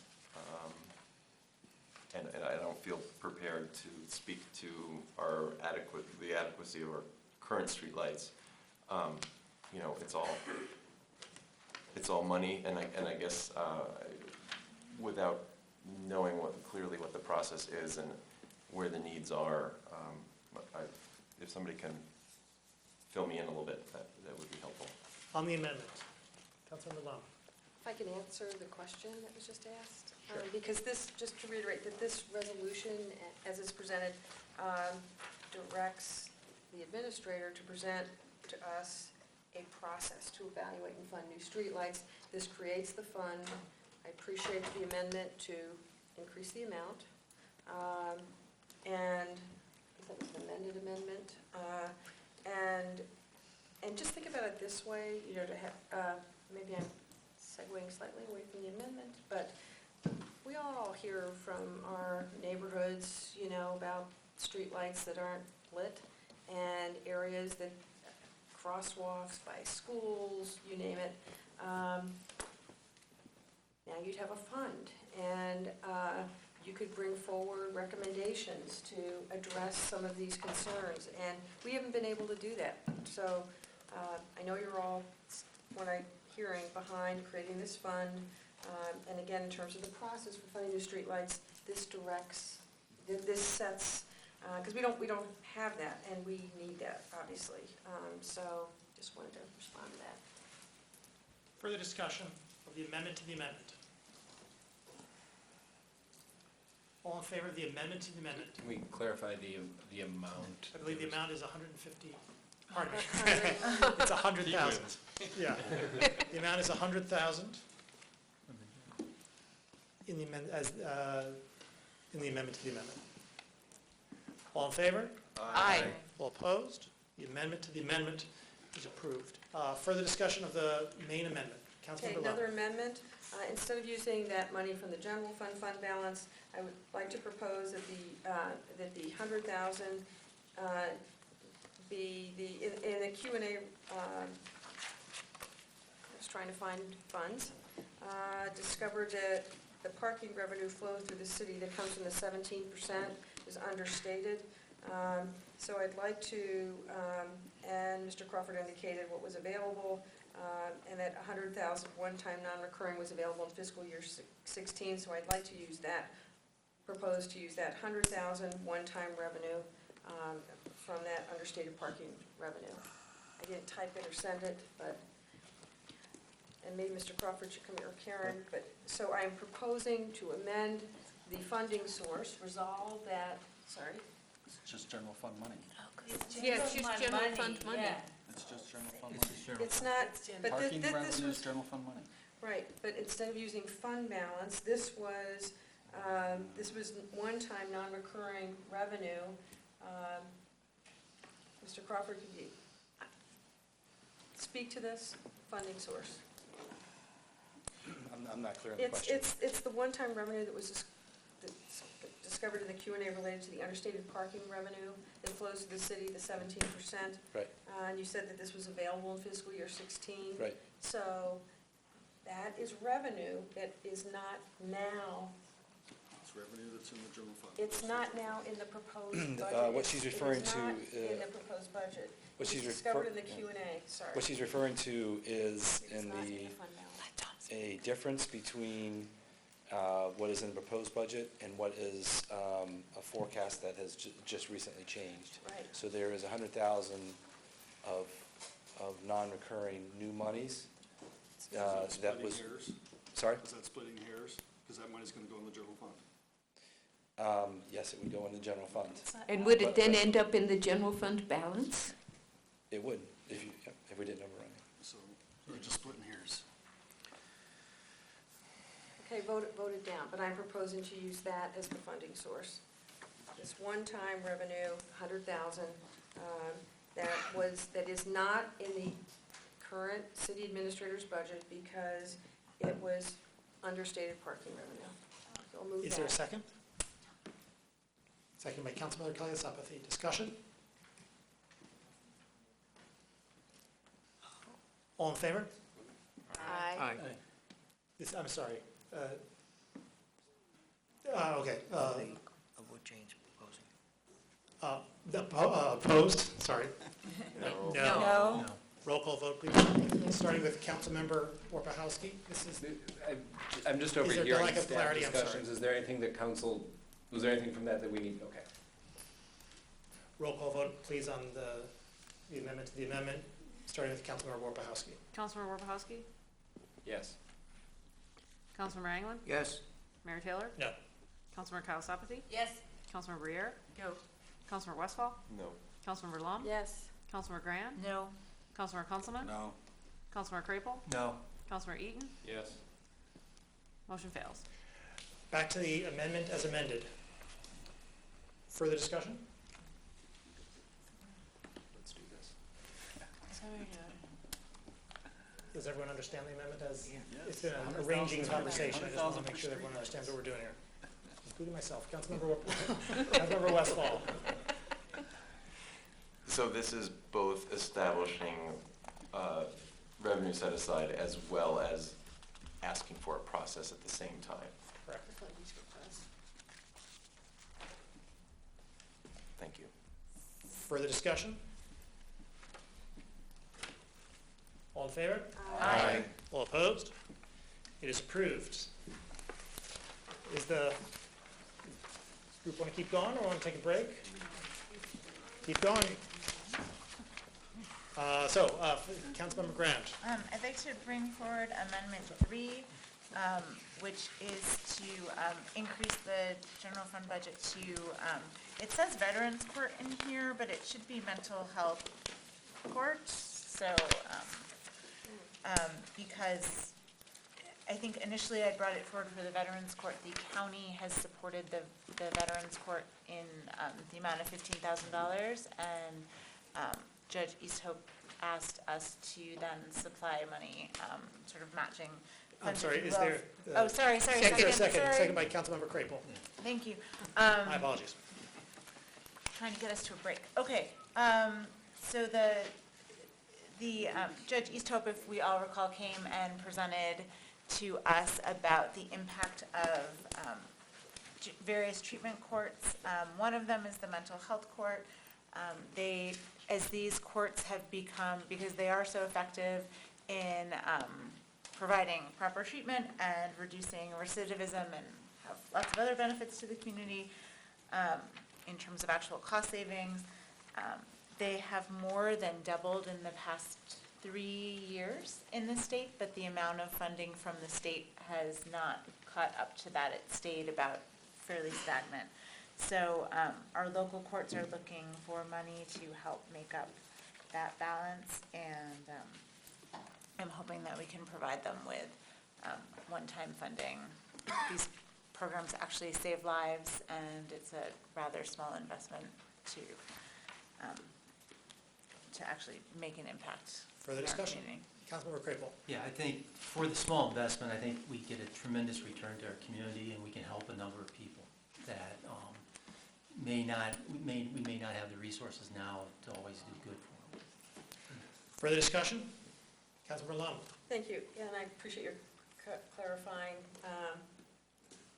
which court this is supporting. I wasn't sure if it was Veterans Court or Mental Health Court. I am happy to support this relatively small funding request of $15,000, and I think when we had that work session in February with Judge Easthope on the mental health and veterans courts, I think we were all impressed with the work that was being done. I know I was impressed and encouraged, and again, happy to support this. Further discussion? All in favor? Aye. All opposed? It is approved. Further discussion of DS5. Councilmember Briere. I'd like to bring forward Amendment 12 to amend the budget for human services funding by increasing it in order to stay current with the living wage increase. Is there a second? Seconded by Councilmember Warpahowski. Discussion, Councilmember Briere. Last October, the council approved a resolution asking the city administrator to give us an idea of what the impact of the living wage would be on human service organizations. As presented, it's $1,700 is the impact for the next year. By granting this additional amount of money, all human service agencies contracting through the coordinated funding mechanism will be able to pay their staff the living wage, which is the goal, my goal, anyway. It's a small addition, but it's an addition that gives enough flexibility to each of the funding agencies to achieve the stated council goal of having contracts and living wage go hand in hand. Further discussion? All in favor? Aye. All opposed? It is approved. Councilmember Eaton. I would bring forward Amendment 11. Seconded by, I'll get that out of the way so I don't make the mistake again tonight. Seconded by Councilmember Kaliasapathy. Discussion, Councilmember Eaton. There's a long history to this pedestrian bridge that I tried to briefly describe in the resolution. But it came before council in September of 2011, and the price at that point in time was set at $120,000, which was approved. And then complications led to it not going forward. I distributed some photographs that were provided by the neighborhood this evening to me. The cement structures you see in the photographs are called weirs. Those are owned by the condominium, or the neighborhood association surrounding this waterway, I guess you'd call it. The bridge used to actually be supported by the weirs, although the replacement bridge will be a free span without touching any of the homeowner's property, just the embankments in our right-of-way. It has been placed into our capital improvement plan with a date, I think, of 2020. Which is really a placeholder date. They intend to do it. They have no certain date. With a price tag of $450,000, which I understand is also equally uncertain in it. And I don't think it reflects the real cost. If we wish to, we could probably amend that down to an amount up to $200,000, which I expect would cover the cost because originally it was priced at $120,000. We placed a similar bridge across the top of the Argo Cascades for about $175,000. So I don't anticipate that this bridge will really cost the amount that appears in the capital improvement plan. I believe that it's important to move forward on this because this bridge has been out of action since 2008 or 2009. It's an important feature in this neighborhood. It's not just the residents on the two streets that use this, but even people in my neighborhood who are biking from the Dickon neighborhood over to Whole Foods or destinations in that area used to use that bridge on the way there. It's been held up by a wild number of complications that have all been taken care of now, and I would just like to move this forward in this next budget year. Councilmember Briere. I wonder if Mr. Hoopy, and whoever he thinks is appropriate, could approach. I asked some questions after I saw this resolution, this amendment to the budget, and I still am looking for the answers. So my first question is, are the plans for this bridge shovel ready? And if not, how long will it take to prepare those plans?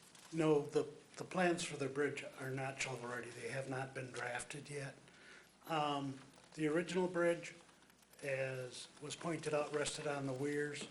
When there was a cost estimate made of $120,000, it was assuming that the bridge would rest on something midstream. As we've looked at it, and has been stated, it's a free span bridge is going to be the easiest to permit and maintain. It will not affect the property owner's weirs. This bridge would be approximately 80 feet long.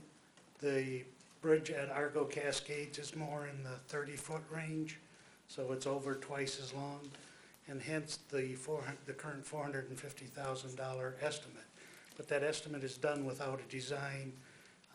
We are comparing it to some other bridges we've done in the pathway system of similar length. And if we include this project in the 2016 construction cycle budget, does that prevent any other project from being completed? That is, do you have the capacity to add this without postponing some other project? We haven't looked at the 2016 trying to fit this bridge in. The design would use a consultant. However, the construction would consume a fair amount of staff time. That right-of-way we have is only 10 feet wide, so that means we'd either have to negotiate access from the adjoining neighbors to get in, and we would be in people's backyards during all of the construction with all the attendant issues of going between existing houses with heavy equipment and trying to attempt construction.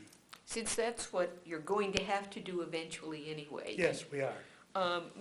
My next question is, if we include this in this budget cycle, can you complete the plan and begin the process of construction within the next 2 years? Because what we're really talking about is the difference between getting started now and waiting an indeterminate amount of time to get started. If we were building the bridge in, I gotta stop and think, not in 2016, in the summer of 2017, that would be doable with one caveat, that we had negotiated access easements to get in. Thank you. Councilmember Warpahowski. Thank you. A couple of questions. When I looked at this, I think it's the same project, in the 2014 to 2019 CIP, the identified funding source was special assessed -other, and now I see it in the general fund. What was the reason for the change? We're off the weirs. We're not rebuilding their weirs for a foundation. And in terms of the, okay, back still on the old numbers, the identified cost was $100,000 for the design start and $2.25 million for the construction. Does the $100,000 for design still sound like an appropriate design cost estimate? Sounds generous, yes. Sounds generous. What do you think would be an appropriate, if we, It's, yeah, we haven't because it's been in 2020, we haven't costed it out to that detail yet. But if you were to look at, 100,000 would be close to being in the area for the design. thank you. Further discussion?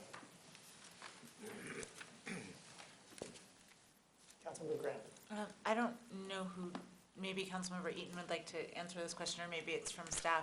I'm just trying to get a sense, not being familiar with this project, because it is such a significant amount of funding. You know, what was the use prior to this? What is the benefit of moving forward versus other non-motorized improvements? You know, we're looking at coming back with things like the border-to-border trail connections, going forward with the master plan for the Greenway. So I'm just trying to get a sense of, you know, how many people are actually using it, if it is between private homeowners' yards. It's actually a city right-of-way between two streets over Mallett's Creek. Mallett's Creek is collected by the weirs to form ponds. So the entire neighborhood uses it. I mean, if you're a fourth ward candidate and you walk doors, you hear a lot about this, not just on these two streets.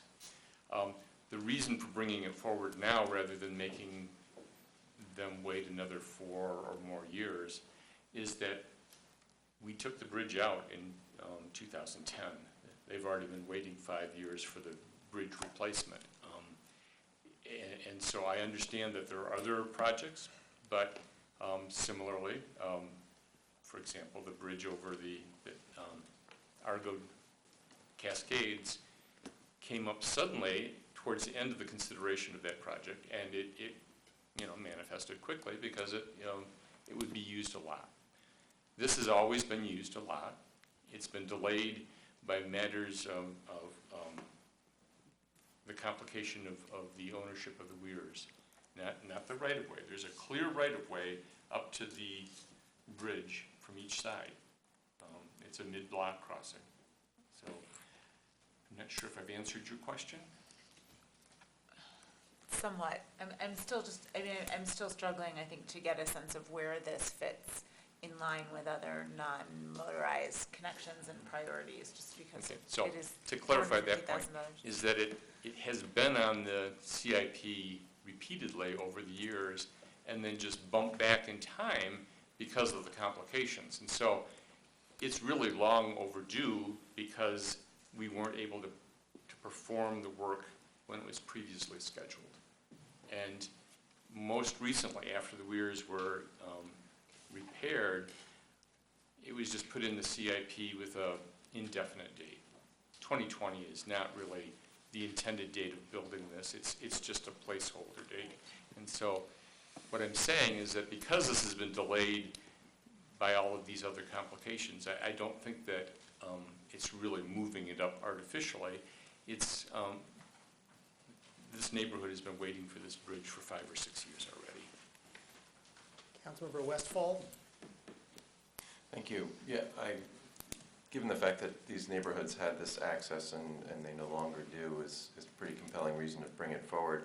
On the other hand, it is a significant sum, and I do want to acknowledge, that there's a pretty significant investment in the prioritization of the CIP items on various factors, and I'm wondering if a lot of the complications have gone away.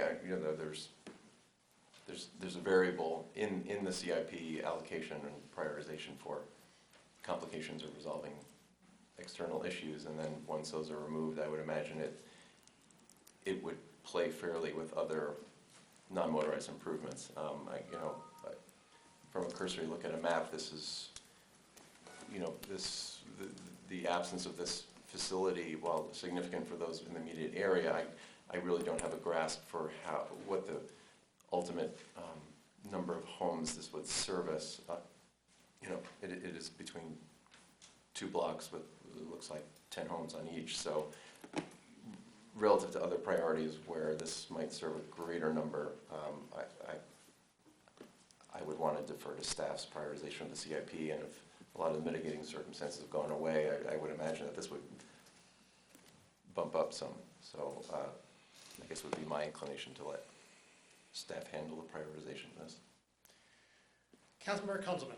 Thank you. I will be supporting this. I mean, this is a replacement bridge, and to, try to refer to it as some sort of non-motorized part of the plan, border to border, where it's all new connections and bridges that we're looking for, I think does a disservice to this neighborhood and to the people that have been using this bridge probably since this area was built. I'm assuming it was part of the neighborhood plan in order to get that right away. So the fact that we have not replaced it, and it's been 5 years, I can only imagine other bridges throughout the city that had waited this long, we would all be hearing issues. I know there's bridges over Mallett's Creek further downstream in my area. Mary Beth Doyle Park, Shuffler Park. Obviously, you talked about the Cascades. These are important pedestrian links for neighborhoods, and I think it's difficult to try to play them off with other big plans that we have for border to border, Allen Creek Greenway. There's lots of spending priorities, but if we don't take care of what we have already had, I think that's where we're doing a disservice. So we need to take care of this and get it done. Councilmember Crapo. Yeah, I'll be supporting it, because I think actually the bridge was taken down in 2010, but they lost use of it, I think, in like 2007 or 2008. They blocked it off, and then it had to be, the city removed it in 2010. So when you're really looking, if we push it out to 2020, I mean, it's been 12, 13 years that the residents have not had the use of this bridge. And it is an enhancement to the neighborhood. It services a number of families and people transitioning back and forth to Lawton School. It provides a walkway, buddies walking along some of the busier streets there. And I think also people do use it to commute and go through the back neighborhoods to get over to the Whole Foods area and other shopping and things. Councilmember Briere. I'll be supporting this in part because I clearly remember the residents of this neighborhood coming to the council and requesting that they remove the bridge because it had fallen into such disrepair it was dangerous. And then coming back to this council and asking them to replace the bridge, which is why the council approved replacing the bridge in 2011. I would prefer that we always had lots and lots of money for every project. This one, however, has waited quite a while, and if it's going to be another 10, 12, even 15 months to figure our way through getting the easements, it's still moving forward much faster than waiting some indeterminate amount of time in the future.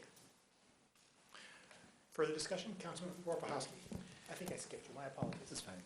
I've spoken once. So I've pulled up the prioritization model for the CIP for the alternative transportation section. There are 32 projects in that section, and according to this prioritization model, this one comes in at number 32. And that's making it hard for me to support funding the bridge construction. I could see my way to funding the design, but 32 out of 32, the next, it scores 18, the next one up is Washington Avenue Shared Use Path at 27. It's down there. And so I can't, I can't, when it's the bottom of the list, I can't see moving it up to the top. Further discussion? Councilmember Lum. Thank you. Another question for Mr. Hubie. I mean, obviously you don't have the list in front of you, sure you don't have it just on the top of your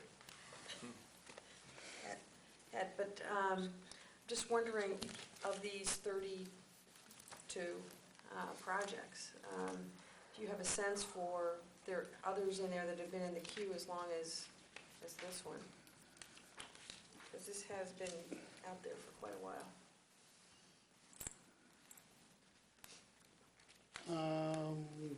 I can't tell you how long some of these have been in from the list I have, but non-motorized access between West Huron River Drive, North Main Street has been an issue for a while.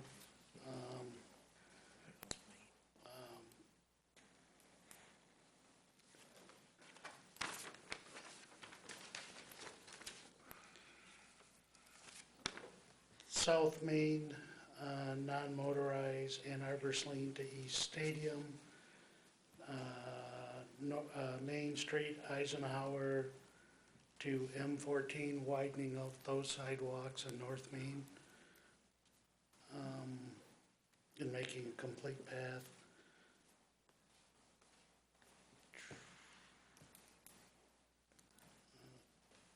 Washington Avenue shared use path, Pittsfield to Huron Parkway, that would be the stretch east of Huron Parkway in there. So some of them have been in there a fair piece. There's a number of them that haven't been there that long. Okay, thank you very much. Appreciate that. I will be supporting this. I mean, this has been in the works for a lot of years, and and this really doesn't add new or unauthorized, unreviewed spending. It's pulling it ahead, and pulls the spending ahead, if you will. And you know, it's been reviewed and endorsed by the process. It's in the CIP. Yeah, lots of competing needs, and I am comfortable. I also like the fact that, you know, these the issues with the completion of weirs, that's been addressed, and that was, sounds like that was the big job stopper, and that's now been removed and eliminated. So I will be supportive of this. Mr. Hubie? Is it fair to say that it's been how fair is it that is the completion of the weirs sufficiently new information that we can rely upon that as reason for us to believe that this would, if rejudged today, be higher on the CIP? I was not part of the prioritization, so I'm going to look over at staff, because the completion of the weirs and the prioritization process, I can't tell you which one happened first.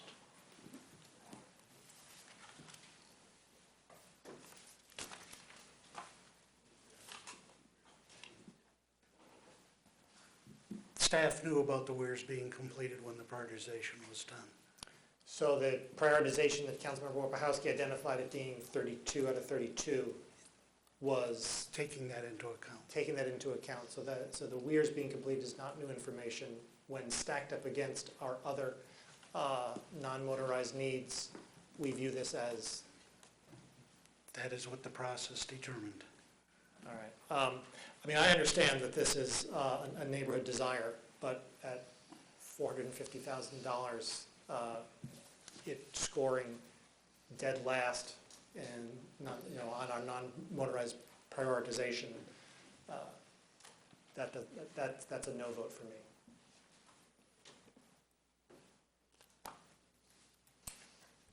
Councilmember Grant. And I would just like to clarify, this would be then a transfer from the general fund balance to fund this as written in this resolution. It's not coming out of the existing public services budget. That's correct. Thank you. It's coming out of a capital. It's fund balance. Yeah. public Councilmember services Warpahowski. expenditure. Mr. Ruby, another question, just, when I've heard that 5 years ago, we said we were ready to do this. When we said we were ready to do this, we were ready to do it on the property owner's dime, do an assessment, and now we're taking it on our own dime, do I understand that correctly? At the time that we were looking at it 5 years ago, the weirs were an issue.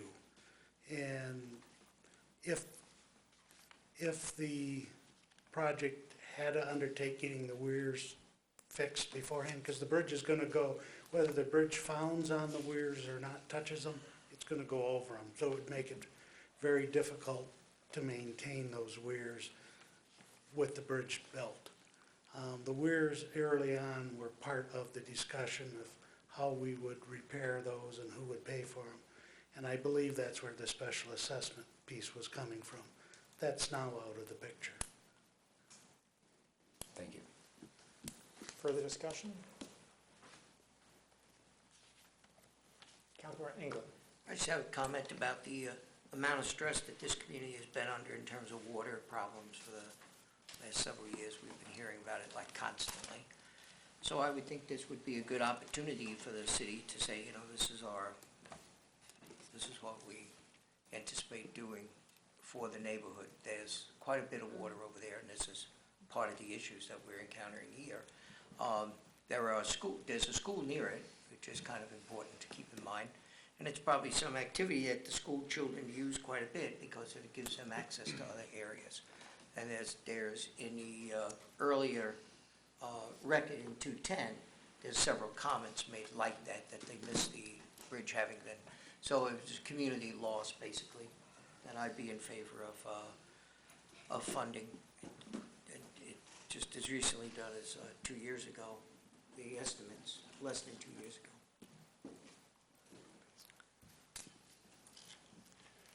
Further discussion?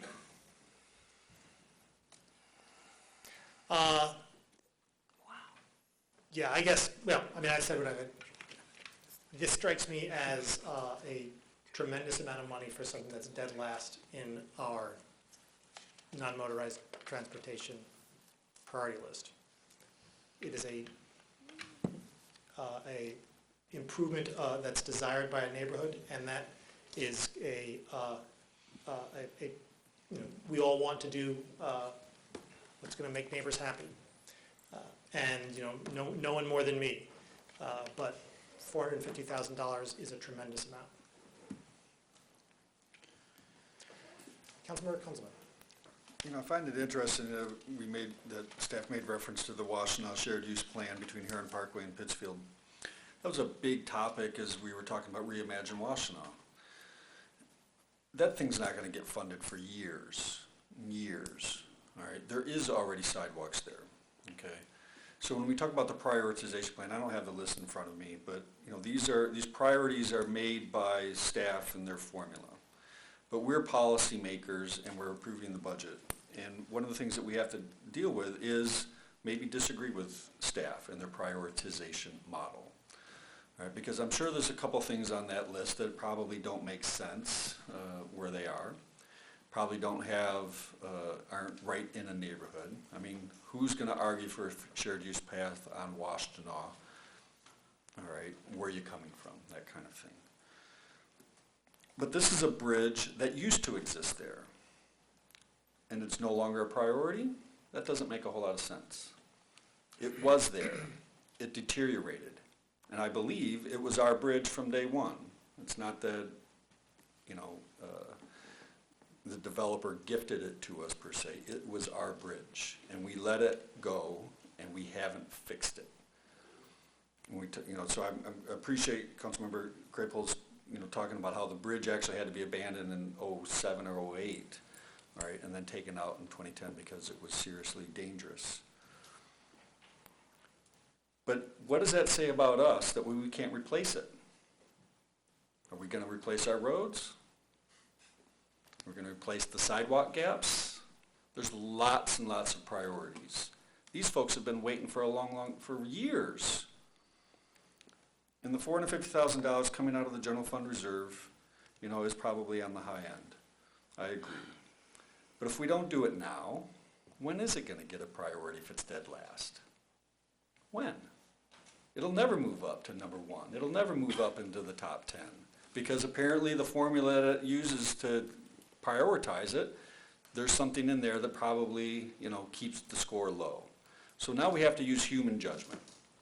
And that's where I say to my colleagues, let go of some of the priorities that's set by the staff formula and use your political judgment about what's good for this neighborhood and what's good for us as a body to help out a neighborhood that lost its bridge years ago, and step up. Further discussion? Roll call vote, please, starting with Councilmember Warpahowski. Councilmember Warpahowski? No. Councilmember Anglin? Yes. Mayor Taylor? No. Councilmember Kalasapathy? Yes. Councilmember Briere? Yes. Councilmember Westfall? No. Councilmember Lum? Yes. Councilmember Grand? No. Councilmember Kunzelman? Yes. Councilmember Crapel? Yes. Councilmember Eaton? Yes. Motion carries. All right. We have more amendments to go, but I've had a request for a break, so let's take 5.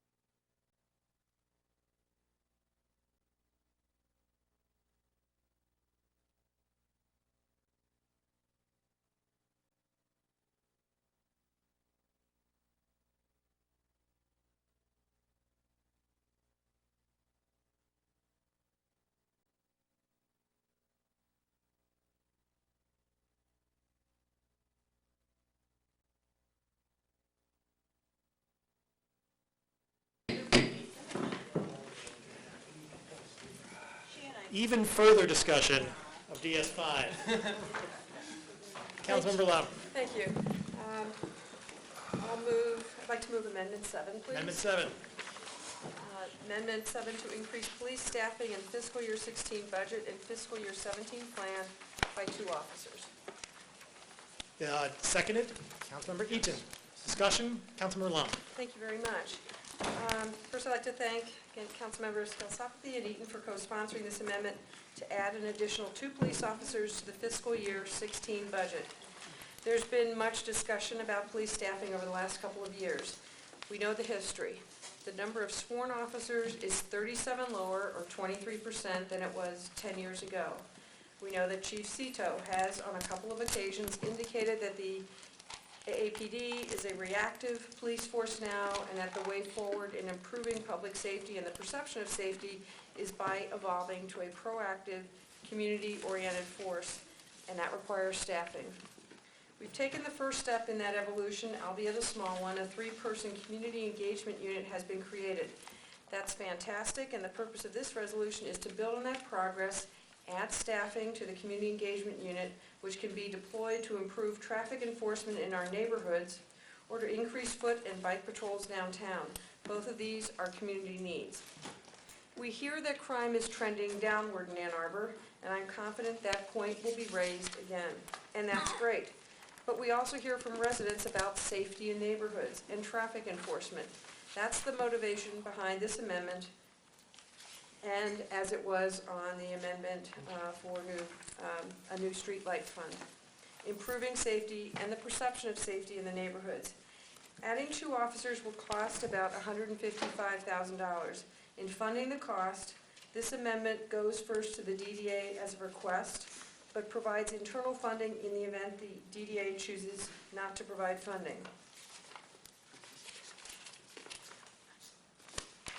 In terms of the DDA, I would just say, make no mistake, that the DDA can afford to help out the city.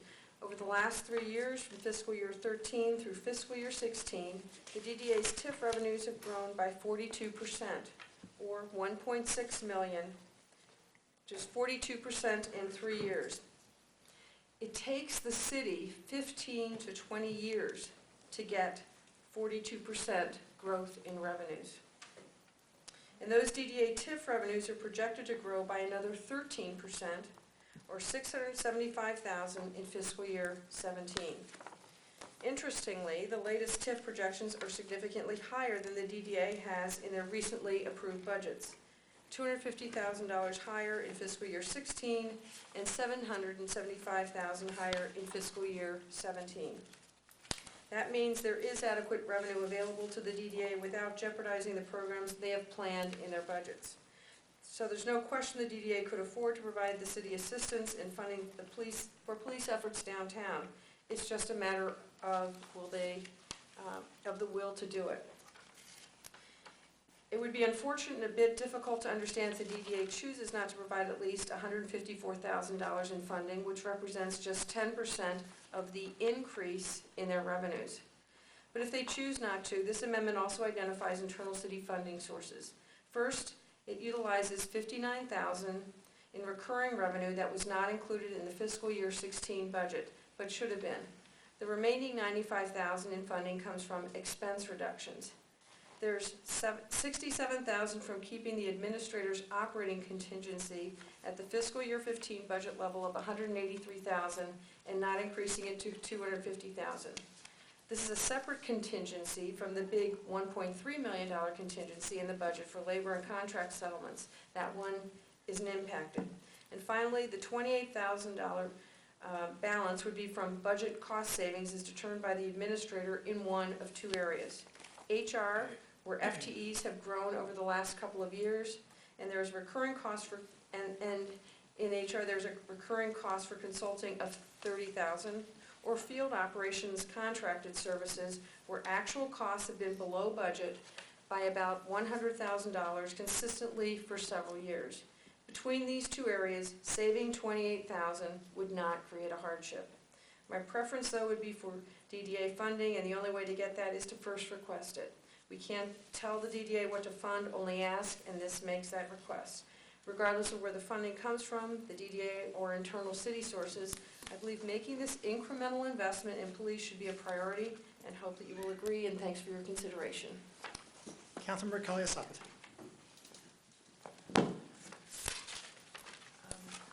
I'm happy to support this amendment because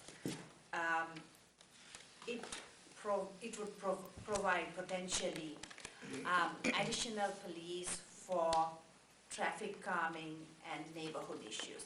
I just want to share an issue that all of you are aware of. Last year, North Side Street residents came up and wanted traffic calming. They were really happy that we funded it, and traffic calming infrastructure was put in. And they were all really excited, and then they realized it wasn't working because just the infrastructure in itself, there needs to be enforcement. You need to have, so I mean, the usual thing that we hear about this is, oh, murder is down, rape is down. I mean, but quality of life issues is more than that. Traffic calming is another issue, and Trevor also had a 4-hour limit, and you still see vehicles parked there. So these are the issues that I hear daily from neighbors. It's not about, I'll be honest, it's not about murder, it's not about rape. These are the daily issues. You get at least 2 to 3 emails about traffic issues, traffic calming, parking issues. So when last year we approved $500,000 for the police for additional traffic enforcement, and compared to that, this is only $155,000. And I think this is where the needs are. And I'll be very happy to support this because this is something that I hear from neighbors. Thank you. Further discussion?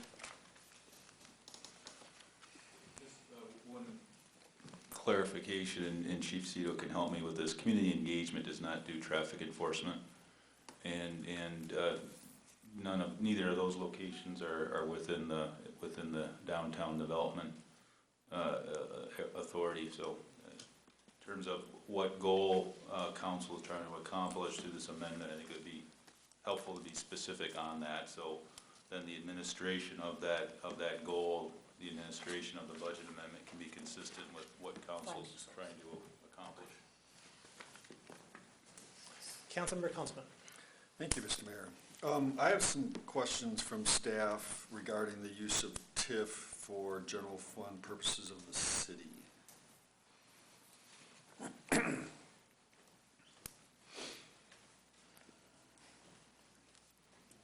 So I'll do my best. All right, well, we've been going around and around on this for a number of years.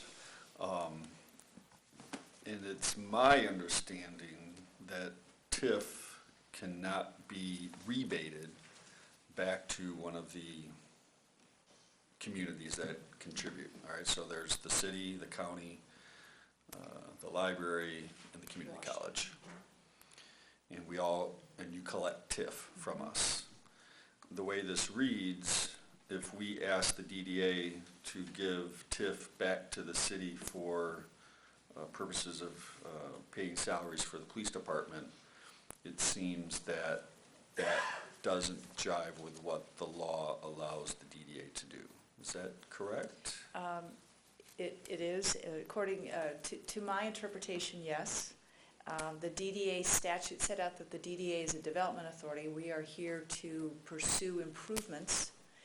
This is not to fund standard city services, but this is above and beyond implementation of projects and planning and so forth. Right. Because if it were, then all of the contributors to your TIF would want rebates. And I just want to ask the city attorney's office to clarify if that's true or not.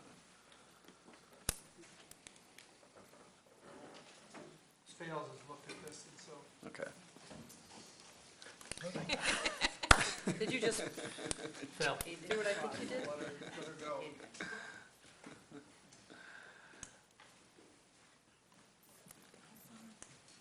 Tax increment financing dollars can only be spent for those things that are allocated within the development plan.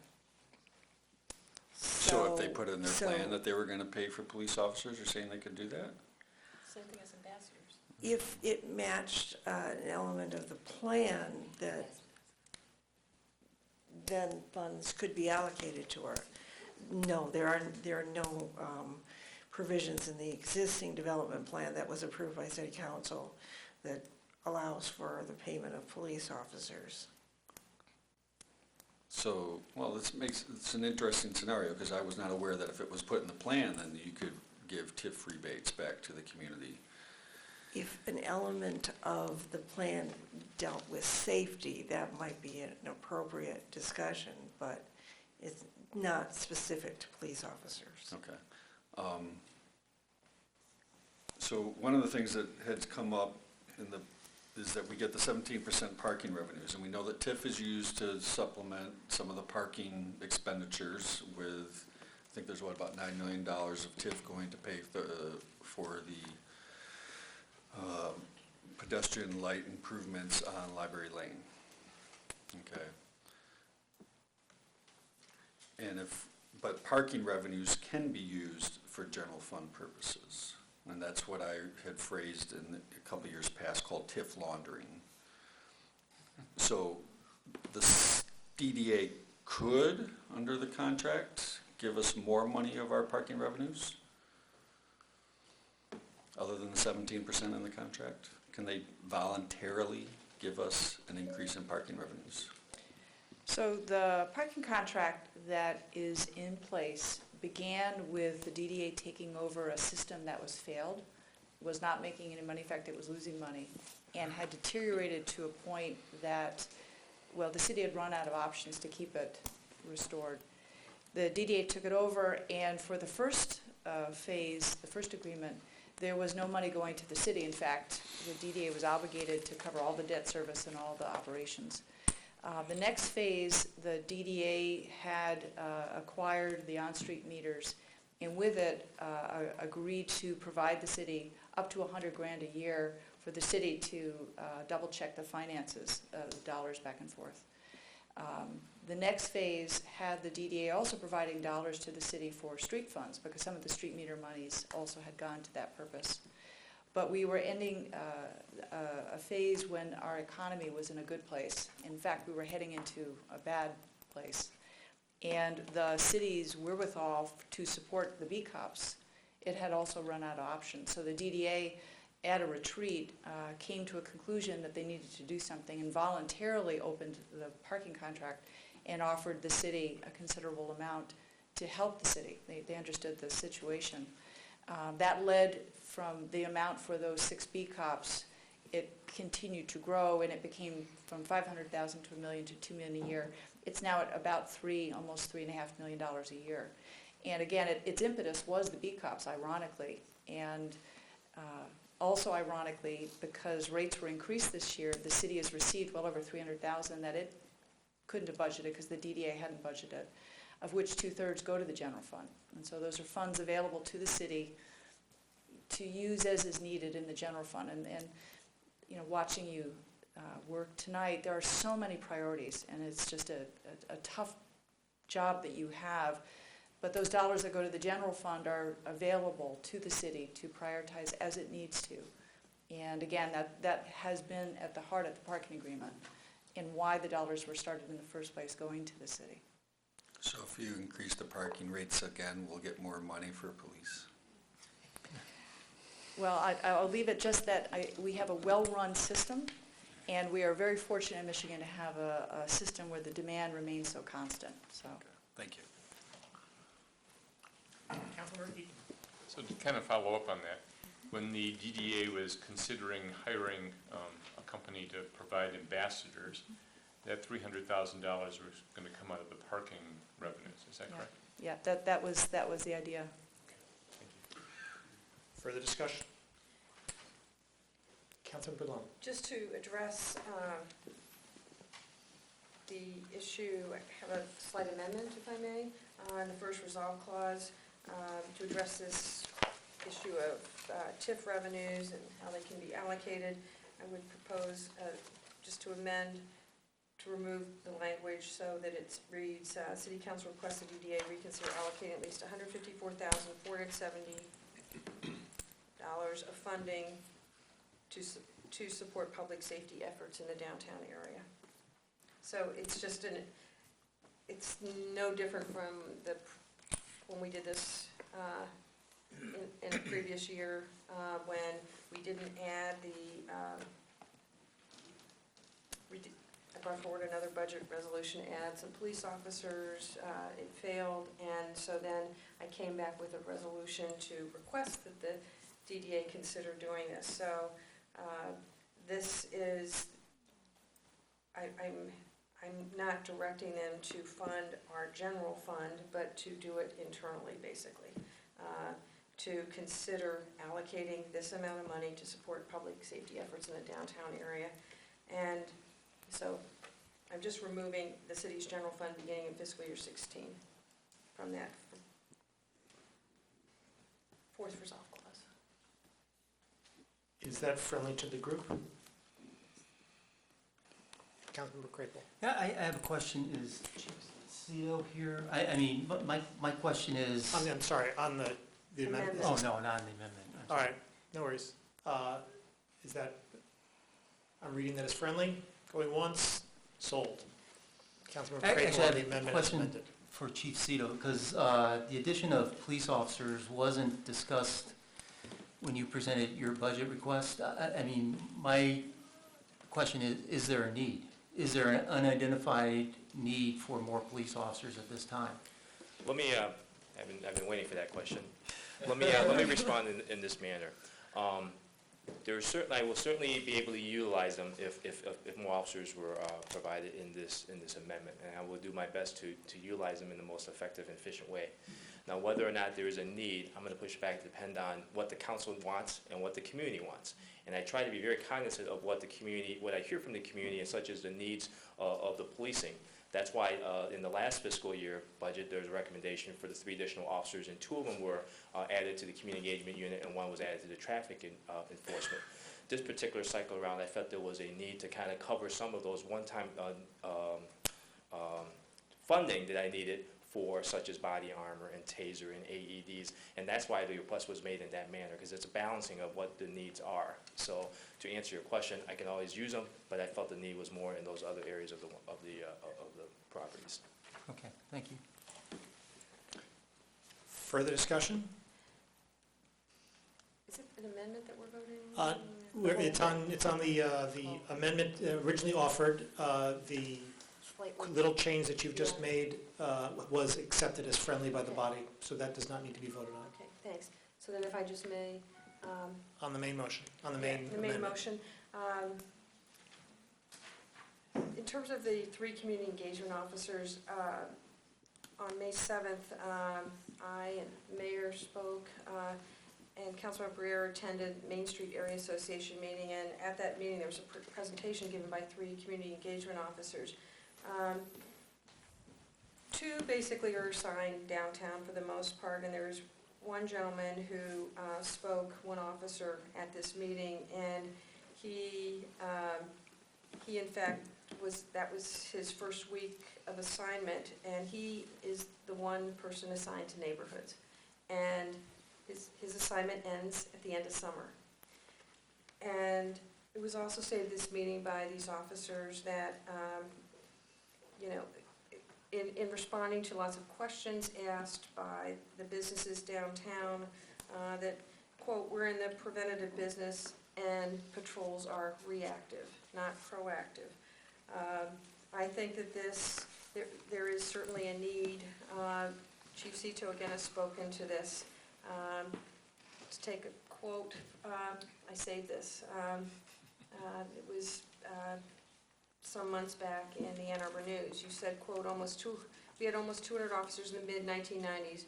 We're not going to get to that point, can't afford it, but we should build incrementally back up." And again, Chief Cito has said on a number of occasions, if he had more officers, he could do a better job of proactive policing, community engagement, enforcement. Obviously, I agree 100%, 110+% with that. And so here's the money, here's the offsets, and I I strongly feel that, that this is a community priority. Yes, Part 1 and 2 crimes fell in 2014, that's great. However, we're still at about, 2,400 Part 1 crimes, 2,400 Part 2 crimes. So I don't suspect those 5,800 victims, feel all the good about the statistics. And this is really, as Councilor Kalasapathy said, it's about improving neighborhood safety. And I did notice, and I would leave it up to our professionals to, deal with the deployments, but that in the stats, the crime stats, that the number of traffic stops was actually lower in 2014 than 2013. And that, given our priority for safety in the neighborhoods, that directionally just seems wrong. So again, I very much hope that, that you can support this. Thank you. Further discussion? Councilmember Grant. Thank you. In spite of Councilmember Lem finding offsets for this year, this is a recurring cost. It's a cost that our own chief of police has not asked for. And, I think one could make the argument that with any area that we care about, with any priority, we could always do more with more money. I could, think of any issue that I'm interested in. I'm sure I could do more with more money. But our chief has given us his requests. Chief, it's really sad to see you up here for the last time at a budget meeting. And so I am very happy to honor his requests in our budget, but I can't justify this recurring cost when our own chief of police is not even asking for it. May I clarify? May I clarify? Because there's, I think, a misunderstanding. The offsets are all the offsets are recurring revenue. It's a recurring expense, so I found recurring revenue as offsets. Councilor Eaton. Merely because the chief was circumspect in his request of us doesn't mean that we shouldn't listen to our constituents and their desire for downtown patrols, for increased traffic enforcement, for just more community policing. If we decide to staff our police department based only on serious crimes, we're overlooking all of the important work that police officers do. I think it's every bit as tragic when we have a pedestrian fatality as it is when we have a homicide. More police officers are likely to prevent a armed homicide, but more police traffic enforcement may in fact make it safer for pedestrians to wander our streets. So we can actually use additional police officers in community policing in a manner that actually has an impact on our neighborhoods and the safety of people who just simply are trying to cross the street. How often do you hear from neighborhoods that they want increased traffic enforcement? There is no engineering trick that will change the design of a road and make people slow down. The fact is that one of the important components of traffic safety is traffic enforcement, and we don't have enough police officers to do that now. The DDA was considering hiring ambassadors to do some of the things that really should be done by police walking a beat in the downtown area. And I think that this is not an extravagant increase in police staffing, but it's a continuation of a slow rebuilding of our force that really went through a dramatic cut prior, actually, to the recession when we offered early retirements and all of that. So I'll support this. I think it's essential that we continue to rebuild our police department. I don't think we're anywhere near the point where we should question whether or not our police chief can put a couple more officers to good use. The fact that he didn't ask for these officers shouldn't be held against him, I guess. Thank you. Councilmember Westfall? Thank you. I don't want to belabor this point.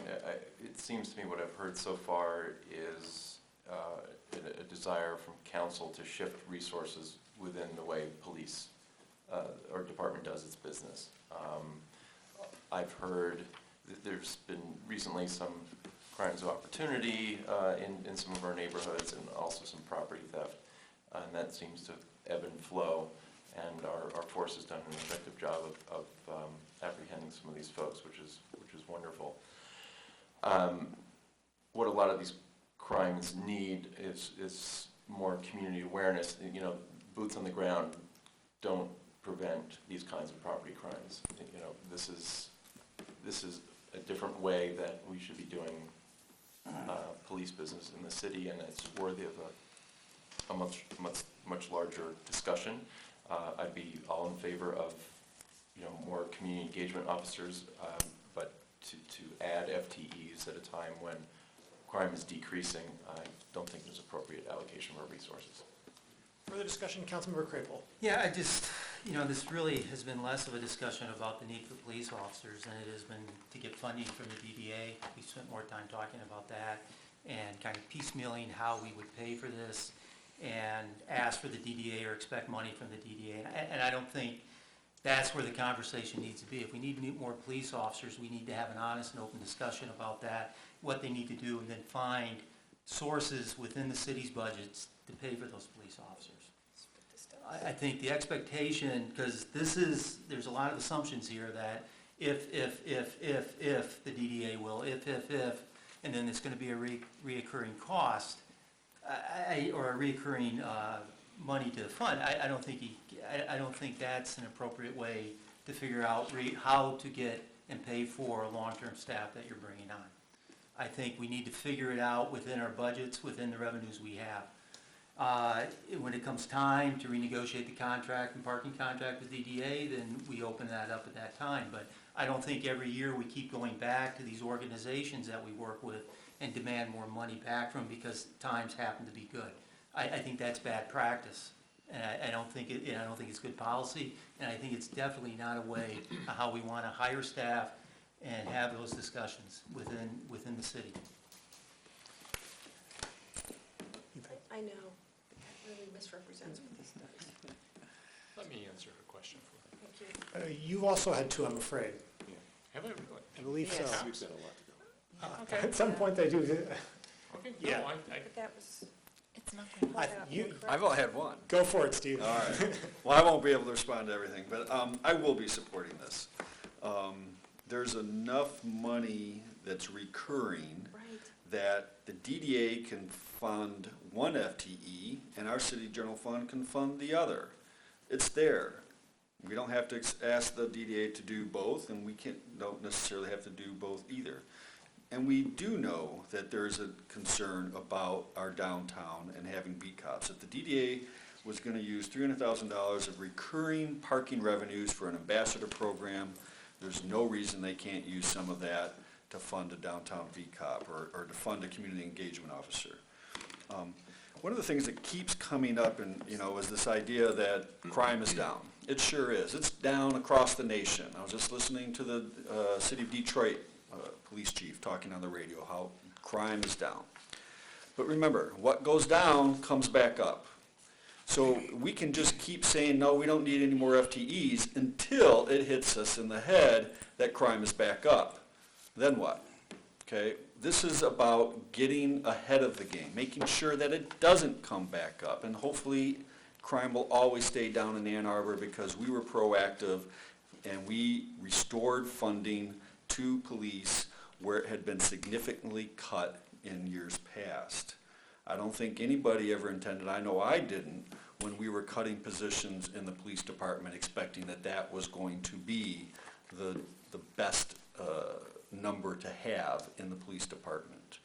I heard Chief Cito say at one time, yes, this is now a reactive police department, not a proactive. That is a problem. We don't have our police officers in the schools on a daily basis. You could correct me if I'm wrong, but as far as I know, they're not there on a daily basis. They're not. And that's where we know we gotta have police to be building those relationships. Just a point of clarification, that was at the request of the Ann Arbor Public Schools. Because they weren't funding them, right? That was one reason. Okay, thank you. That would be interesting to know if they would like to have more of a police presence. I certainly would like to know that, if that was the case. But we know that they didn't have the funding and they weren't paying for them anymore. Or there wasn't the desire, so then there was no funding. Yeah, I don't remember that part, but okay. But that would certainly be something to be, looked into. But regardless, we've been talking about downtown beat cops for years and years now.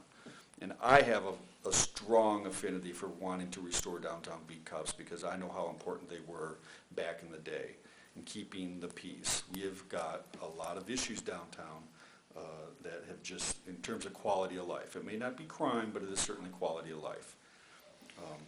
The funding is there. This is one good example of where Councilmember Lum has found recurring expenses or recurring revenues to meet recurring expenses if it gets passed. It's been a while since we've had such an opportunity, and I will certainly be supporting it today. Further discussion, but let me suggest that issues are recurring. And perhaps if someone else has said what you were thinking of saying, you needn't say it.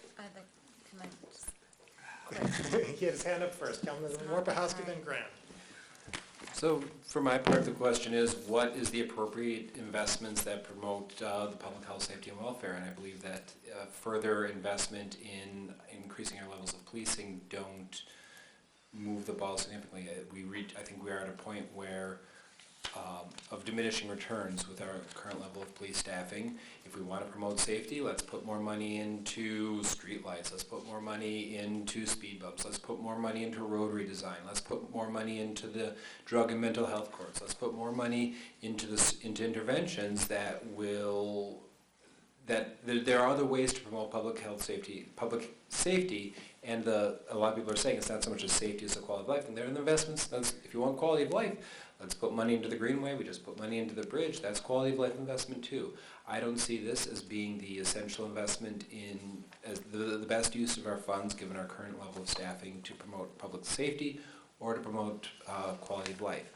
On the issue of cops in the schools, the ACLU's data show that when you increase the level of police staffing in schools, and all of a sudden what would be handled through the school discipline process becomes a law enforcement issue, you start feeding kids into the school to prison pipeline. And I think there's appropriate ways that our law enforcement officers should be engaged in schools. Having them in there to build relationships is one thing, but having them in there on a daily basis doing patrolling, making school discipline issues become criminal justice issues is something that I am deeply opposed to. Councilmember Grant. Police officers are, very important and effective in our community, are not what only contributes to decreasing crime. If we wanted to look at something, the number one cause would probably be something like poverty or income inequality. We have an affordable housing needs assessment that we've been looking at when we're talking about competing investments. There's some big regional, enormous issues that we need to tackle, and I don't think that adding an additional police officer or two is going to address those. As Councilmember Warpahowski said, there are a lot of other priorities that we can fund that will impact our safety. Further discussion? Roll call vote, please, starting with Councilmember Warpahowski. Councilmember Warpahowski? No. Councilmember Anglin? Yes. Mayor Taylor? No. Councilmember Kawasapathy? Yes. Councilmember Briere? No. Councilmember Westphal? No. Councilmember Lum? Yes. Councilmember Grant? No. Councilmember Kunzelman? Yes. Councilmember Crapo? No. Councilmember Eaton? Yes. Motion fails. Further discussion of DS5.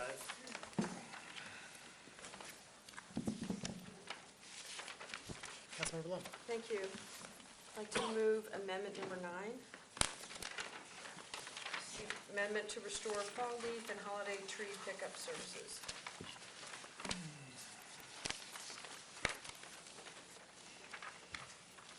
Sorry, seconded by. I will second it for her. Councilmember Briere. Thanks. Got to get my head back in this thing. That's okay. All you. Thank you. I'd like to thank again Councilmembers Kalsakti and Eaton for co-sponsoring this amendment to restore fall leaf and holiday tree pickup services for our residents. We're bringing this forward for consideration again this year as we have new council members that may have different views. Plus, I, for one, continue to hear from residents in my ward that leaf pickup was one city service they really used and appreciated. Even just sitting here tonight, I got a couple emails from people. If they, realize now this is on the agenda. And I was reminded of that very recently, just going out and collecting some signatures for things, and what comes up, please just pick up our leaves. Residents believe that leaf pickup is a basic service that folks expect their city government to provide, particularly when they're paying a dedicated solid waste millage that generates about $12 million annually. That's certainly not an unreasonable position.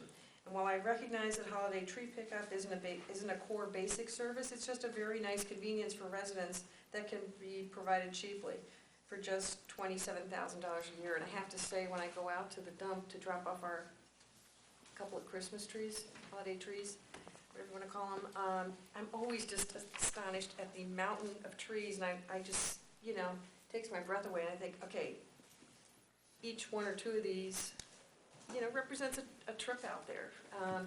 And that would be an environmentally friendly thing to do, to, eliminate all those trips to the dump.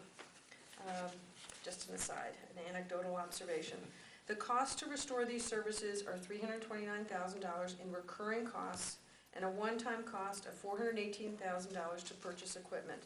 This amendment funds the one-time cost out of solid waste fund balance, a fund balance that's quite healthy.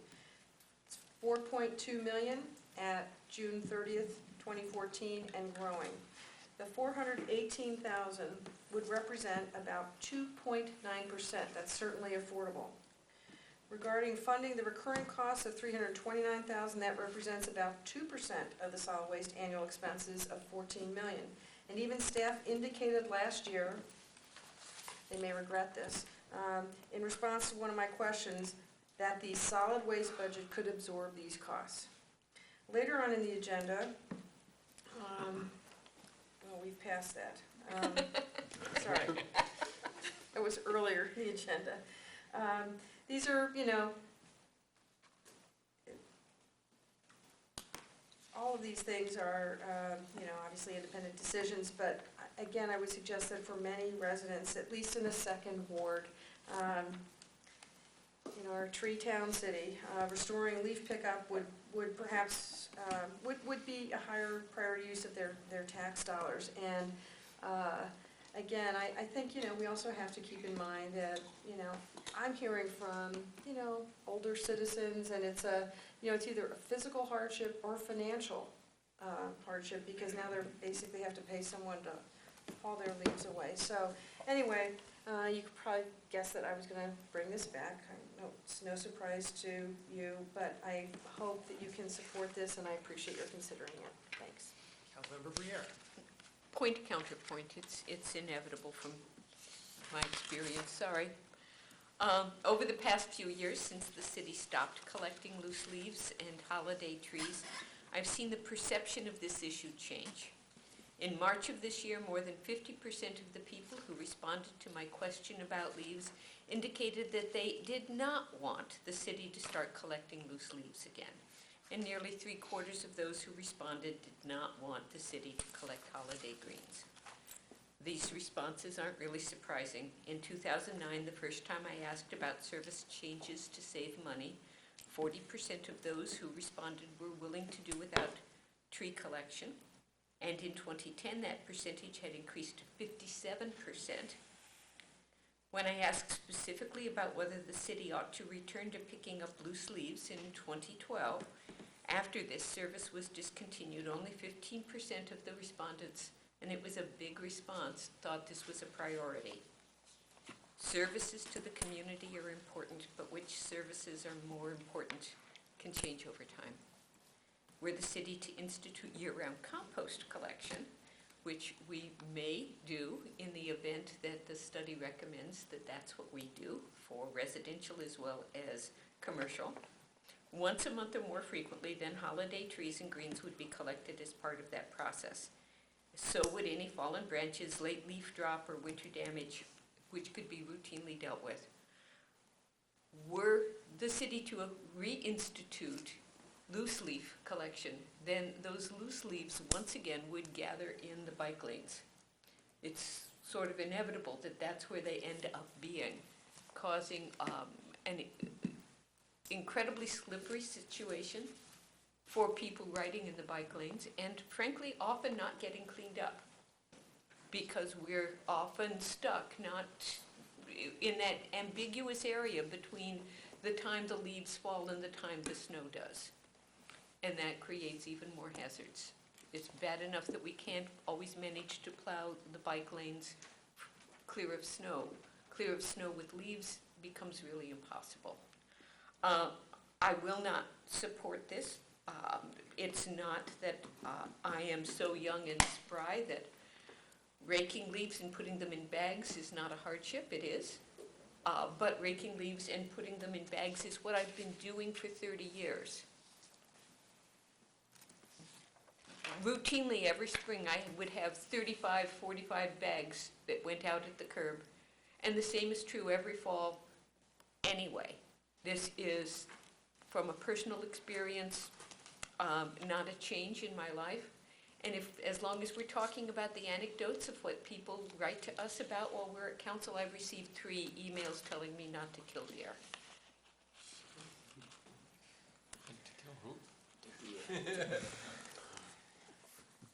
Further discussion, although let me suggest that both sides have been ably stated. Further discussion? Councilmember Lum. Postscript, just 2 things. To the leaves in the street, 'cause this has come up many times. Last year, I think I probably crashed your computers because I sent you all these pictures of leaves in the street and what the streets actually look like, particularly in the 2nd Ward. Because we have a lot of trees, and we have trees everywhere, the street trees. And what happens is when there's not 2 specified pickup times, the leaves sit out there for months and months and months. And everybody's trying their level best, but my point is that the leaves sit in the street for even longer extended periods of time. And then as a postscript, another postscript, I will say that this spring, and often when I'm out walking and I see all the clogged gutters, clogged with leaves, I think of how I was told, it's really not environmentally a good thing because the way the system works now, we clean the streets of the leaves. We're not doing it. In fact, this spring, I received a number of messages and requests because there was a backup in some locations, overflows because the gutters were clogged with leaves. So this is spring.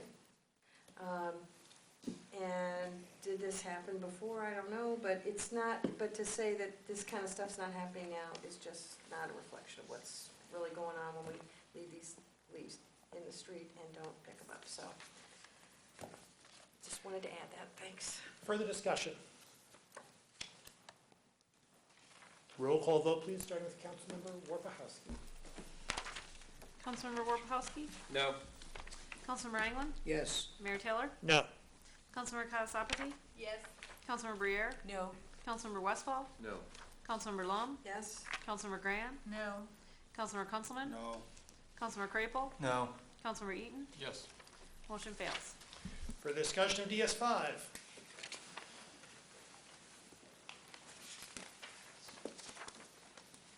Councilmember Lum. Thanks. I'll move Amendment 10. It's a council directive regarding employee pension plan restructuring for new hires.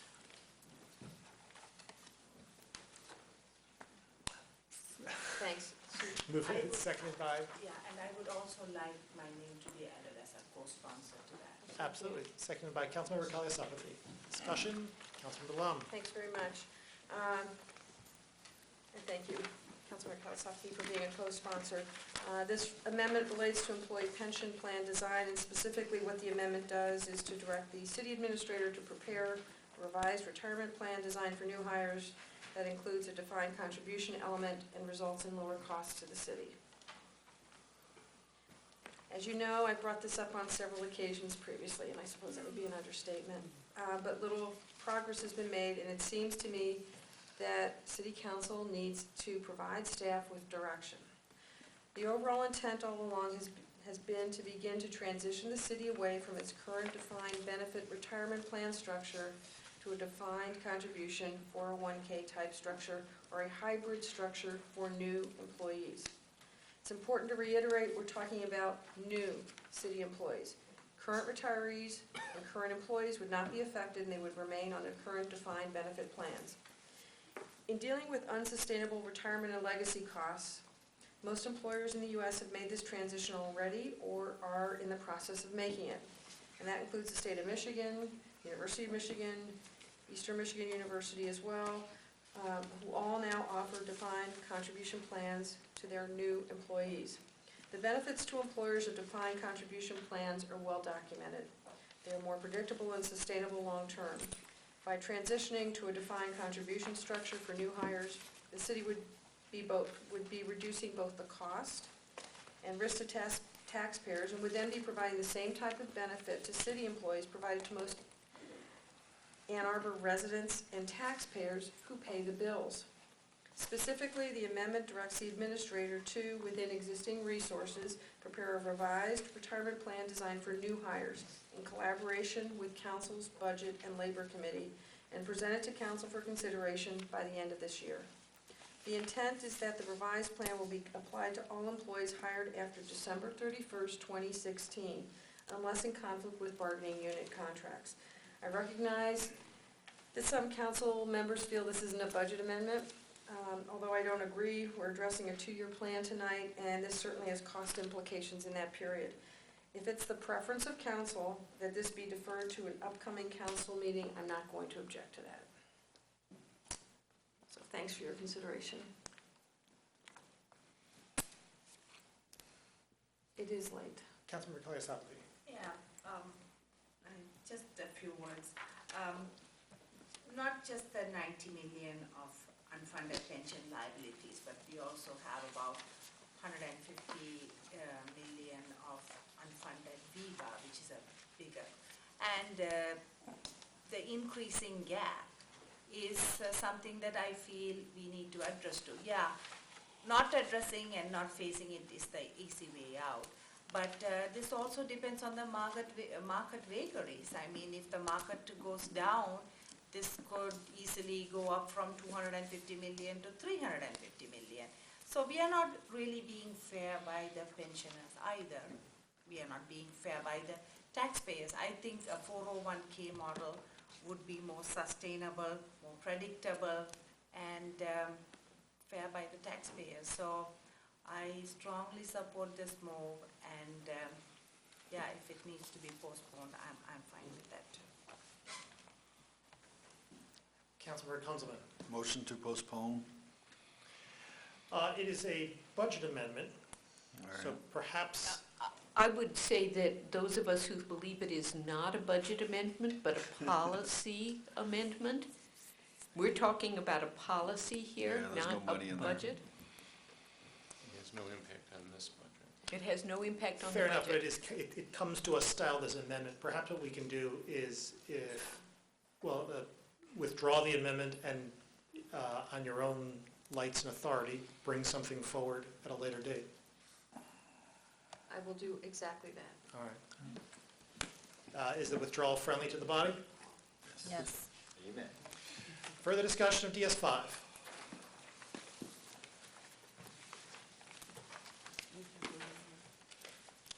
Going once. I would note that I'm not going to bring forward Amendment 13. Okay. Other amendments that are not being brought forward? Which one? I'm sorry. Which one? I didn't hear. 13. 13, okay. Jim, do you want to vote? Oh, Time for Parks Fairness, or are we done? number 4, yeah. The only one left is No, there was 4. one more, I think. There's 2 more. Number 4, Sue's. Yeah. Amendment number 4. Seconded by Councilmember Lum. Discussion? Councilmember Kaliasapathy. Yeah, this again is allocating $300,000, which was initially proposed for the downtown ambassadors to be allocated to the fund balance for future use of Carytown streetlights. I was prompted to introduce this because there were initially requests for matching funds from the city's general fund. And since Carytown falls within the DDA TIF capture district, I thought with the increase in their revenues that it is best that we allocate monies to the fund balance so that it can be used at a future date. Thank you. Councilmember Briere. I'd like to thank Councilmember Kailasapathy for bringing this forward, but recommend that we slightly, given the hour, change exactly what we're saying here. The resolution asks that we recommend to the DDA that we request the DDA set aside and restrict $300,000 for Carytown streetlights replacement to occur at the appropriate time in coordination with the city's other Carytown work. That's really what we're talking about. The money that the DDA may have in the past discussed allocating to the ambassador program, which is referenced in here, has already been allocated to other projects. It's also intentionally service money rather than capital improvement money. The desire to encourage the DDA to set aside funds specifically for streetlights is something that is appropriate for us, especially in light of the fact that the DDA anticipates a budget in the neighborhood of $2.8 million to reset the brick streets, put in new streetlights, put in pedestrian amenities, and otherwise coordinate with the city on a major reconstruction project in 2018, followed by another one in 2020 to redo Detroit Street. So there's a lot going on there, and if our priority is streetlights in the Carytown area, we should feel very comfortable asking the DDA to make certain those are included. Further discussion? Councilmember Warpahowski. What I thought I heard you suggest was that we remove the reference to the ambassador program. Since it's just a whereas, I'm not as You're not concerned moving about that. Okay. Further discussion? Councilmember Westfall. This seems logical, I suppose. I'm curious if the process already exists to sort of talk to the DDA about what we'd like to collaborate on. Could Ms. Paulet and Mr. Hoopy maybe both come to the podium on that one?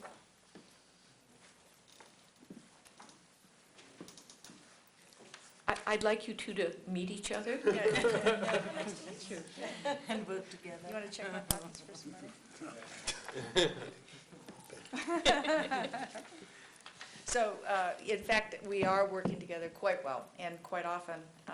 The project that you've mentioned is something that we've talked together as staff on a few occasions, and we're just getting started. The project that was mentioned is an improvement project that is to coincide with the city road reconstruction on North Fifth Avenue. that'll take place in 2018, and a road reconstruction that'll take place on Detroit Street in 2020. As part of that work, I'll let Craig talk about the elements of that, and then I'll talk a little bit about the streetlights. On the, excuse me, on the Detroit Street project, the project has to maintain the historic nature of the street, the brick paving, and that becomes a major consideration in its design.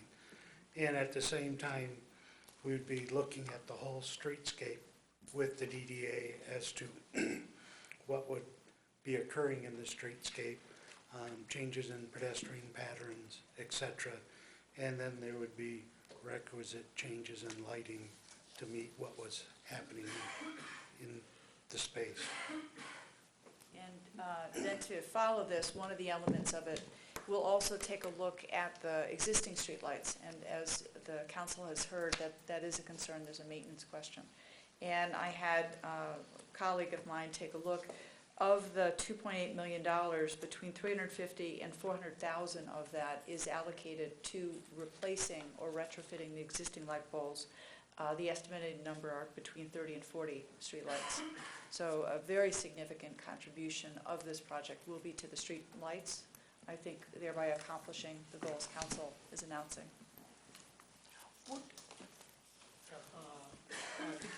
If I could just finish. Yeah, I mean, so I appreciate that additional information.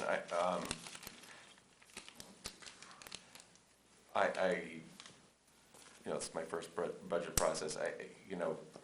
It strikes me there is a process here to communicate with each other and collaborate on these projects. I would hate for us to get for this to become a regular occurrence where we start digging in and advising specific dollar amounts for specific years when we are not driving the project, managing these particular projects with the DDA. Councilman Kawasaki. Is there a request for a matching dollars from the city general fund for these lights, Carytown lights? Because I know when the downtown Main Street lights were falling down, I guess you wanted the city's general fund to match 50% of what DDA was putting in. My question is, of your 2.8 million, I do understand it includes the streetscape and lights. Is there kind of a tentative budget there that you have an expectation that the city's general fund should? Can you give me a dollar amount if there is? I won't try to give it to you in dollar amounts, I'll give it to you in streetlights. Okay. In the overall area, in that area of Carytown, there's roughly 70 streetlights that need to be looked at for replacement. Mm-hmm. So if they're looking at 30 to 40, they're in the 50% range. 50%. So basically, so these numbers match up. So if you have 300 allocated from, what I'm asking is another 300,000 so that we don't have to. And I feel really comfortable because this is in the DDA district, DDA footprint. So basically, you will be responsible for the entire lighting. So, so the numbers match up too. Thank you. Further discussion of the amendment? All in favor? Aye. Aye. All opposed? No. You want a roll call vote? It is approved. Are there further amendments to be brought? Councilmember Eaton. Number 16, I think it is? No, that's not yours. No, it's the It's the Parks the Parks Fairness one? one. We'll get that, well, that comes at the very end. Somebody Oh. has to pass, yeah. Confirming, are we done with all the others? I think so. My understanding is that with amendment number 1, we are clear of the Parks Fairness Resolution. Is that correct? You don't need it. For those of you tracking at home, when we raise when there are budget additions made, previous council resolution has indicated that we bring the proportion of the parks budget up to match that increase. Here, we have already done so by virtue of amendment number 1. which was a straight-up increase to the parks budget by, in connection with the outdoor ice rinks, thereby obviating the need for a parks fairness millage. So. Pardon me, the Parks Fairness Amendment. If we have a warm winter and the money's not spent, does it This is all stay? about budget. This is about, Yeah, it it- it transferred to the. 'Cause it's we going to be in used- the budget. It is in the But parks but if area it of didn't the get budget. spent in making ice, I thought it was going back to general fund. Does it, according to this, it stays in parks? Yeah, It is in parks. it does. So all the amendments tonight were one time, so the Parks Fairness would have only resulted in a one-time Oh. fiscal 16 amendment if one was needed.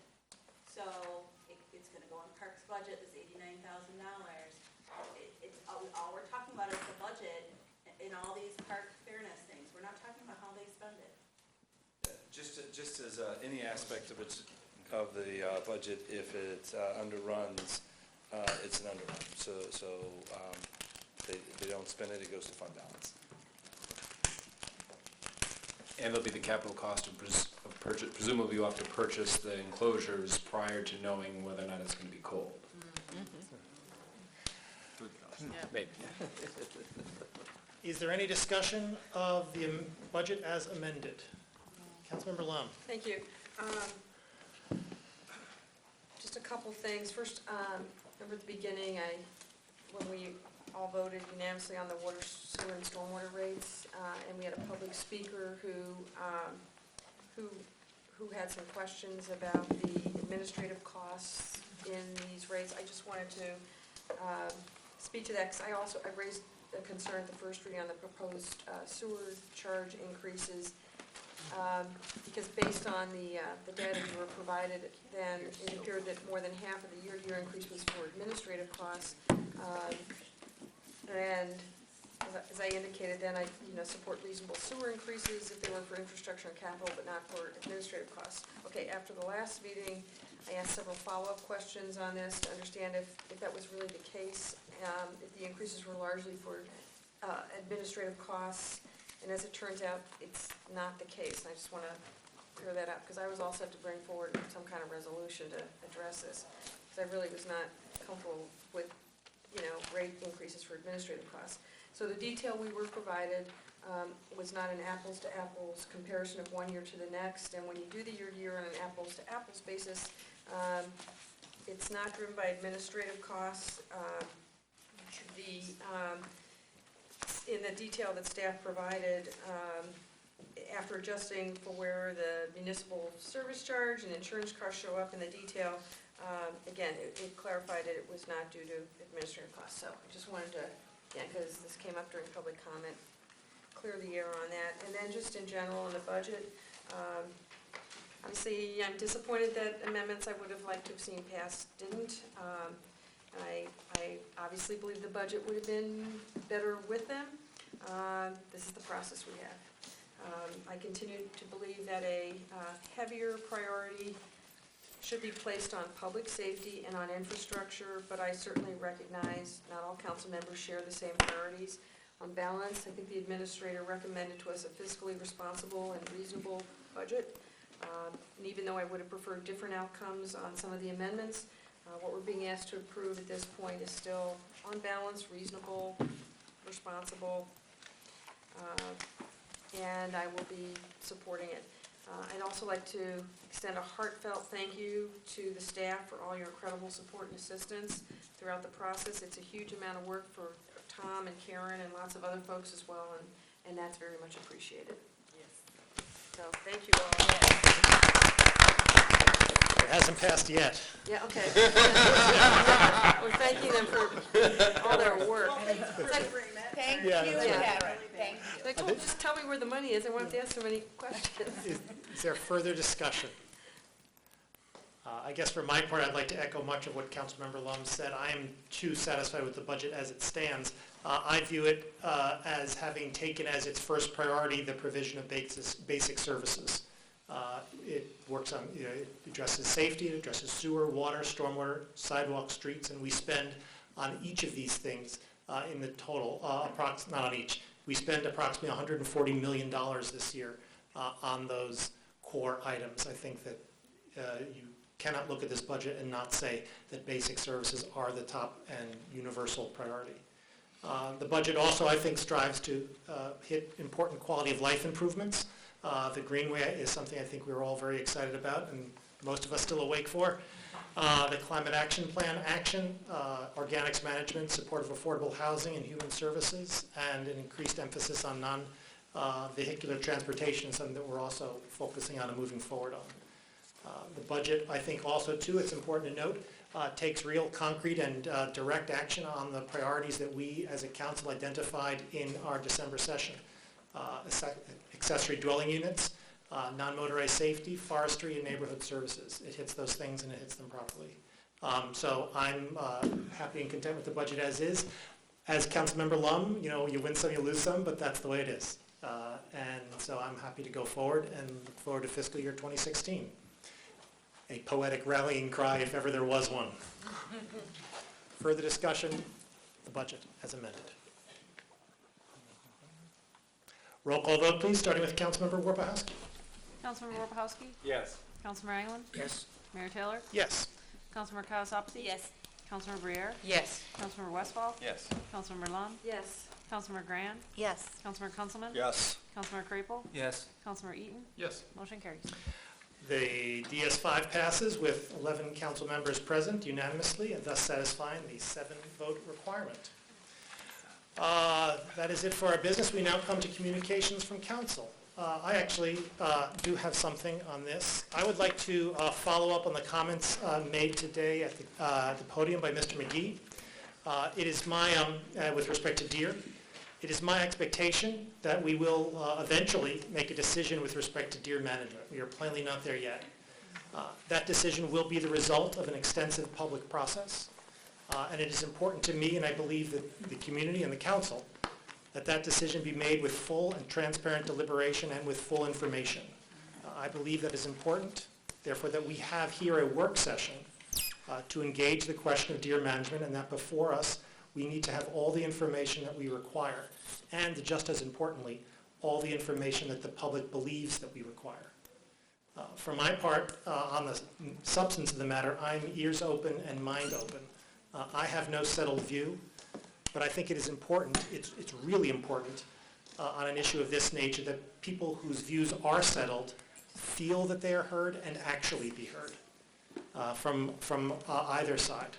And to that end, I'm going to request that we have that work session and that Ms. Boyles from the Humane Society be asked to join us at the work session, as I hope members from camps who view things oppositely join us. And that to the extent that Ms. Boyles wishes to come to the community and conduct an ex-ante analysis of the situation on the ground, that she should consider this an invitation. That's my communication. Further communication from council. Just to follow on to that. Please. And some of us have had some exchanges about, you know, a working session, and in addition to inviting Stephanie Boyle Griffin, I just think it's important that it be balanced. And Kristen Bissell from the MDNR, you know, she's very knowledgeable about this, and also from the MDNR, you know, there's people like from the Washtenaw County Metro Parks, because they've been doing deer management for a while now. Paul, I can get you these names, but it's, you know, it needs to be balanced, obviously. And so a working session, I think, and I see you nodding in agreement, so thank you very much for that. So if you don't mind, I'll just forward some other suggestions on this. So thank you. Councilmember Briere.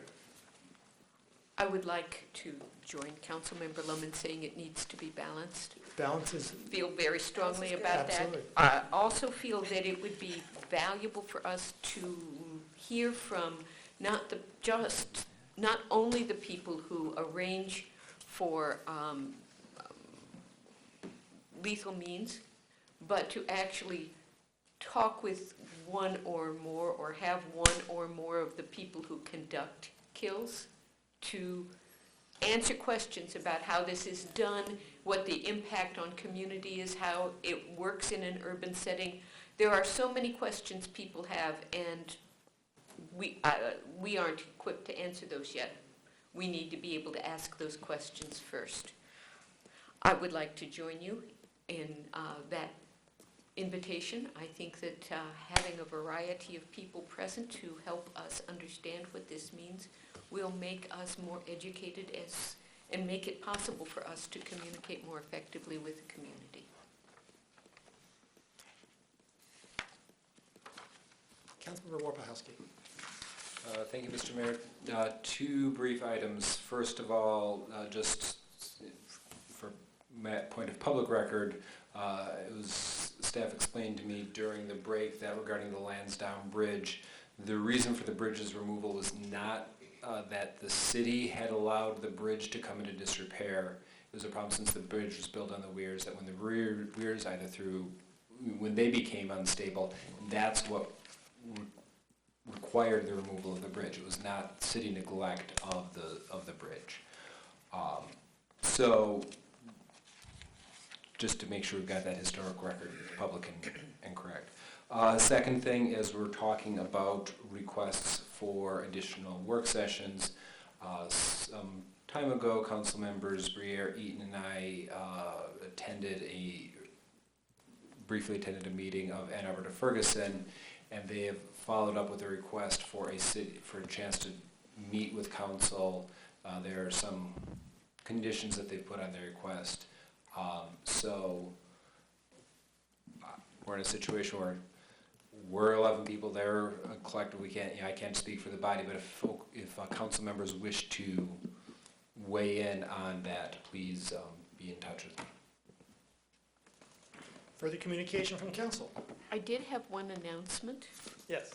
Well, two, actually. First, I want to let members of council know that I'll be attending a meeting in Dayton, Ohio for the next day and a half to learn more about community engagement and community participation. This is an international meeting that's hosted by the Kettering Foundation.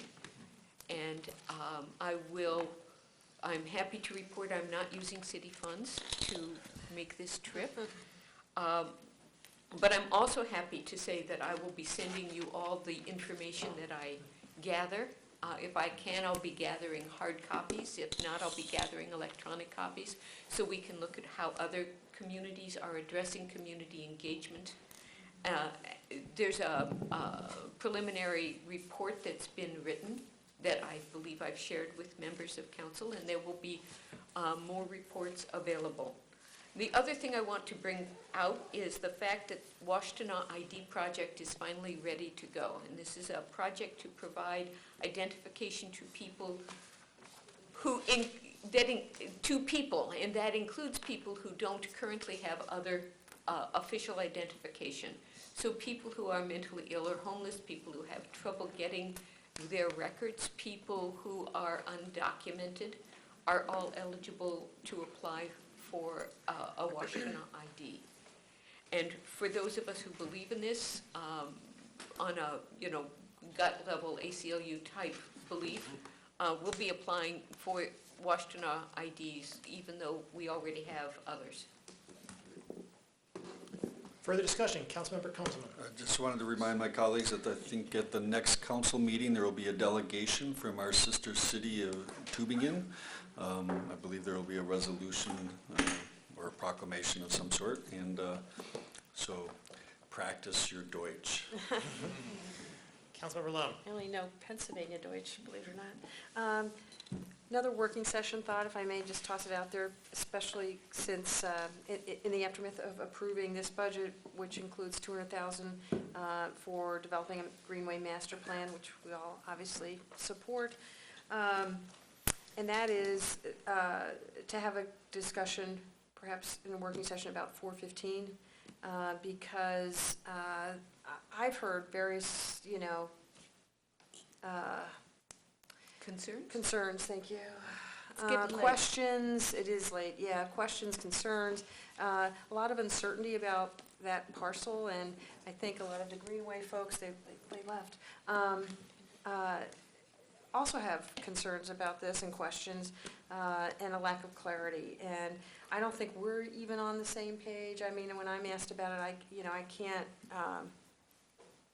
yeah, I don't know what's being contemplated by various people, and this came up recently again with the redevelopment readiness proposal, and this was identified as a parcel that we could get money for development, and I know for some of the Greenway Conservancy folks, that was a bit of a red flag, so anyway, as a topic for upcoming working session, I think that might be helpful.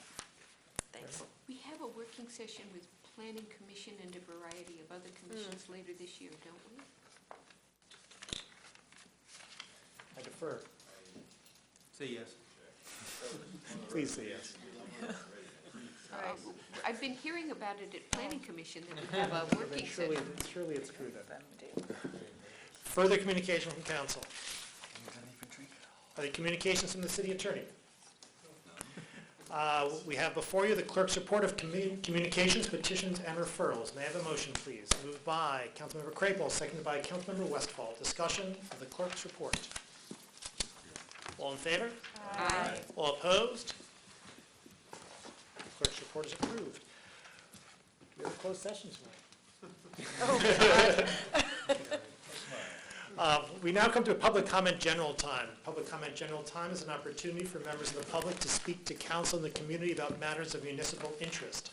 You need not have signed up in advance. You have 3 minutes in which to speak, so please pay close attention to the time clock. And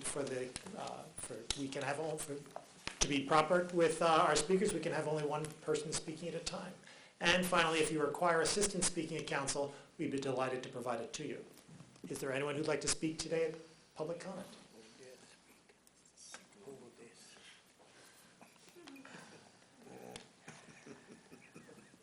My name is Edward Vilmetti. It's late. Thanks for doing a budget.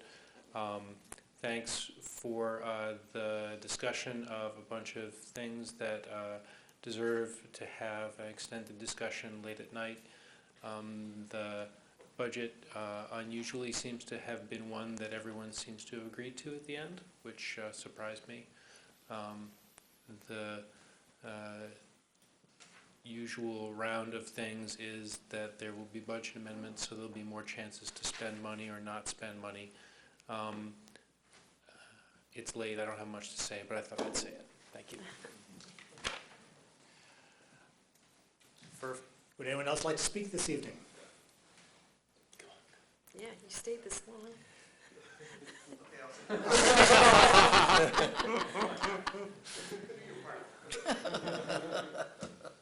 Just for the sake of exercising free speech here, I just wanted to say thanks to Chief Cito. I don't know him personally. Fortunately, I've never had the chance to be in his establishment there. But just a thanks to him for all the work that he's done. That's all I wanted to say. Thank you. Is there anyone else who'd like to speak at public comment? Seeing no one, public comment is closed. May I have a motion to adjourn? Moved by Councilmember Crapel, seconded by Councilmember Warpahowski. Discussion? All in favor? Aye. All opposed? We are adjourned. Yay.